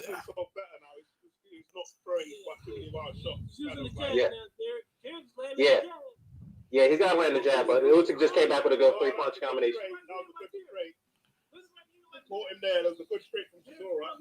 Derek's on that shit, man. Derek, go off. Good straight by Derek. This is a close round though. Derek's crazy. Derek's fighting like a caveman. Derek's fighting like a caveman. He's just swinging. Well, he's using the champ though. He's actually boxing better in this round there. Ooh. Man, looking like a caveman. It's a tight round to me, but you can give it to this. Usyk looks like. Hey, hold up. Usyk's pound for pound. Hey, Usyk's pound for pound. Okay then. Okay. Pound for pound number. Pound for pound. Yeah, well, I told you about that already. Pound for pound. Yo, Derek's catching him up, man. You know what though? Pound for pound. This fight though, look. If you're a fighter, man, you know that's not a knockdown. What? Who went down? Who went down? I said that's not a knockdown. It was a slip. Oh. Who slipped? Who slipped? Usyk? Yo, man. Right. Oh, you way up from me, man. I'm still in like mid. That's why I said I see this stuff before y'all, and y'all can give me that stuff that's not even a big deal out there. Y'all wilding out. Oh, not down.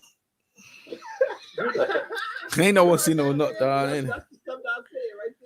Well, see, Usyk took that body shot. He didn't like that. He didn't like that body shot right there. Derek's getting pieced up, man. Derek's getting pieced up, man. Usyk slipped. Yeah, he slipped. But here's the thing, though. The glove. I don't want it, man. Wait, hold on. The glove landed while he slipped. Oh, that's a good body shot. Yeah, that's a good body shot, right? Yeah. Let me ask you a question. Good body. Derek's catching him good with the body shots, man. Derek's. The camera moved by 2 foot. Oh, yo, this is running, man. Yo, he's weak, man. He's weak. Now I want to hear about that shit. Oh, he's weak, man. I really hated his corner talk. Yo, he was weak, man. I'm gonna give that round to Derek. Yo, Derek won that round. Yo, he look weak, man. Yo, he's weak, man. Usyk look weak, man. Yo, this look weak. Yo, he look weak, man. No. There was a body shot in that. Wait, hold up. He won that round, man. Wait, hold up. There was a body shot. Wait. There was wait, hold on, guys. That was a body shot in that fourth round at the end that really hurt Usyk. Usyk did not like that at all. No, he's playing. I don't know if you got to see on the replay. Oh, another more body shots. Derek is stepping behind Usyk, and when Usyk back up, he's tripping over Derek's leg.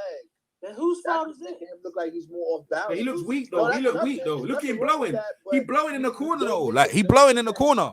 Yeah, we know about that. But the body shots are landing. He blowing though. He tied in the corner. Usyk. He breathing, blowing that. Yeah, look him blowing. Regardless of that. Yeah, that was a slip.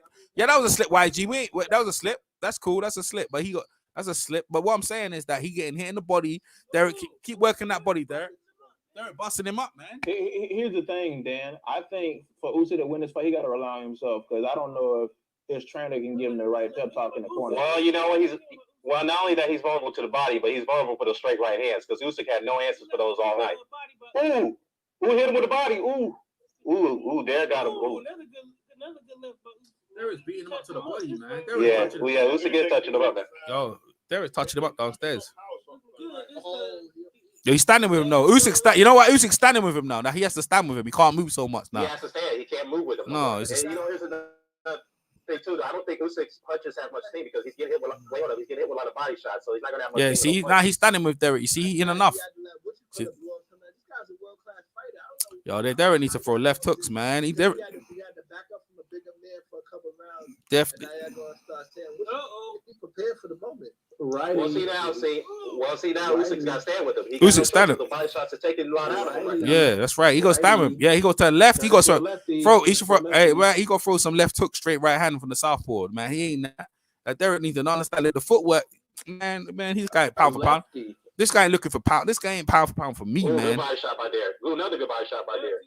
No pound. Another body shot. Go on, Derek. Let's go. Come on, Derek. Let's go. Okay, back to ready. He looks better than Tony Bellew. I'll tell you that. He looks better than Tony Bellew. Well, you know what? Derek is doing a better job than Tony Bellew. Yeah, he is. Doing a better job than Tony Bellew. Yeah, he is. Nah, man, he was, man. Nah, man, he was rubbish, man. No, man. Battle, come on, Battle. Come on, Battle. Wait. Tony Bellew was doing good with the counters and doing some slipping, but he wasn't landing multiple punches on Usyk. He was only landing 1 or 2 punches here and there. But he was winning rounds, wasn't he? Derek is hurting Usyk far more than Bellew did. Yes. And Usyk's running. Usyk's running. What? Derek going southpaw. Yeah, he going southpaw. Look, he's doing pretty good as a southpaw there. Look at him. He's confusing Usyk. His name, man. All of that is that's pretty past stuff, man. Watch this when you go a little bit further. This guy's showing world-class skills. He's like, Derek Chisora, right? Derek Chisora. I don't know, man. Usyk is getting hit a lot in this fight, man. Yeah, but it's not Dan, he's getting touched. Who you scoring the YG? Who in the round? Nah, Usyk is not. Yeah, I'll give this round to Usyk. I'll give it to him. He's dropping his hands way low now. Chisora's dropping his hands way low now. You've been doing that for a while. They're looking like that. They're looking like they don't pay me enough for this. Look at him in his corner. Oh yeah, he's getting touched up at that end of the round. Yeah, I'll give that round to Usyk. So my card, I got Chisora up 3-2. 3 rounds to 2. His hands are way low now. It's been like that though. It's like Usyk don't hit that. I get it though. I get it. If you a Joshua fan, you don't want Usyk to win this fight. I see what it is. Yeah, Derek is tiring out, man. He's blowing, man. I mean, to be fair, though, Usyk is kind of blowing too, but I think Usyk got more in the tank than Derek right now. When you come to work, that's what happens, man. They're working to Derek's working to a good work rate. This is a good work rate. Counterpunch. Usyk don't want to work. See, that's it. When they tie out, that's it. Fight inside. That's what you need to do again. Keep banging up the side. Why you before everybody? I mean, you yeah. Yeah, why you ahead of everyone? Who's Derek's trainer? Anyone know? No one knows who his trainer is, right? No one even knows who in the corner. No, I don't. No one knows. It's not Don Charles. I know that. Nah, I know it ain't. No one knows who his trainer is because he's just there trying to get that money. Well, whoever his trainer is, he's doing a pretty good job with him so far, but in his fight. But that's why that looks like Ruben. That looks like Ruben. I know Ruben. Usyk ain't gonna have no good cornerman and tell him what to do. Because man, Lomachenko's dad, like he made me so mad with that Teofimo fight where he was telling him. So I don't think he's gonna do a good job. You still upset about that? You still upset about that, right? Okay. Well, I got Chisora 3-2 right now, so we'll see. It's not that his pops couldn't get that night. It was the 6th round. He talking about some take your time. But come on now. It's not the same case tonight. He got the better fighter. He's better than Loma? He was that night. In my view. But we'll see. We'll see what's happening right now. I mean, this is a fill-out process in the round. It's funny though. He got another southpaw. That's I'll be back, y'all. Yeah. All right. Chisora's taking this time out. Yeah, he's taking a round off because he's trying to conserve his energy. Yeah, that's gonna make them even on your scorecards too, right? Derek's just hunting him down. Yeah. Derek's hunting him down. Usyk ain't doing nothing, though, man. This is boring. Usyk looks like he's taking a timeout as well. Yeah, he's missing. Yeah, he's missing a lot of punches, but at the same time, he's throwing them. He's throwing punches though. Well, Derek landed a good body shot right there. He landed a nice little body shot. This guy making his debut. Hey, this guy. Ooh, good right by Derek. Good. Yo, this guy making his debut in the heavyweight division ain't impressing me. I'll tell you that for now. He ain't impressing. Don't worry, he don't gotta lay it all on the line. He just got to get past it. Yo, Dan, is that you, Dan, in the background? That's you. That's your wife in the background, Dan. That's you in the back. It's Dan. Dan knows it's him. I know it's. See, I got you, PMC. It's Dan. Yeah. He's solidified already. He just got to get past this. No, he ain't solidified already. He ain't getting no pass from me. No, from me. You know what this is, though? This is they throwing Derek out there to stop him from getting his title shot at Joshua. You got to get past him. No, but man, that's you're right. You're right. Gatekeeper. Yeah, gatekeeper. I know he say he gatekeeper. Gatekeeper. Well, yeah, Usyk is getting to him in this round, man. Usyk is winning this one. So after this one, if it goes the way it is, I'm giving this round to Usyk. If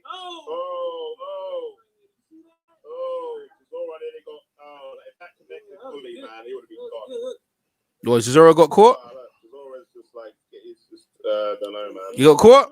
He ain't. I don't waste. I told you, everyone knew this was gonna happen. Trying to tell this to Chisora, man. Everyone. Ooh. Yeah, he's getting caught now, man. Derek is getting caught. He's getting caught, man. Yeah, it's like he's in there with a fucking world class fight. He's only playing pound for pound weight. You can't just jump in on a pound for pound guy. Like he ain't showing me.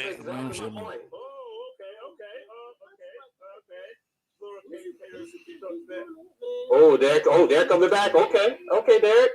Trying to tell you. Why? I told you he had White. It was YG talking that ish. Yeah, that's what happened, man. Good body shots by Derek. Good right. Chisora's on that. I don't know, man. Chisora's on that. I told you. He ain't pound for pound, man. Well, he ain't pound for pound. He ain't pound for pound, though, YG. He ain't pound for pound. I told you that, YG. Okay, man. I give that round to Usyk, even though Derek came back strong. There is landed. Usyk looks ragged and tired. He don't want to fight. That's why he's running, and Derek's beating him up, man. Y'all, what you watching? Y'all watch the fight, man. Y'all, this guy's running. He don't like Derek. I told Don Charles. He said Derek said Derek's got this flooding power. You don't like getting hit by him. That's what he is, and Derek beating him up. They don't need every punch he landed. He's a heavyweight. Derek is a heavyweight. This guy. Listen, bro. He's lucky he ain't fighting none of the other heavyweights. Luis Ortiz would kill Usyk. I'll tell you right now. He would lay him out. Deontay Wilder. Much you gotta talk crap about Deontay Wilder. I think Deontay Wilder beats Alexander. Yeah. I think he does. Deontay Wilder still beats a lot of fighters right now. He does. He beats a lot of fighters.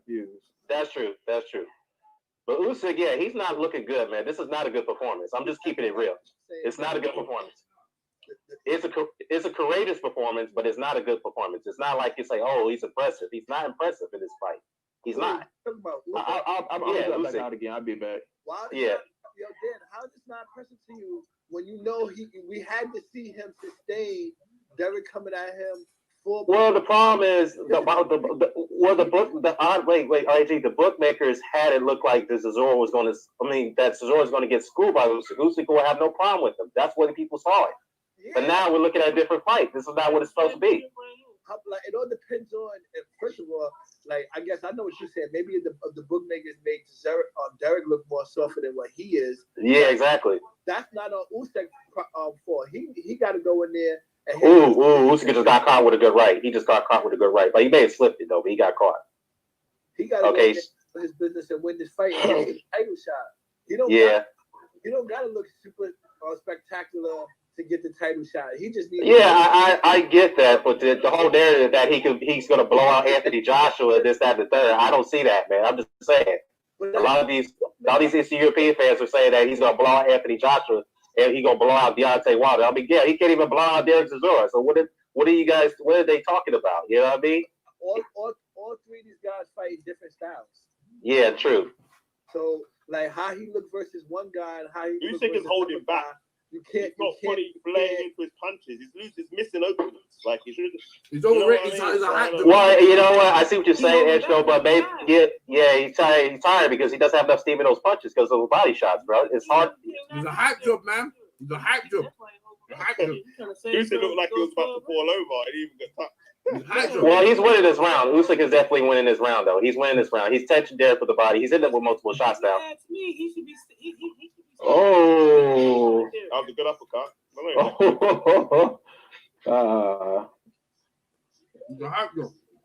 Usyk, you better jump on. What you doing? Waiting. He's not taking that chance. He's gonna box his way to victory. That's what he's trying to do. I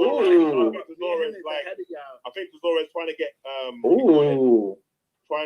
Usyk, man, if you don't start jumping on the gas, man, you crazy, man. I think he's trying to rest now so he can try and get more energy later around. Yeah, that's what I'm saying, YG. He let him off. Like I ain't just poking him. He's gonna cop any Tell him, YG. Any second. YG. Oh my God, he's gone. He's gone. It's over now. It's over. No, it's not. It's not. It's no. Stop jinxing it, man. Oh, we got him with that right. Ooh, Usyk caught him with a good right. Ooh. Yeah. You know what? Usyk should have jumped on him right there, man. Yeah, Derek is staggered right there. That's what I was saying. He need to stop letting people off easy, man. That's what I mean. Oh, another one. Oh my God. Yeah, he's done. Yeah, I don't know. Ooh, dude, I don't know, man. Derek does not look good, dude. He don't look good. If I'm telling you, if that was any other heavyweight, if that was Wilder, Chisora would have been gone already. Yeah. Thank you. Well, he's probably right. He's probably right about that. If that was Wilder, if that was Joshua, Chisora would have been gone in 4 rounds. He would have lasted no more than 3 rounds in those 2 fights. Would have been gone. Like Usyk doesn't have the power. Yeah, he's an accumulation puncher. That's what happens with cruiserweights when they come up to heavyweight. They don't carry that because of power. They just become accumulation punchers, like Evander Holyfield did, just like David Haye to an extent. So yeah. The thing is, Evander Holyfield was a beast, man. That dude can match you punch for punch, man. Yeah, but he was a big puncher at heavyweight, though. He had the power, though. He just had the accumulation power. Shots. You ain't gonna find a heavyweight with better fundamentals than him. Honestly, that's true. Usyk should have finished Chisora there. He was open, free reign to destroy him. He didn't do that. Like I said, the biggest mistake that Derek did is that he loaded up too early, man. You don't load up that early against a world-class fighter like Alexander Usyk. You got to pace yourself better. Yeah, it's all about doing you call it smart pressure, not like Yo, man, I think they might give this to Derek, man. I don't know about that, man. Because I got Usyk up on my card, man, by 1 round. Usyk's up now. He's up by 1 now. He doesn't have to do much now. Chisora's done. He just has to he can just. So none of y'all had any draw rounds? No. He just needs to knock him out. He just needs to just get this box his way. Yeah, he just boxes his way to victory. Yeah. See, Usyk going forward now. He's pushing Chisora back now, so it's just. Yeah, Derek is done. He has nothing left, man. I like Derek, dude, but he's got nothing left.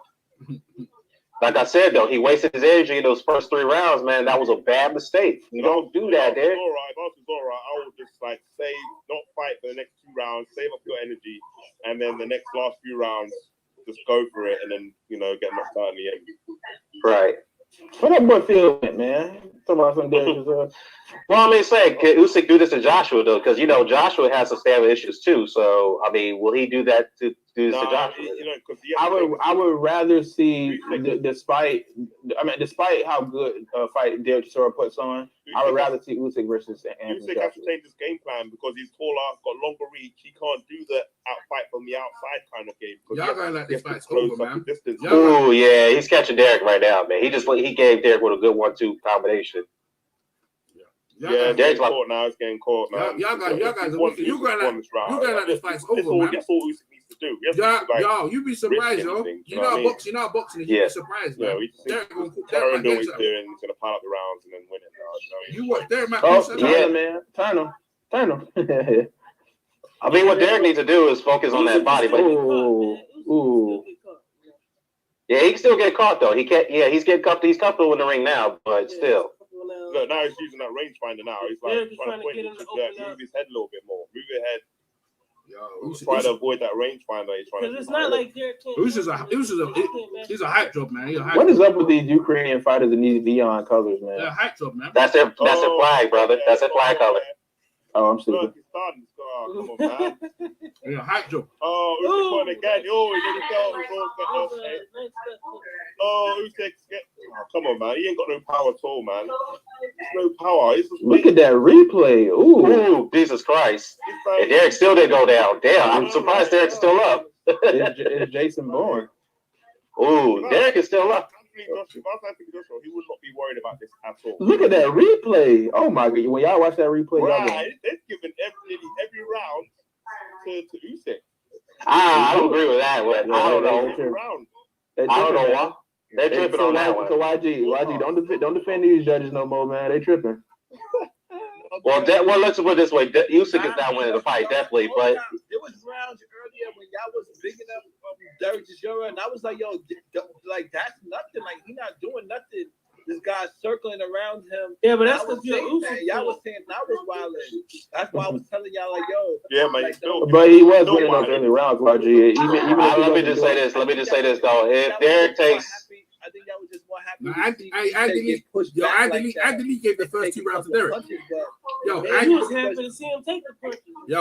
Anthony. Well, let me say this though: if he has another bad round, they're gonna have to stop the fight. PNC. No, I mean it's not that bad. I like he's taking punches. Yo, Dan.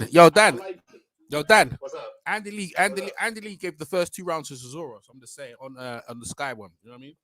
Yeah, that's the right thing to do. Yeah, that's the right call. I like how PNC.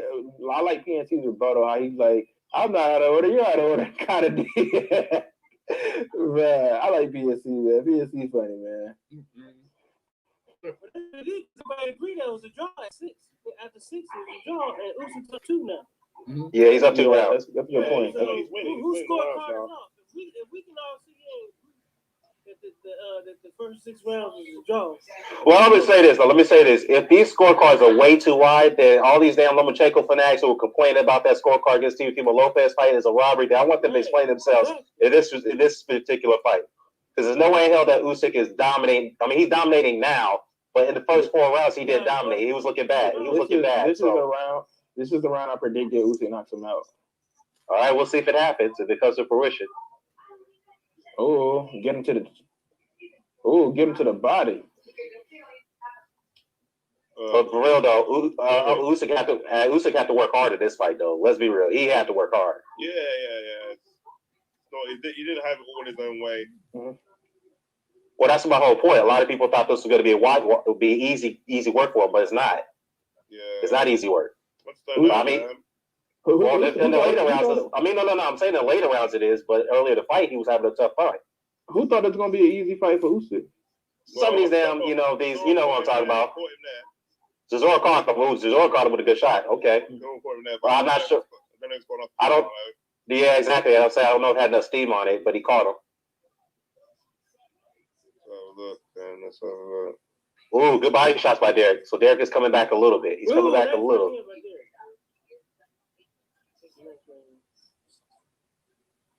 Derek's winning the fight.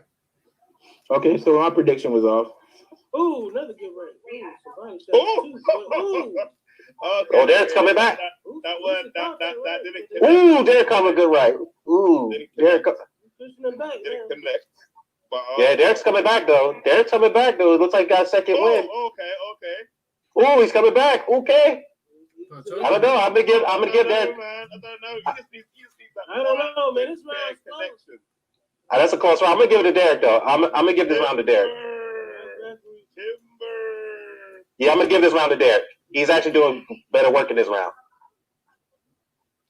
Oh, it looks like Usyk was doing something with his hand. Good Derek, man. Good work. Think about that. I don't know. He gonna put it out, man. Yeah, Derek won that round. He won that 9th round. Mm-hmm. Oh yeah, something wrong with Usyk's hand, man. Maybe he broke in his left hand, dude. Yeah, that's his power. That's his. If I was Chisora, I'll go for his hand. I'll punch his hand until it hurts. You know what? Yeah, he broke his left hand. Get the win. Yeah. And that's Usyk's power shot too. That's his power hand. So that that's his best weapon is that left. And he didn't even have no power to begin with. Well, he's got 3 more rounds to go, dude. And this is going to be a tough 3 rounds now that his left hand is messed up now. Exactly. Well, you can kind of predict. Well, here's the thing, though. Here's the thing. I don't got the TV down, but are they saying his left hand broke? Because no, I don't know. I don't know if his hand's injured. You see he's waving it like or something. I don't know. Yeah, he was shaking it like it was hurt. He ain't throwing it though. We can see how many times he throwing it on my TV. Oh, no, that was at the end of the round, though, man. But let me just say this, though. But here's the thing that you could expect that if you throw so many power shots to a big head like Derek Chisora, you're gonna break the hand, bro. I'm not tripping. He's got to be low blows, man. Oh, Derek is starting the round pretty good though. He's starting off the 10 round pretty good. He's got to. I'm not tripping. He's got to be low blows. He's a southpaw. He's not. Ooh, Derek. Okay, Derek is getting him to the body now. He's not going to just. Why is he pound for pound? That's why he's pound for pound. Oh, Derek's coming back though. He's coming back. I'm trying to say why he's pound for pound, man. Oh, another good body, but like you're saying low blows. People saying low blows. Why he's pound for pound? They ain't no low blows. I'm not seeing low blows. Where you guys seeing low blows? I'm not seeing that. We gonna replay the fight, Dan. Yo, there are no low. Usyk's hand is hurt, man. Yeah, he ain't throwing that left hand, dude. Yeah, he ain't throwing it all. He's not really throwing it at all. That's not Usyk stop complaining. That's not a left. That's not a low blow. I'm in the 10th round. What am I watching another fight than you guys? No, I'm watching the 10th round. He's actually landing some good rights. On my TV, he's throwing his left hand. No, he's throwing it, but he's not proper throwing it. Derek's beating him up the whole round. Well, good right by Derek. Derek is definitely winning this round. Zora, I don't know, man. I just feel like if it was another heavyweight, here we go. Zora, here we go. He would have been out. Oh, Derek got it with a good right to the inside, man. Ooh. Yeah. Ooh, Derek's coming back. Ooh, Derek's beating him up in this round, dude. Ooh, good right by Derek. Another right. Zora's beating him up, man. Derek's getting to him. Yeah, Derek's getting to him. That was like a low blow. Derek's getting to him. Usyk better start throwing, man. He's losing this round. Yo, why is he pound for pound? Told you about why he's pound for pound. 2 minutes in a round, Usyk ain't throwing nothing to get Derek's attention. Why he's quiet? Oh, Derek's winning this round. Yeah, he's winning this round. Why he's quiet now? Why he's quiet now? After this, you wouldn't want a rematch. No, yeah, Usyk better not get that rematch with Chisora. He ain't gonna want that. Nah, fuck that. Why he's quiet now? Why he's quiet now, isn't it? What are you talking about? Yeah, he ain't throwing that left hand now. Yeah. Because I'm ahead of y'all. His glove is not closed, man. Yeah, he ain't that left hand is hurt, man. I don't know, maybe I'm wrong, but I think his hand isn't closed. He's slapping him with it. Yeah, he's slapping with that punch, man. Something's wrong with that hand, dude. A lot of these southpaws slap with the punch. I don't know what's like. The glove is not closed. I understand. I don't know. What part of that? Like all these guys do that. Look at his fucking hand. I think something off with him, YG. He ain't throw nearly enough in that round. Well, Usyk caught him with the left though, but I don't think. Wait. Usyk caught him with a left, but it was a slapping left. It didn't really because it wasn't closed. Yeah, exactly. Ooh, Derek got him back and running. Yeah, Derek got him running at the end of that round. Yo, but then, yeah. These guys do that. How many times we see referees tell guys close their gloves? Like, man, that glove was a fucking move. Like Tyson Fury. I'm not saying I ain't gonna say nothing. It's all good. It's all good. Yo, but I've been getting the boxers. If a guy's not really a knockout puncher, he's a boxer like that. But wait, YG, look how he's holding that left hand to his body, man. Something's wrong with that hand, dude. He's looking like he's hurt. Right hand, he knows Derek is only the right hand is more closed. So his glove is open to block because he's trying to protect his chin at all costs. It wasn't closed earlier. Oh, wait, YG, the way he's with what is Derek doing? What is he doing? No. The way he's holding that left hand, man, something's not right with that hand. Something's not right. What is Derek doing? Wait, hold up. Wait, hold up. Not only the way he's holding. Trying to throw a wild right hand. But look, I get you, but what I'm saying is that the way he wasn't throwing that many left hands in that last round, something's not right with it. Yeah. Yeah, because he don't want. He's trying to keep distance. If he just throws his left, he's gonna end up falling in on Derek, and Derek's gonna get him. Like I don't know what y'all want him to do.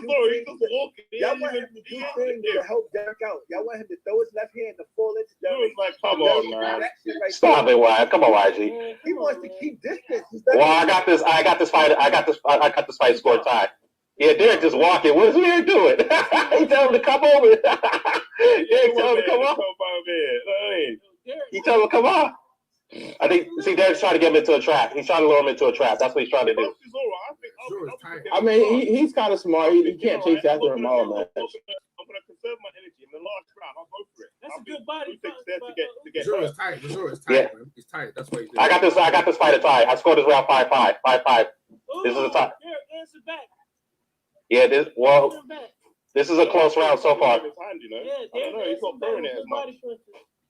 Yeah, it's not got enough muster on it either. Look at it. He's not throwing enough. Not muster on that left. Yeah, this is a close round. Oh, damn, good body shots by Derek. Good body shots by Derek. Good body shots and good right. Man, Derek with a good combination. Oh, good body. Another good body shot by Derek. Derek sketching with the body. Usyk probably is going to lose, man. This is a close fight, though. Good work on the inside back there. Oh. Usyk is about to let go. What's up? I hate to say this, but this fight actually saved the card, man. This fight made up for the terrible. I'm gonna scream it, I guess. Ooh, Derek is going for it. Stop him right. I don't think he can do it, but he just needs to take him in the inside. Take him in the inside and just beat him up. Battle, man. Come on, man. You're focused on the you can do it. Oh, okay. Oh, good minutes back there. Yeah. But, yeah, man. They tied. They both tied. No, they both tied. Who's going to take based on this? Usyk got to go for a knockout now. Based on this, he got to go for a knockout. Oh, good right by Derek. Missouri's got him good, you know. Usyk got to go for a knockout. Usyk's getting punched up. Who won that round? I'll give that round to Derek. Yeah, man. Derek won the round. Derek won the round, man. Well, why'd you? But that was a close round. That was a close round, though. It was tough to score that round. It was tough to score. Why'd you hate him, man? Why'd you hate him? Ooh, good right, but good enough by Usyk. They traded punches right there. Chisora is knackered. I think Usyk took it, man. He's putting hands on him, bro. Putting hands on him. What are you talking about? That was he got caught there. Who did? Chisora is done. Chisora is done. Not the minutes. You've been saying that from round 6, bro. You've been saying it from round 6. Don't even bother mentioning Anthony Joshua's name after this performance. You've been saying it from round 6. Don't bother Anthony Joshua's name. You've been saying that for round 6. You ain't going nowhere. Usyk got to go for a knockout, man. Yeah, he's losing. If you're struggling against Derek Chisora, Derek's good. I don't care. Nobody says. I'm just saying this. Angelo, would you agree that I don't think he could do this to Deontay Wilder. Do you think he could do this to Wilder? In a way? Wilder would knock Chisora out by now. Yeah. Round 6-7. What about Usyk? How would Usyk do against Wilder? How do you think he would do? Hey, here we go. Hit the hate. Here's the hate. Go ahead. I don't think. Here we go. Hit the hate. Here it goes. It's difficult because he's too small. He's not big enough to face taller. Why bother that? Why even bother that? The same impact. Why'd you bother that? Why you even bother that? Edge is gonna hate. Edge is gonna clean out hate. In cruiserweight, people are in his size and cruiserweight, so it works. Well, that is true. And plus, Usyk is a little bit taller than some of those cruiserweights he fought. So he's usually the bigger man. He's usually the bigger man against those guys. He can't do it to a Tyson Fury. Tyson Fury is like Usyk, but bigger. Oh, that's right. Yeah. That's right. Last round. Okay, we got the last round, guys. We're at the last round. When he got the foot movement to give him, because I'm going to give him real trouble. The rest of those guys. Usyk is not impressing no one out here, bro. No one. He's not impressing me in this fight. He's not impressing me. Why just got him in the top 5 pound for pound? Why just got him in pound for pound and Derek Chisora? Come on now. You see what I'm saying? I told you why. Told him. See? Okay, Derek's good with good body shots in this round. Oh, Derek's land. Okay, good body shots by Derek. Yeah, tell him. Why he's quiet now? Because he's just quiet now. I'm ahead of y'all, and I'm seeing. I think maybe we don't know what you're seeing, man. Well, you know what? Those are just let me just say this though. Usyk is having a tough time in this round. He's missing a lot of shots. Yeah. He's missing a lot. Looking like Lomachenko. Hey, let me ask a question. He looking at Lomachenko. Okay, that was a low blow. Whatever, then. Let me ask. Let me ask a question. Is he looking at Lomachenko out here? He's looking at the big Lomachenko out here, and this is how Lomachenko fights, right? The big Lomachenko. That's what they said, right? Go ahead. Oh, good right by Derek. Oh, good right by Derek. That was a good right. That was the best punch in the round by Derek. Yeah. Yeah, this is a tough fight to score, man. I don't know, man. I wasn't surprised they go. I wasn't surprised they scored this a draw. I would not be surprised. Derek won this, man. Derek won this. I got a 75. Oh, battle. Oh, there you go, YG. What you gonna say now, YG? Pound for pound. Oh. YG, quiet, bro. YG, quiet. YG, quiet, bro. I'm not mad at Battle because he seen the fight that way. Everybody's entitled to that. Ooh, good. Oh, that's a good body shot. I'm not sure that's a low blow, but I'll see it. Oh my God. YG getting humbled up? Humbled up. That was a low blow right there. That right. But it landed though. Chisora. I got Derek Chisora. Wow. You go Chisora. I don't know. Battle trolls a lot though. I don't know if Battle's trolling. I don't know if Battle's trolling though. Cause Battle could be trolling though, man. I'm not trolling. What? I'm asking. I'm asking you a question. I'm asking you a question, bro. Hey, Derek's winning this round though. He is winning this 12th round. Cool. What? That you Edge? You saying back there? It was done long time. Edge, you been saying. Edge, you've been hating on Derek. You've been hating on Derek the whole fight, saying he's done, saying he's tired, he's done. Come on, man. Now look at you, jump on the back wagon now. Just your head. Look at you, jumped on the back wagon now, innit? You see, you jumped on ship. Come on, man, you jumped on ship. Derek done all right. Usyk ain't showing me nothing. I'm not impressed. I ain't impressed with Usyk. Usyk's not a good heavyweight. He needs to go back to cruiserweight, bro. Usyk he's a good cruiserweight. He ain't no heavyweight, bro. He ain't no heavyweight. You know what though? Right now for real time, I scored the fight a draw, man. I think it's a draw. Hating him. I mean, look, they're going to give it to Usyk. I know they're going to give it to him, but I'm going to see what the scorecard's going to say, though, man. If they score this wide, I don't know what might they watch it. You're probably right. They're probably going to give it to Usyk, but I had that. It wasn't a great fight though. It wasn't a great fight. No, really. No, let me just say this: if they score that fight so badly, this is a robbery because there's no way in hell that Alexander Usyk won that fight comfortably. Edge, the whole fight. Hey, look, Usyk is complaining to Chisora that you hit me with low blows in the fight. He tells Chisora that, like, what the fuck? He's complaining about. That's what happened. And then come on, I say 15-30, 2015, 2008. Yeah, good. Yeah, hey, man, no. Let me just say this: 115-113 is a good score. Yeah, but now I mean, the 8-4 may be stretching it, but no 9-3. That was not a 9-3 fight. There was no way you could score that 9 rounds of 3. No way in hell. That guy's a high 8-4, maybe it's a little bit too much. Hey, Dan, I just know one thing, man. You might be a good judge, but I don't never want to see you refereeing, man. I don't know what fight you watching, though. Let me ask you this, though. Man, oh my goodness. I mean, look, you admitted early on that most of those shots were on the belt. So what are you talking about? I said it might be. Yeah, exactly. I said it might be. So let's go over and watch this fight together afterwards. You remember I said that, right? So it gets like I went like a whole 180. That's why I said we got to watch this fight together. If Chisora wins, then I think for everyone watching it should be a draw, but you know they're gonna give it to Usyk. But Usyk is not impressing. He's not impressing. Was way off, man. That guy's not impressing no one, bro. Look at Anthony Joshua in all black. Man, this dude, like he a ninja. He ain't impressing no one out here. What's Gideon White say? I don't know what he's saying. I know no one's impressed. They're gonna give it to Usyk.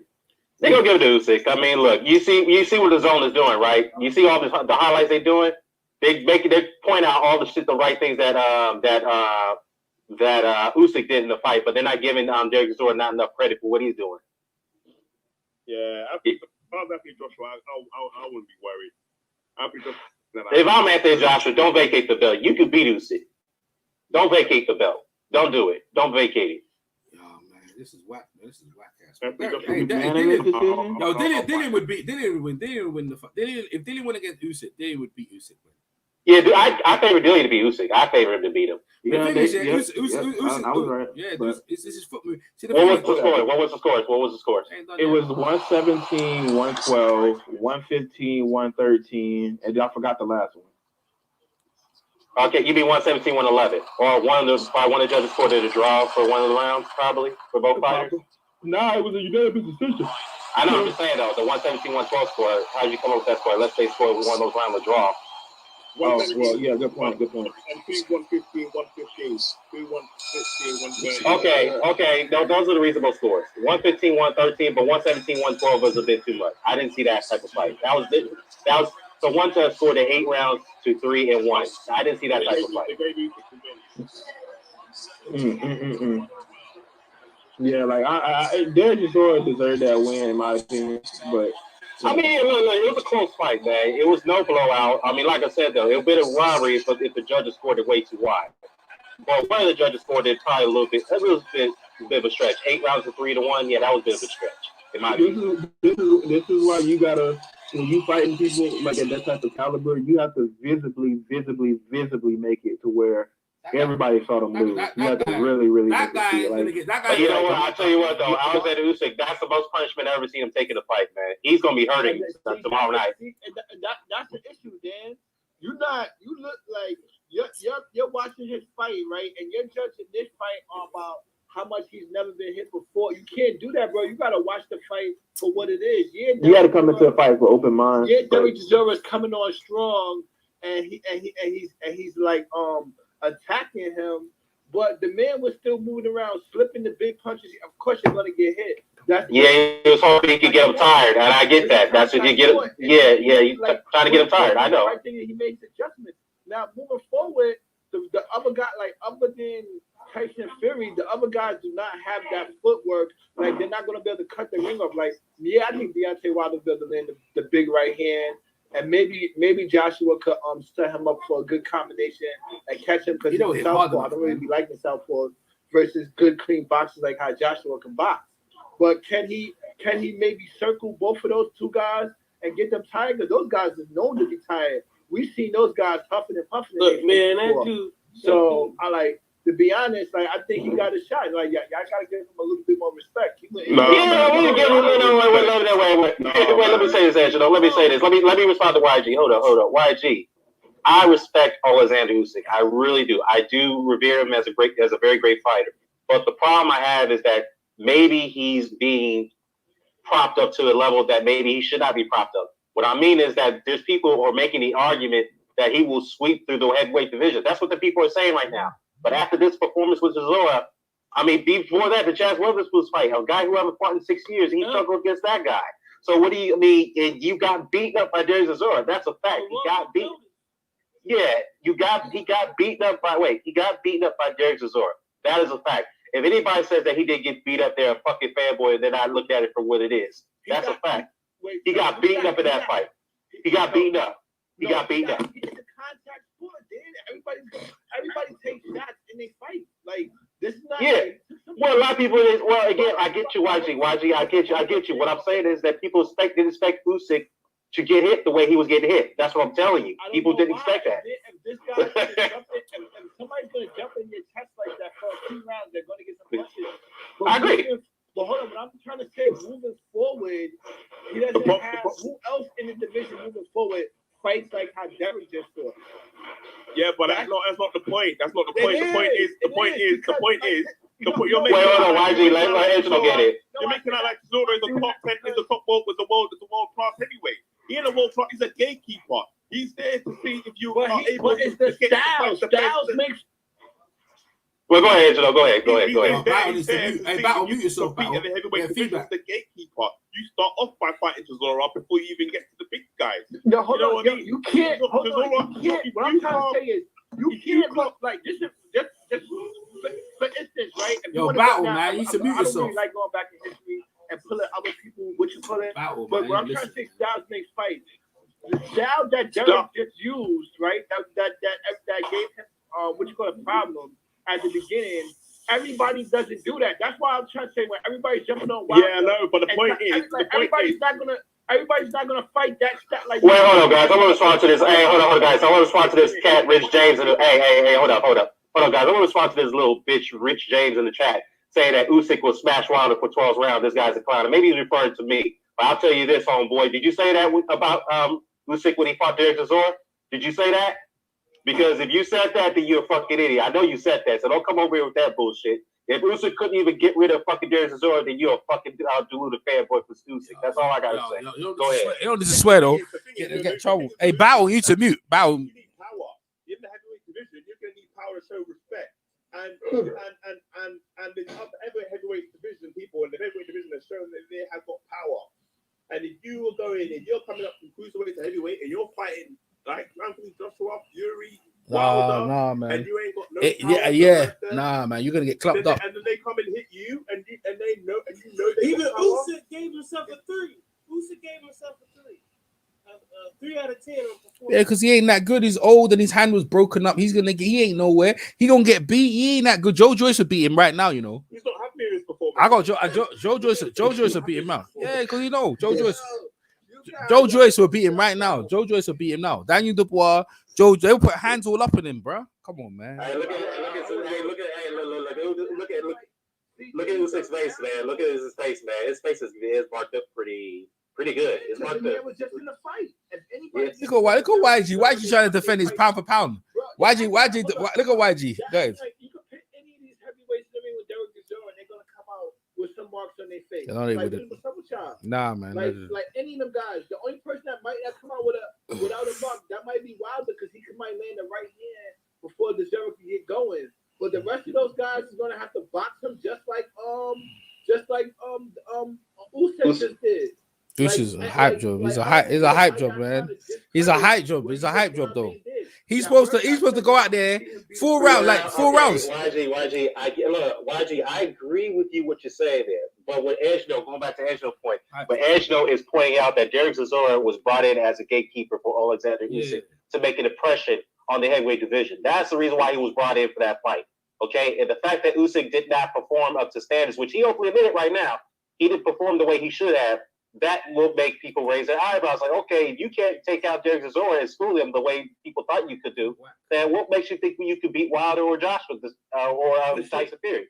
But what makes you think that's the trap, and that's how a lot of fighters get themselves fucked over by you got a fight in front of you, and you trying to do more than you need to do. Like he didn't need to come out here. What point is he gonna try to prove? Because if he would have knocked Chisora out, y'all would have said, yo, he just knocked out a gatekeeper. He still got to beat one of the top heavyweights. So just you know what, I hear you what you're saying, but hold on, let me just finish this point. Go out there, win the performance, and now let's see what you can do versus Joshua. Let's not do that, yo, because it wouldn't matter. If you would have went in there and caught Chisora with a good left hand, y'all still would have said, yo, he got to do that versus Joshua. So regardless, that's irrelevant. The only thing that matters is he got the win. Now Joshua has to win his date, and either he has to put up or shut up. Like Joshua has to either come up there and fight or give up the title. So now it's gonna be on y'all to make that pressure on him. Like, don't give up the title. Don't do that. Nah, it's cool. Give up the title. I was pushing the pace. I gave us a couple rounds away. But I was pushing the pace. But the judges saw it different ways. What do you think was working for you? There seemed to be the pressure that you promised was working at times. Pressure sometimes myself, you know, he has got no power. He can't hurt Chisora was there to be hit. It wasn't like Chisora was like an excellent boxing skills in there, defensive technician. You did get to him at times. Did he take a better shot than you thought? When you let the right hand go and it found the target, he didn't seem to take the shot properly. When you're in there, man, you take shots basically. Fair enough.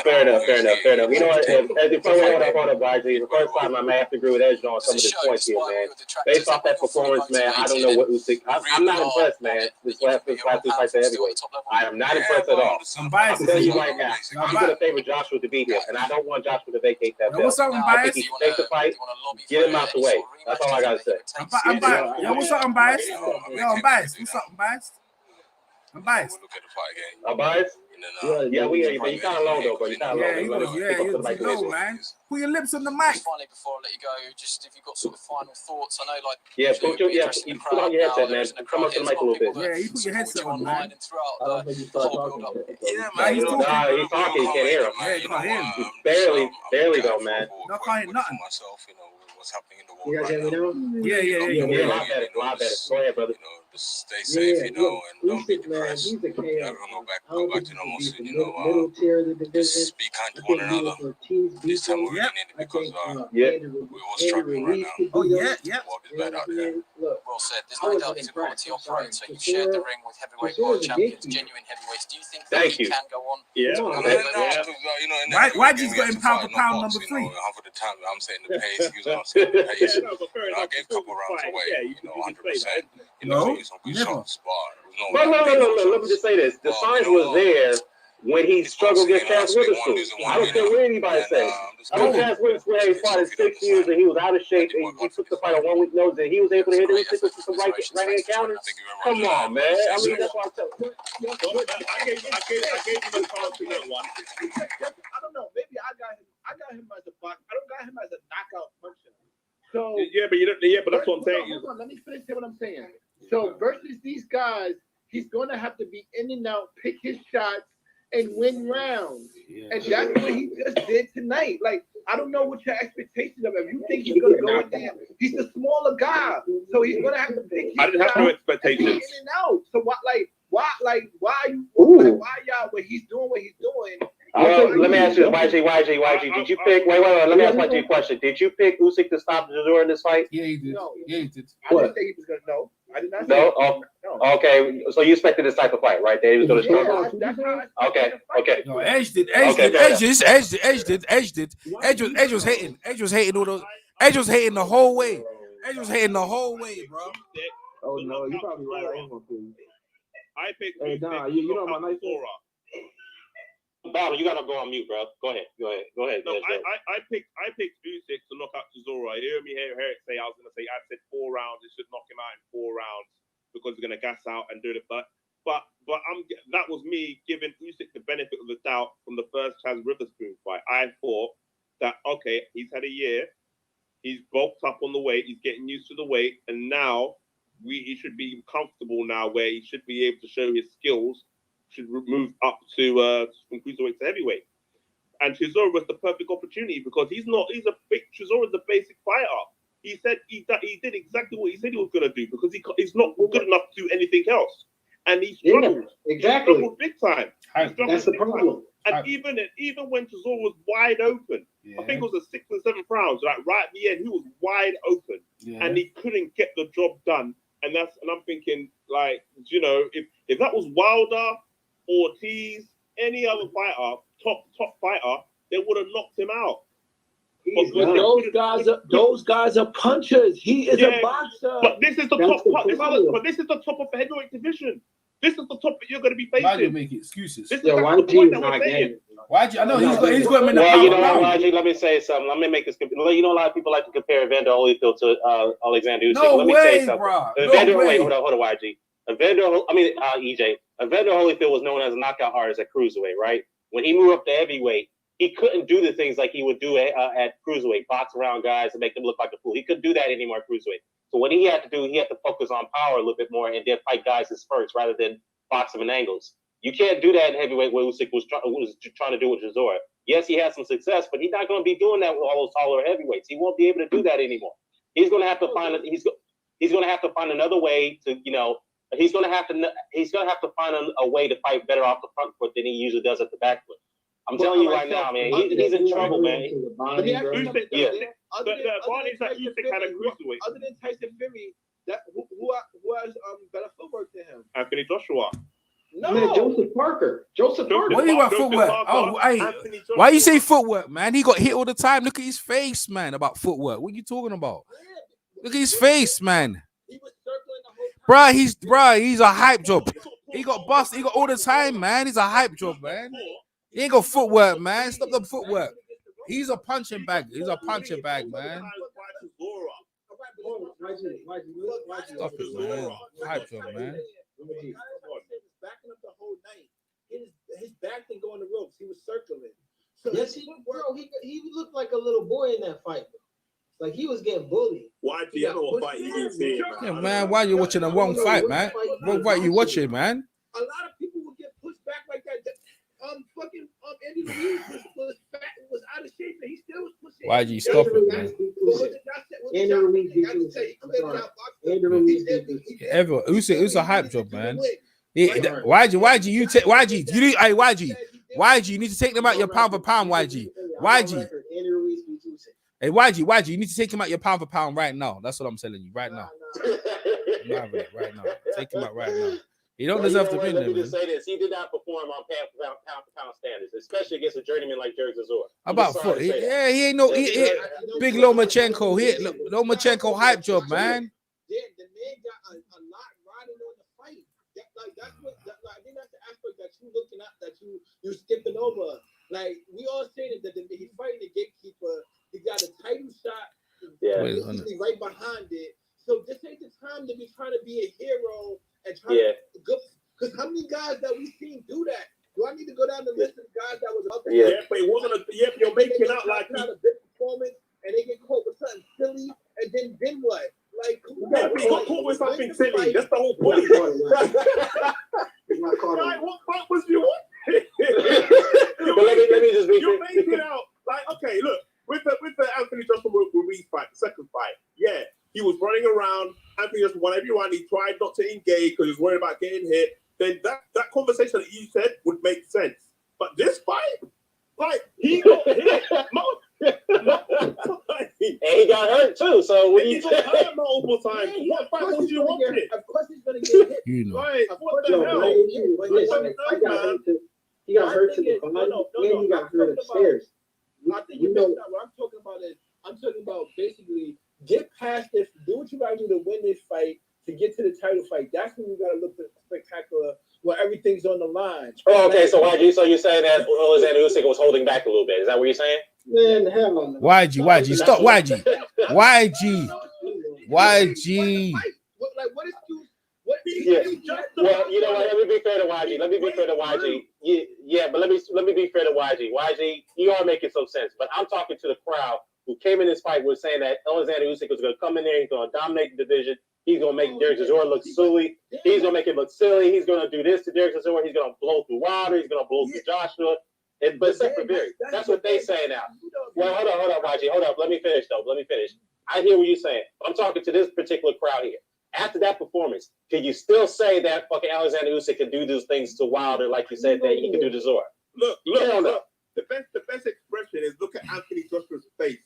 He left. He didn't even bother talking to no interviews. He just left. He said, "What? He's not even in my competition." He just left. Did you see him after the fight? He just left. He smartened up because he didn't know that he was like, he's nothing to see here. Smartened up. He pissed off at Eddie Hearn. He's like, Eddie Hearn, why did you bring me here? Yeah, tell him. Wasting my day. The last time he did what you almost wanted him to do, bump his gums about a fighter that he's not fighting next. He need to focus on Pulev. Why is he worried about 2 fights from that? That don't make no sense. He ain't worried about it, man. It's nothing for him to say right there. Only thing where he gonna go up there and discredit Usyk win. That's not sportsmanship. Like, was he that? Like, that makes no sense. Nothing for him to say right there. He gotta go his business. Look, man, it's not. Pound for pound, though, YG. He's out the pound for pound now. Top 10. He's out of there. He's out of there. I mean, that's if y'all wanna take him off that list and abandon him. I don't. That's your list. You can pick whoever you want on your list. Well, you know what? Let me just say this: Alexander Usyk is still my pound for pound, but he goes down. He loses a rank here too. Out the top 10, he's out the top 10, man. Him and Lomachenko, they out there. They out of here, bro. Both of them. But you know what, though? You know what, Dan? I tell you what, Dan.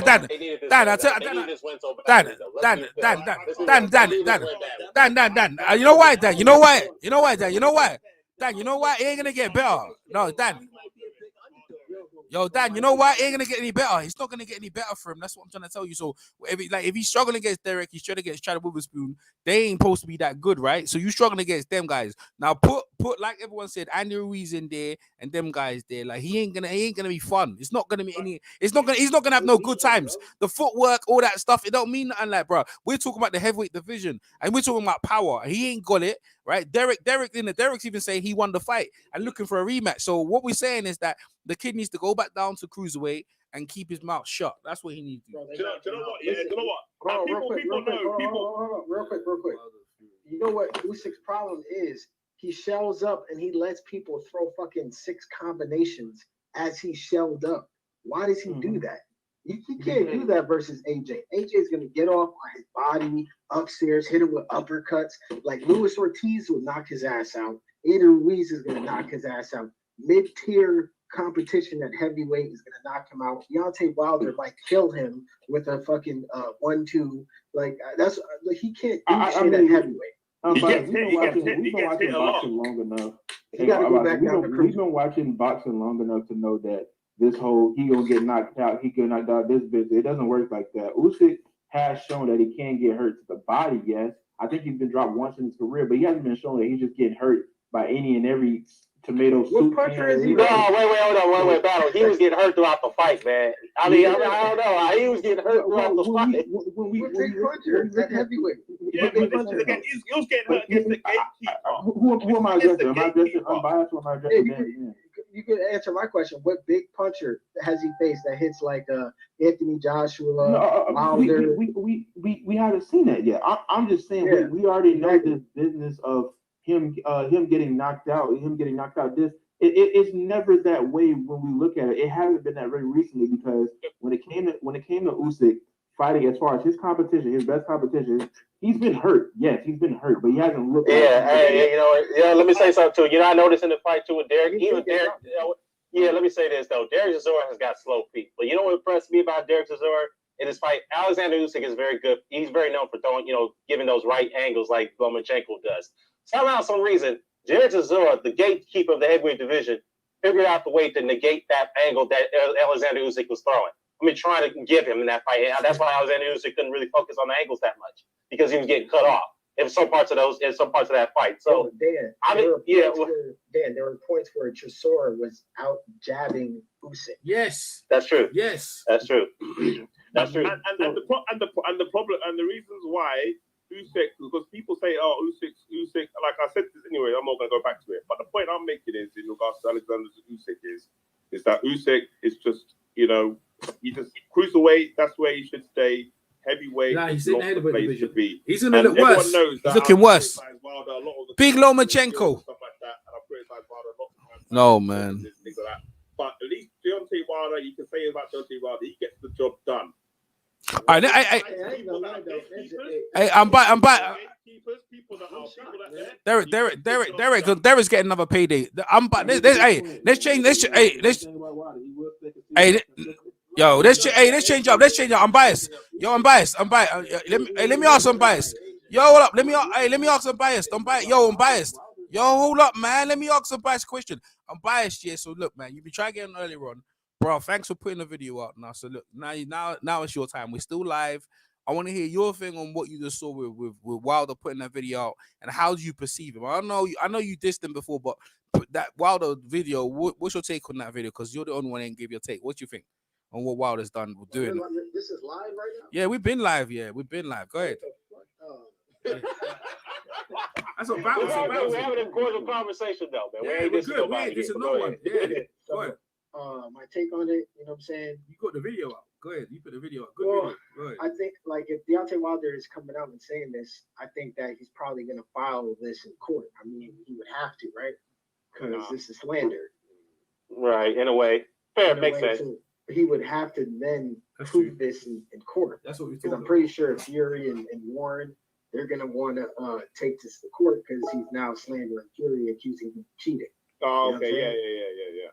So I think this is probably going to go to court. Now Fury's not going to do that. Yeah, Fury's not going to do that. Now, the Gypsy travelers don't like the law. They don't do that. They don't like the litigation process. They don't do that. So that's what I'm saying. Why? I think Warren will. No, he won't. He won't. Because Fury will tell him. Fury will tell him not to. But what I'm saying, Fury will tell him not to. Fury's not really on that. He likes to settle things with his hands. Let me tell you something. From my point of view, while look weak, he blamed his coach. He said a golf ball something teared out a flesh out of his ears. I don't want to hear none of that bullshit. All I want to hear is a date. I want to hear your new trainer. Yeah, I have to agree with that. He could have said that. Yeah, he could have said that. Here's the thing. I told him biased. I wrote this on his video on his channel. I said, you know what? He could have reserved those thoughts after beating Fury the third fight if he were to win. they're not going to stand here coming out and say that. But I gotta say this too, man. I gotta say this. He admitted that he took, he didn't take the Joshua fight, yeah. And instead, went and fought a fat crackhead and they got dog walked. You know what I'm saying? Like, yeah, I mean, let's be real. Let's be real. We all knew that was going to happen. We all knew that. We all knew, but he was saying that Anthony Joshua was sucking him. So now he's admitted it. Do you know what I mean? Like, I told you that Wilder was talking shit from day one. I told you he was talking shit from day one. But you know what, to be fair though, hey, you know what, to be fair though, Anthony Joshua did come out late, but you know what, to be fair though, I'm going to keep it fair though. To be fair though, Anthony Joshua did go on to a radio show and admit that, yeah, he turned down the fight for whatever reasons he turned it down. He also pointed out that Wilder turned down the fight too for whatever reasons that they didn't like. They couldn't come to an agreement, so they both were responsible why that fight didn't happen. So you gotta give Joshua credit for that. He did say that. I'll give you the link. No, come on, man. I mean, you can argue this though. You can argue. Wait, Edgar. I'm gonna give you credit here. I'm gonna give you some credit here. I'm gonna be consistent like I was with the Kovalev and Stevenson situation. Who done more of the ducking? You can argue Wilder did more of the ducking. If you want to go there, fine. Okay. Yeah. All right, there you go. But the point is that Joshua even said himself that they both avoided each other. I'm just saying, that's what he said. No, they did. YG, do you agree with that, YG? Why you asking me about that? That's your boy. Look, he's still getting over like the Usyk. Yeah, he's upset. Yeah, let's get back to that. Right? Let's get back to that real quickly, man. Look, all those guys who try to hype up Alexander Usyk, yeah, he's a great fighter, man, but don't go there and push him to his, beyond his limitations. I mean, no, I'm not saying he's a limited fighter. Let's not misconstrue my words. But as far as limitations concerned, I just don't see how this is going to get easier for him going forward. You struggled against a high-level German. You can argue he's high level, but you wasn't supposed to look bad against him. The reason why they put Chisora in there because they know Chisora is sloppy with his technique. He's very slow. He gets hit a lot. He's a hittable guy. They put Chisora in there because they know he was going to bull forward and make him look. That's not the. Nah, come on, come on, no, man. Nah. Let me ask you something, Daniel. Right? Think about this though, right? Yeah. If you wanted to piss somebody in there, just think about it, right? If you wanted Usyk to really look, if you wanted him to really look good and presentable to fight for the title, right? And you wanted him to look good and flashy. Was Derek Chisora the guy to put him in there with? No. Yeah. No, not me. What? You know. This guy's a boxer who wants space. For Dillian White. This guy's a boxer this guy is a boxer who wants space and to look clean. And Derek Chisora is the guy that's going to bull in. I mean, here's the thing. Wait, hold on. Your argument would have held some weight if he didn't struggle against Chad Witherspoon. I mean, how low can we go? How low? What heavyweight can we give it? How low can we go? Because y'all trying to discredit him. And yo, Seth Mitchell knocked out Chad Witherspoon. Yo, bro. I mean, AJ, look, you trying to put until we make him look good. You're trying to say guys are going in. You're trying to say forget the AJ thing, and you're already putting the seeds in. You're pitting. No, YJ. Here's the thing. We're not. Okay.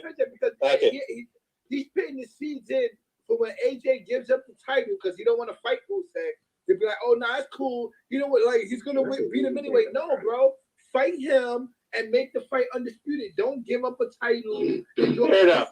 I agree with that. No, fair enough. Look, why is he making a good fight? He's not undisputed. And we got the whole Devin Haney situation where he got nailed the title. So now when AJ gives him the title and they nail it to Usyk, now y'all gonna start calling Usyk a paper champion because AJ didn't want to fight him. Nah, bro. Like, if I was AJ, look, I'll fight Usyk next. Get him out the way. I ain't gonna lie. I see AJ's face of disappointment as he was watching the fight. Like, damn, I really gotta fight this. This is an easy KO. Yeah, man. You know he did enough. That's the thing. This is the problem, right? This is the problem, right? Everybody right now, like, is thinking what we're thinking. Oh, he gonna knock him out easy, right? YG is probably in a couple of the Ukrainian fanboys that left the bandwagon of Usyk because that's the last bit that they have, right? And they're saying, oh yeah, he deserves a shot. And when AJ goes and knocks him out 3, they're gonna say, oh, he was too small, blah blah blah. They're all not gonna give AJ credit, right? No, I agree. Yeah, that's basically what's gonna happen. That's not me. Yo. What up, Dwayne?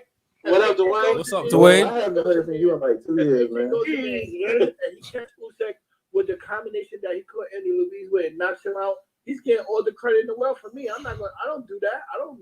I know. I'm not talking about you. I'm just saying that. Like, I know everybody else. Yeah, the same. Yeah. Wait. Well, Bias is talking about. Wait. Hold on, real quickly. Bias is talking about is the Lomachenko fans who are still pissed off over the fact that he got beat by Lopez and make an excuse that he's too small to compete at lightweight. This, that, and the third. They're going to make the same excuse if Usyk gets knocked out by Joshua, Wilder, or Ruiz, or Parker, or one of those guys, or even Dillian White. So that's what they're going to do. They're going to make that same freaking excuse, that same argument. And now you don't do that because you guys are the ones who said that he'll move up and dominate that division. That's what you guys said. Mm-hmm.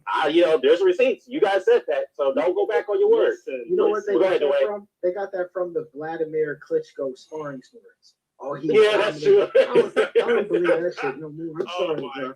We gotta throw that shit to the garbage. That shit couldn't be true. Listen. What you talking about? Yo, let the Wayne get. Go ahead, Dwayne. Let the Wayne get in, man.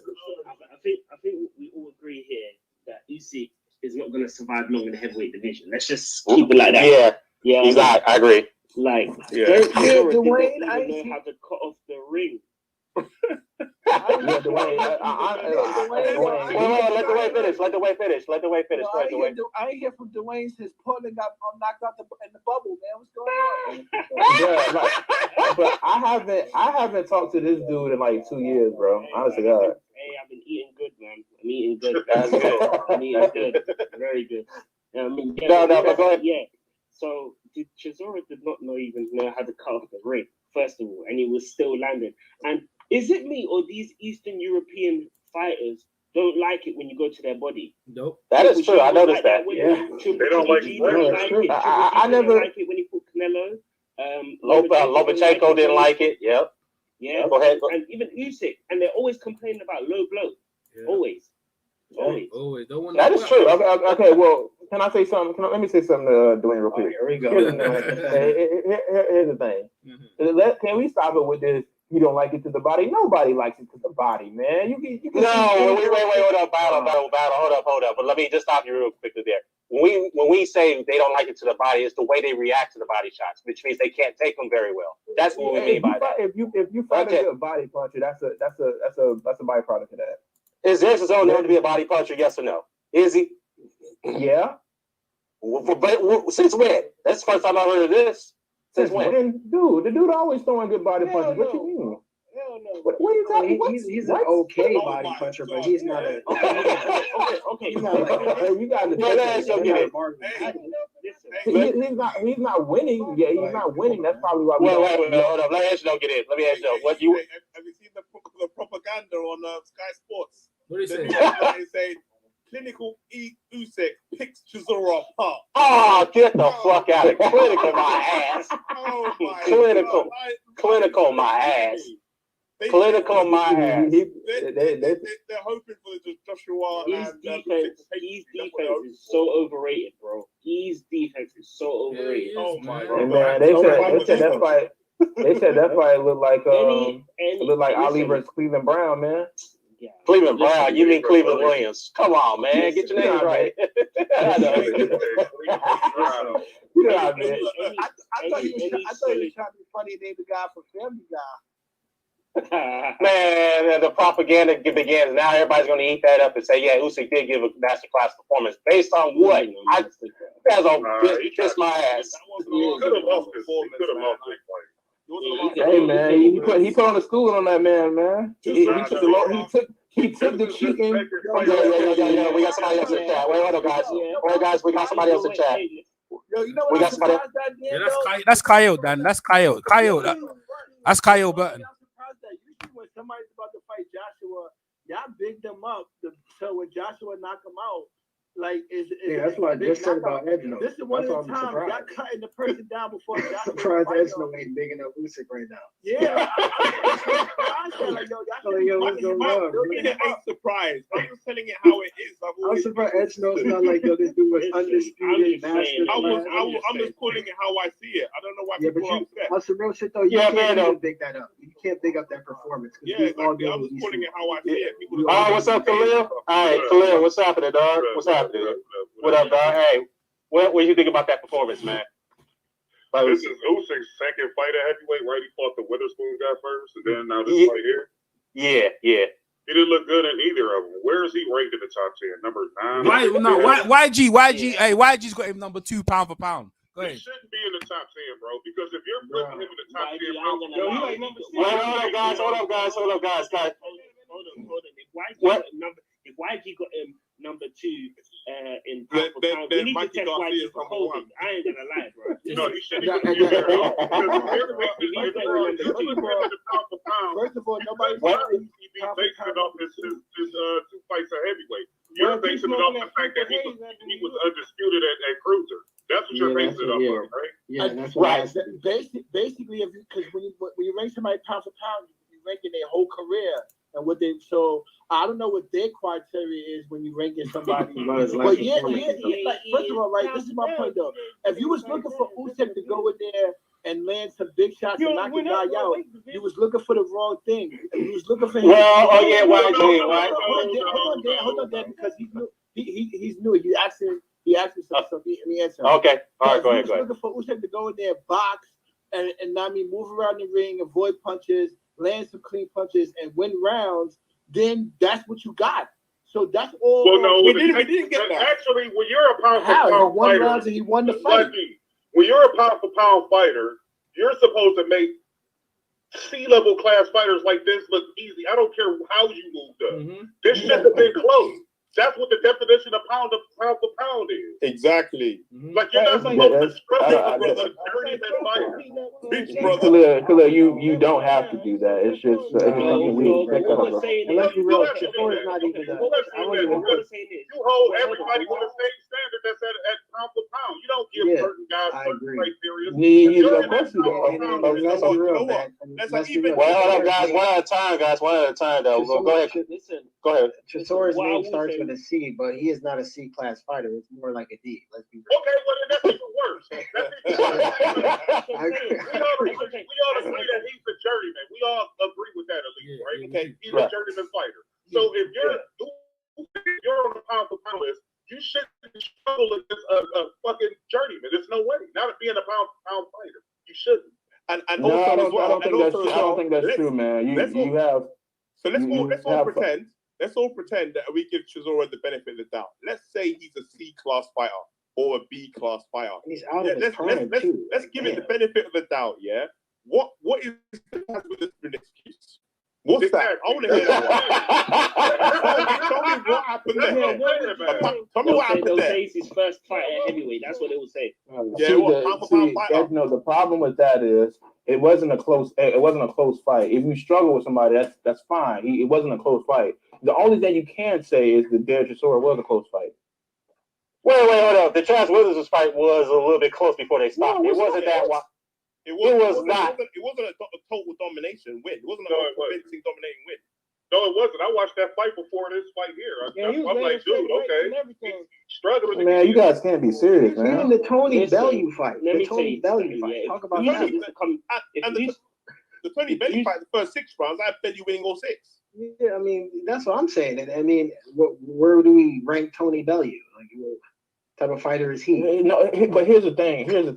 We ranking them based off the win. Here's the thing: if they got some booth wins in a sense, like we can negotiate that he probably didn't win a fight. That's a different story. But he did win those fights. The Chisora fight is a different story. But he didn't win all his fights by. If you're pound for pound fighter, you can't by a clear decision. It wasn't like it was somebody got robbed. You can do that. It depends on what you. It depends on what you are, bro. Like you. Yes, okay. Here's the thing. Here's the thing. Let's say. Hold on. Let me say that. This is what I'm saying about Usyk. This is what I'm saying. This is what I'm saying about Usyk. That's the big problem for him. Yeah. There's even people like, okay, we said Tony Bellew went in heavyweight, yeah, but we all know he had power off him or something like that. You know what I'm saying? This guy has nothing to say. You know what? Yeah, even he rocked Chisora in a couple of bits. It didn't even look like Chisora was hurt. It just looked like he was tired. Yeah. He was tired. Like there's nothing that Usyk can bring you in a heavyweight fight for you to say, you know what? Yeah, okay, cool. I got to watch out. He ain't got nothing. Even if it's a punch, you don't. Even if it's a punch, they say you get knocked out by the punches you don't see coming. Do you guys sit here and believe that Usyk can knock out anybody in the heavyweight division? No, You can't see a punch. Chisora was walking. No, you can't. No, you can't. I want to respond to somebody in the chat. Rick James person. Rick James says that AJ and Fury beat Usyk, but Wilder and Ortiz can't. Dude, he would get flatlined. Yeah, he's a troll. He's a troll. Dan addressed him earlier. I'm about to say, because Dan addressed him earlier. He's a troll. If you believe in your heart, especially with Luis Ortiz, that dude is he's a boxer. He's a tactician. He would and look at all the Usyk's fights, dude. He starts off slow in practically every fight, bro. And he's always playing cut the ring. Ortiz knew how to cut the ring. Derek Chisora was following this guy around. You were sitting there going, cut off the ring, man, cut off the ring. And then when he did cut off the ring, when he was hitting Usyk in the body and shit, Usyk weren't liking it. He was complaining to the ref. Simple. No, Usyk has a problem, man. That's shelling up and allowing your opponent to throw as many combinations as they want. Shit. Like again, Ortiz is a technician, like you guys just said. I mean, I'm not that big of a fan of him, but he can actually throw decent combinations. He will fuck Usyk up. I think Ortiz will beat a lot of people. He just can't beat Wilder because Wilder has a lot of power. I want to see him fight Andy Ruiz. Yes, to the reach. And all of them type of guys. Andy Ortiz will beat the shit out of a lot of people, even at an advanced age of 40 years old. Yeah, but the thing with Ortiz, he will beat a lot of people. The thing with Ortiz, like I said, in this heavyweight division, you will get hit at some. You will get chin checked at some point. That's exactly. Yeah, but how many people has Deontay Wilder power though? Yeah, no, but what I'm saying, we're talking about Usyk though. Like Usyk don't got none of that we're talking about. I'm just saying, I think Ortiz would beat a lot of people. I mean, people just think he trash because he lost to Wilder twice. No, and I don't think trash. I think he gets careless in fight. Everybody knows he's the most avoided. I think Usyk is like top 10. Wherever you got him. In the heavyweight division? Yeah, wherever you got him. As far as ranking wise, yeah, but technically. Yeah, he's not in the top 10. As far as the not ranking, pound for yeah. pound, not pound for So pound. PNC, name 10 heavyweights above him. Yeah. Name 10 heavyweights above him then. I know one thing, they name ain't Usyk. I think name him. No, I'm saying no. I'm not saying Usyk. I'm not saying Usyk's top 10. I'm saying Luis Ortiz. Yeah. No, that's what I'm saying too. That's the same thing. We saying the same thing then. I thought but PNC saying something different. PNC I ain't got to name all of them. Yeah, exactly. Yeah, you don't. You can't back up your claim. That's what you're saying, PNC. I just know their name ain't. Yeah, so that's all we need to know, PNC. You can't back your claim. So I just backed it up. You said okay, so explain to me how. Hey, I got a question. Can Usyk beat Kalinaki? Hey, can Usyk beat Kalinaki? Can Usyk beat Kalinaki? Yeah, I think he could beat him. I want to respond to. I believe so. I want to respond to PNC something you said earlier, PNC, about the situation with Gary Russell and Santa Cruz. Oh, that wasn't me. Which one of y'all said that it was Gary's fault or it was partially his fault? I think it was me. It was probably me. I'm just saying. I'm just theorizing. It could be. That's probably why that fight didn't happen. Remember when Gary Russell put his arm around Leo Santa Cruz's dad and all that shit? Remember that? Yeah, I remember that. He should want to fight him just off that alone. Like, I don't give a fuck how much I'm making. You get your ass whooped. You don't disrespect my family. And then you watch all of this shit where you see his dad is sick and he has cancer and stuff. Like, you don't do that. You know what I'm saying? Like, that alone should warrant a fight. Yeah, that alone should warrant a fight. I ain't gonna lie. Gary Russell Jr. is one of the fighters in the world that I wish to get his ass beat, man. I ain't gonna lie. Yeah. Well, he has particular people. I wish someone could just. I just wish even some old guy just come and snuff. I told you people in the UK. I told you people in the UK don't play that. But go ahead, Kyle. You were saying. But no, I'm just saying. Like, look at how long it took him to finally get Johnny Gonzalez. Remember, he was chasing him at 126 for a long ass time. Yeah. And then he finally got him. like at some point, Leo Santa Cruz is gonna have to fight him. That's like his rival to me. You know, he's been calling this dude out for the past 3-4 years now. So at some point, Leo's gonna have to fight him. Yeah, man. I was even at some point, because he already got a belt at 130, so he might just stay at 130. Well, Gary said he'll go up. He already calling out Burchell. Doesn't Burchell? He called out Burchell. He called out Haney. He called out Lopez. Like who else is gonna call out? Listen, man, this guy is serious, man. This guy just like clout. That's what he likes. That's right. Well, Burchell doesn't have any clout. Don't nobody really know him. Burchell is a dangerous fighter for him to be fighting. We know that. You know that. I know that. Everybody on this panel know that. But the casual fans don't even know who Burchell is. They don't even know who this guy is. So if he calls him out, I think that he really wants that fight. I think he'll fight Burchell because he needs to fight somebody. I remember Dan talked earlier about him and he and Andre is the same type of person. They just call out a lot of guys that don't fight. Hey, Khalil, you want to know? I just made that comparison like an hour ago. I said he turned into Demetrius Andrade. Yeah, like Gary Russell said he moved up to fight Terrence Crawford. I don't know. Yeah, I agree with that. Russell just likes to run his mouth. Yeah, that's all about discussion. But I think he's serious. I think he's serious about the Burchell. I don't think he fought in like 2 years. Well, I'll tell you this, Khalil. If he fights Burchell, he's going to get stopped. And I know I just had a conversation about people getting stopped. He would get stopped. I'm sorry. If he fights Burchell, I just want to see him fight somebody with a pose. Like I'm tired of seeing. What time? Hey. Let's talk about anyway. He ranked number 2 pound for pound. What's up, Kyle? He shouldn't be. He should not be. Smoking crack. Who did he beat? All he beat was Donaire, who got sparked out by Gary Russell, who got sparked out by he didn't get beat by Gary Russell. Rigo, and he got sparked out by Walter. So like this was an older, washed up version of him, and he broke this dude's eye socket. That's the best win on his resume. Number 2, they made him number 2 pound for pound. He shouldn't. Now he in no way should be top 10 though. But maybe not top 2. I had to reclaim my him, Usyk, a little Number 2 though, over Crawford. Manny Pacquiao's got a better resume than him. It's true. He's number one. He's number one. On there to me. Triple G don't belong on that pound for pound list either. No, he don't. No, he don't. But hey, what time's the tank fight? What time's the tank fight? What up? I'm calling it upset of the year. Who Tank? Kell Brook gonna beat Terrence Crawford. Oh man, stop it, Dwayne. Stop it. Dwayne. Hey, go explain that. Break that down. Break it down, Dwayne. He's got 2 overbones smashed up. Eddie won't broadcast his fight in the UK. That means we got to live stream it. How's he gonna be? The world. He's gonna shut the world. You're loyal to Kell. You're loyal to Kell, like you want to what's his name? It's a thing from Portland, but boy, he ain't happening, bro. Ain't happening. Hey, EJ, you ever? Kell Brook put Terrence Crawford through life and death. You watch. Never that, bro. Never that. Gonna wrestle him around. You think Terrence Crawford can do that? That's holding that inside. Go ahead, Battle. I think, honest to God, Triple G gonna retire for like 2 years, and they still don't have him on the pound for pound list. Like they have never took this dude off. Like ESPN or Ring TV, they refuse to take him off. Hey. Like, is he on Ring TV right now? I don't know, man. You hating? Well, I'm about. Yo, man. It's so weird. Ring TV, man. He just has to kind of take what Ring TV say with a pinch of salt, man. I'm about to shut this live down and then we gonna start again. I think we got anyway. The anyway fight. They started already.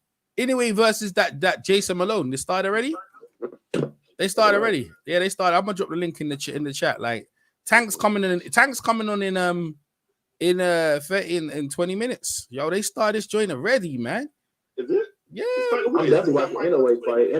It's coming. Tank's coming on in like 20 minutes, man. Y'all just right onto the next. I thought we could take a break. Who do y'all have winning that fight? What's that? Which one? The Tank and man, Tank should be able to beat him, but I think they might go distance, man. Tank. So let me ask the question. Tank gonna stop him with a body shot. Let me ask the question. So did Tank's undercard fights happen already? Because it can't be. No, the card's about to start. Like I won. It's like 12. I'm sorry. 12 minutes. Yeah. Anyways, card started already. That's what I'm saying. It's like I've ESPN, so I'm like that's what started already. So, It's just like, you know what I'm saying. Yeah, I'm definitely about to turn on. I was about to lock this stream off and then start another one because somebody said in the chat, Tank is fighting in 20 minutes, so they ain't fighting it. The show starts I at don't think I think his fight comes on at like 11. Yeah. Something like that. PM. Yeah, the show. Let me see this anyway. Drake.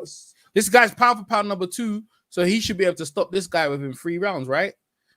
You know what I mean? Should be able to because that's the definition of a pound. But I never heard of this guy. I don't think that's necessarily always the case, guys. What? This is not how. Oh, Kell Brook. Yo, Kell Brook's talking. Yo, Kell. Best fighter in the world. Yo, Kell Brooks. I agree with you. I'm just not on the train that you have to just be blowing out your competition when you're number 1 pound for pound. Shit, because that's what Floyd Mayweather did. That's what Andre Ward did. They made A and B class fighters look average. That's what the definition of pound for pound is. Tell him. Like, look at Floyd beat and cleanly beat him like without no controversy. Yeah, you see no controversy. Canelo fight, no controversy. Even going back to Corrales, no controversy. And if he did have controversy, that's pound for he pound. would rematch them like the Mike Donna rematch. You know what I'm saying? Like that's pound for pound. Them right away. You should see Carl. Yeah, go ahead, PMC. Tell him. You see Carl Frock in the post fight with Ward, man. That guy was like, "Wow, I need to go back to the drum board." Because he was a everybody gave him the he went in there and roughed Carl Froch's ass up. He was the one. Can we agree that Lomachenko has struggled ever since he got it lightweight? Yet he was viable for top 5. Like, that guy's been struggling. I don't rate He should be in there now, not with 2 losses and less than 20 fights and no belts. He should be in the pound for pound. Yo, man, Usyk gave himself a 3, okay, on performance. The best being 10. He gave himself a 3. So he he did terrible, man. So Usyk saying he did a terrible job. Okay, that's it, man. He said it himself. That's right. PMC. Where do I watch that Inoue fight? Yeah, I got the link right. Why you want me to say your link? Yeah, because it's not on the Zone, is it? No, it's on ESPN. Oh. Yeah, it's on ESPN, man. They're trying to take some shine away from Tank with the pound for pound number 2. Everybody dropping on. Man, it might end up the highest paid boxer in the sport. Man, that guy's a hype. That guy's a hype job. He gonna get stopped tonight. Test me. We gonna stop tonight. I be hating on you. Always be going on people's neck, man. But you know what? No, I'm not gonna lie to you, bro. I be hating on a lot of them, because like a lot of them, they be boosting up. But like, no, you go to someone. Why is he anyway number 2? And this guy will give me the guy resume. You like you never said. They never say, yo, look at these knockouts. I'm like, yo, but who he knock out though? Oh, this guy was a former champion, Boomba champion. I was like, bro, when they talk about Mike Tyson, you don't even need to go into that. Mike Tyson a badass. So you don't need to go into all that to tell me about this guy to convince me this guy is good. You know what I mean? If he's good, he's good. Like, I mean, like you can see someone's good. They undisputed. That's the first thing. They ain't lost, and they're the best in the division. That's all you need. Like, this guy never been undisputed ever. And they call him, his nickname's the Monster, and he's from Japan. Like, when's Japanese fighters ever breaking into the Western thing other than Bruce Lee? They ain't so popping. What do you rank Teofimo's got work to do, but he admits he knows that. He know that. Got work to do. Teofimo's Teofimo belong in the top 10. I think he ain't even trying to go pound for pound. Teofimo's trying to get paid. Teofimo ain't even trying to. Like that, but he just want to get paid. Loma. He just want to get Teofimo just want to get paid, bro. Loma's out of the top 10. Loma's been kicked out. They kicked him out. Number 5 or 6, don't they? Yo, he's a hype job, man. All right.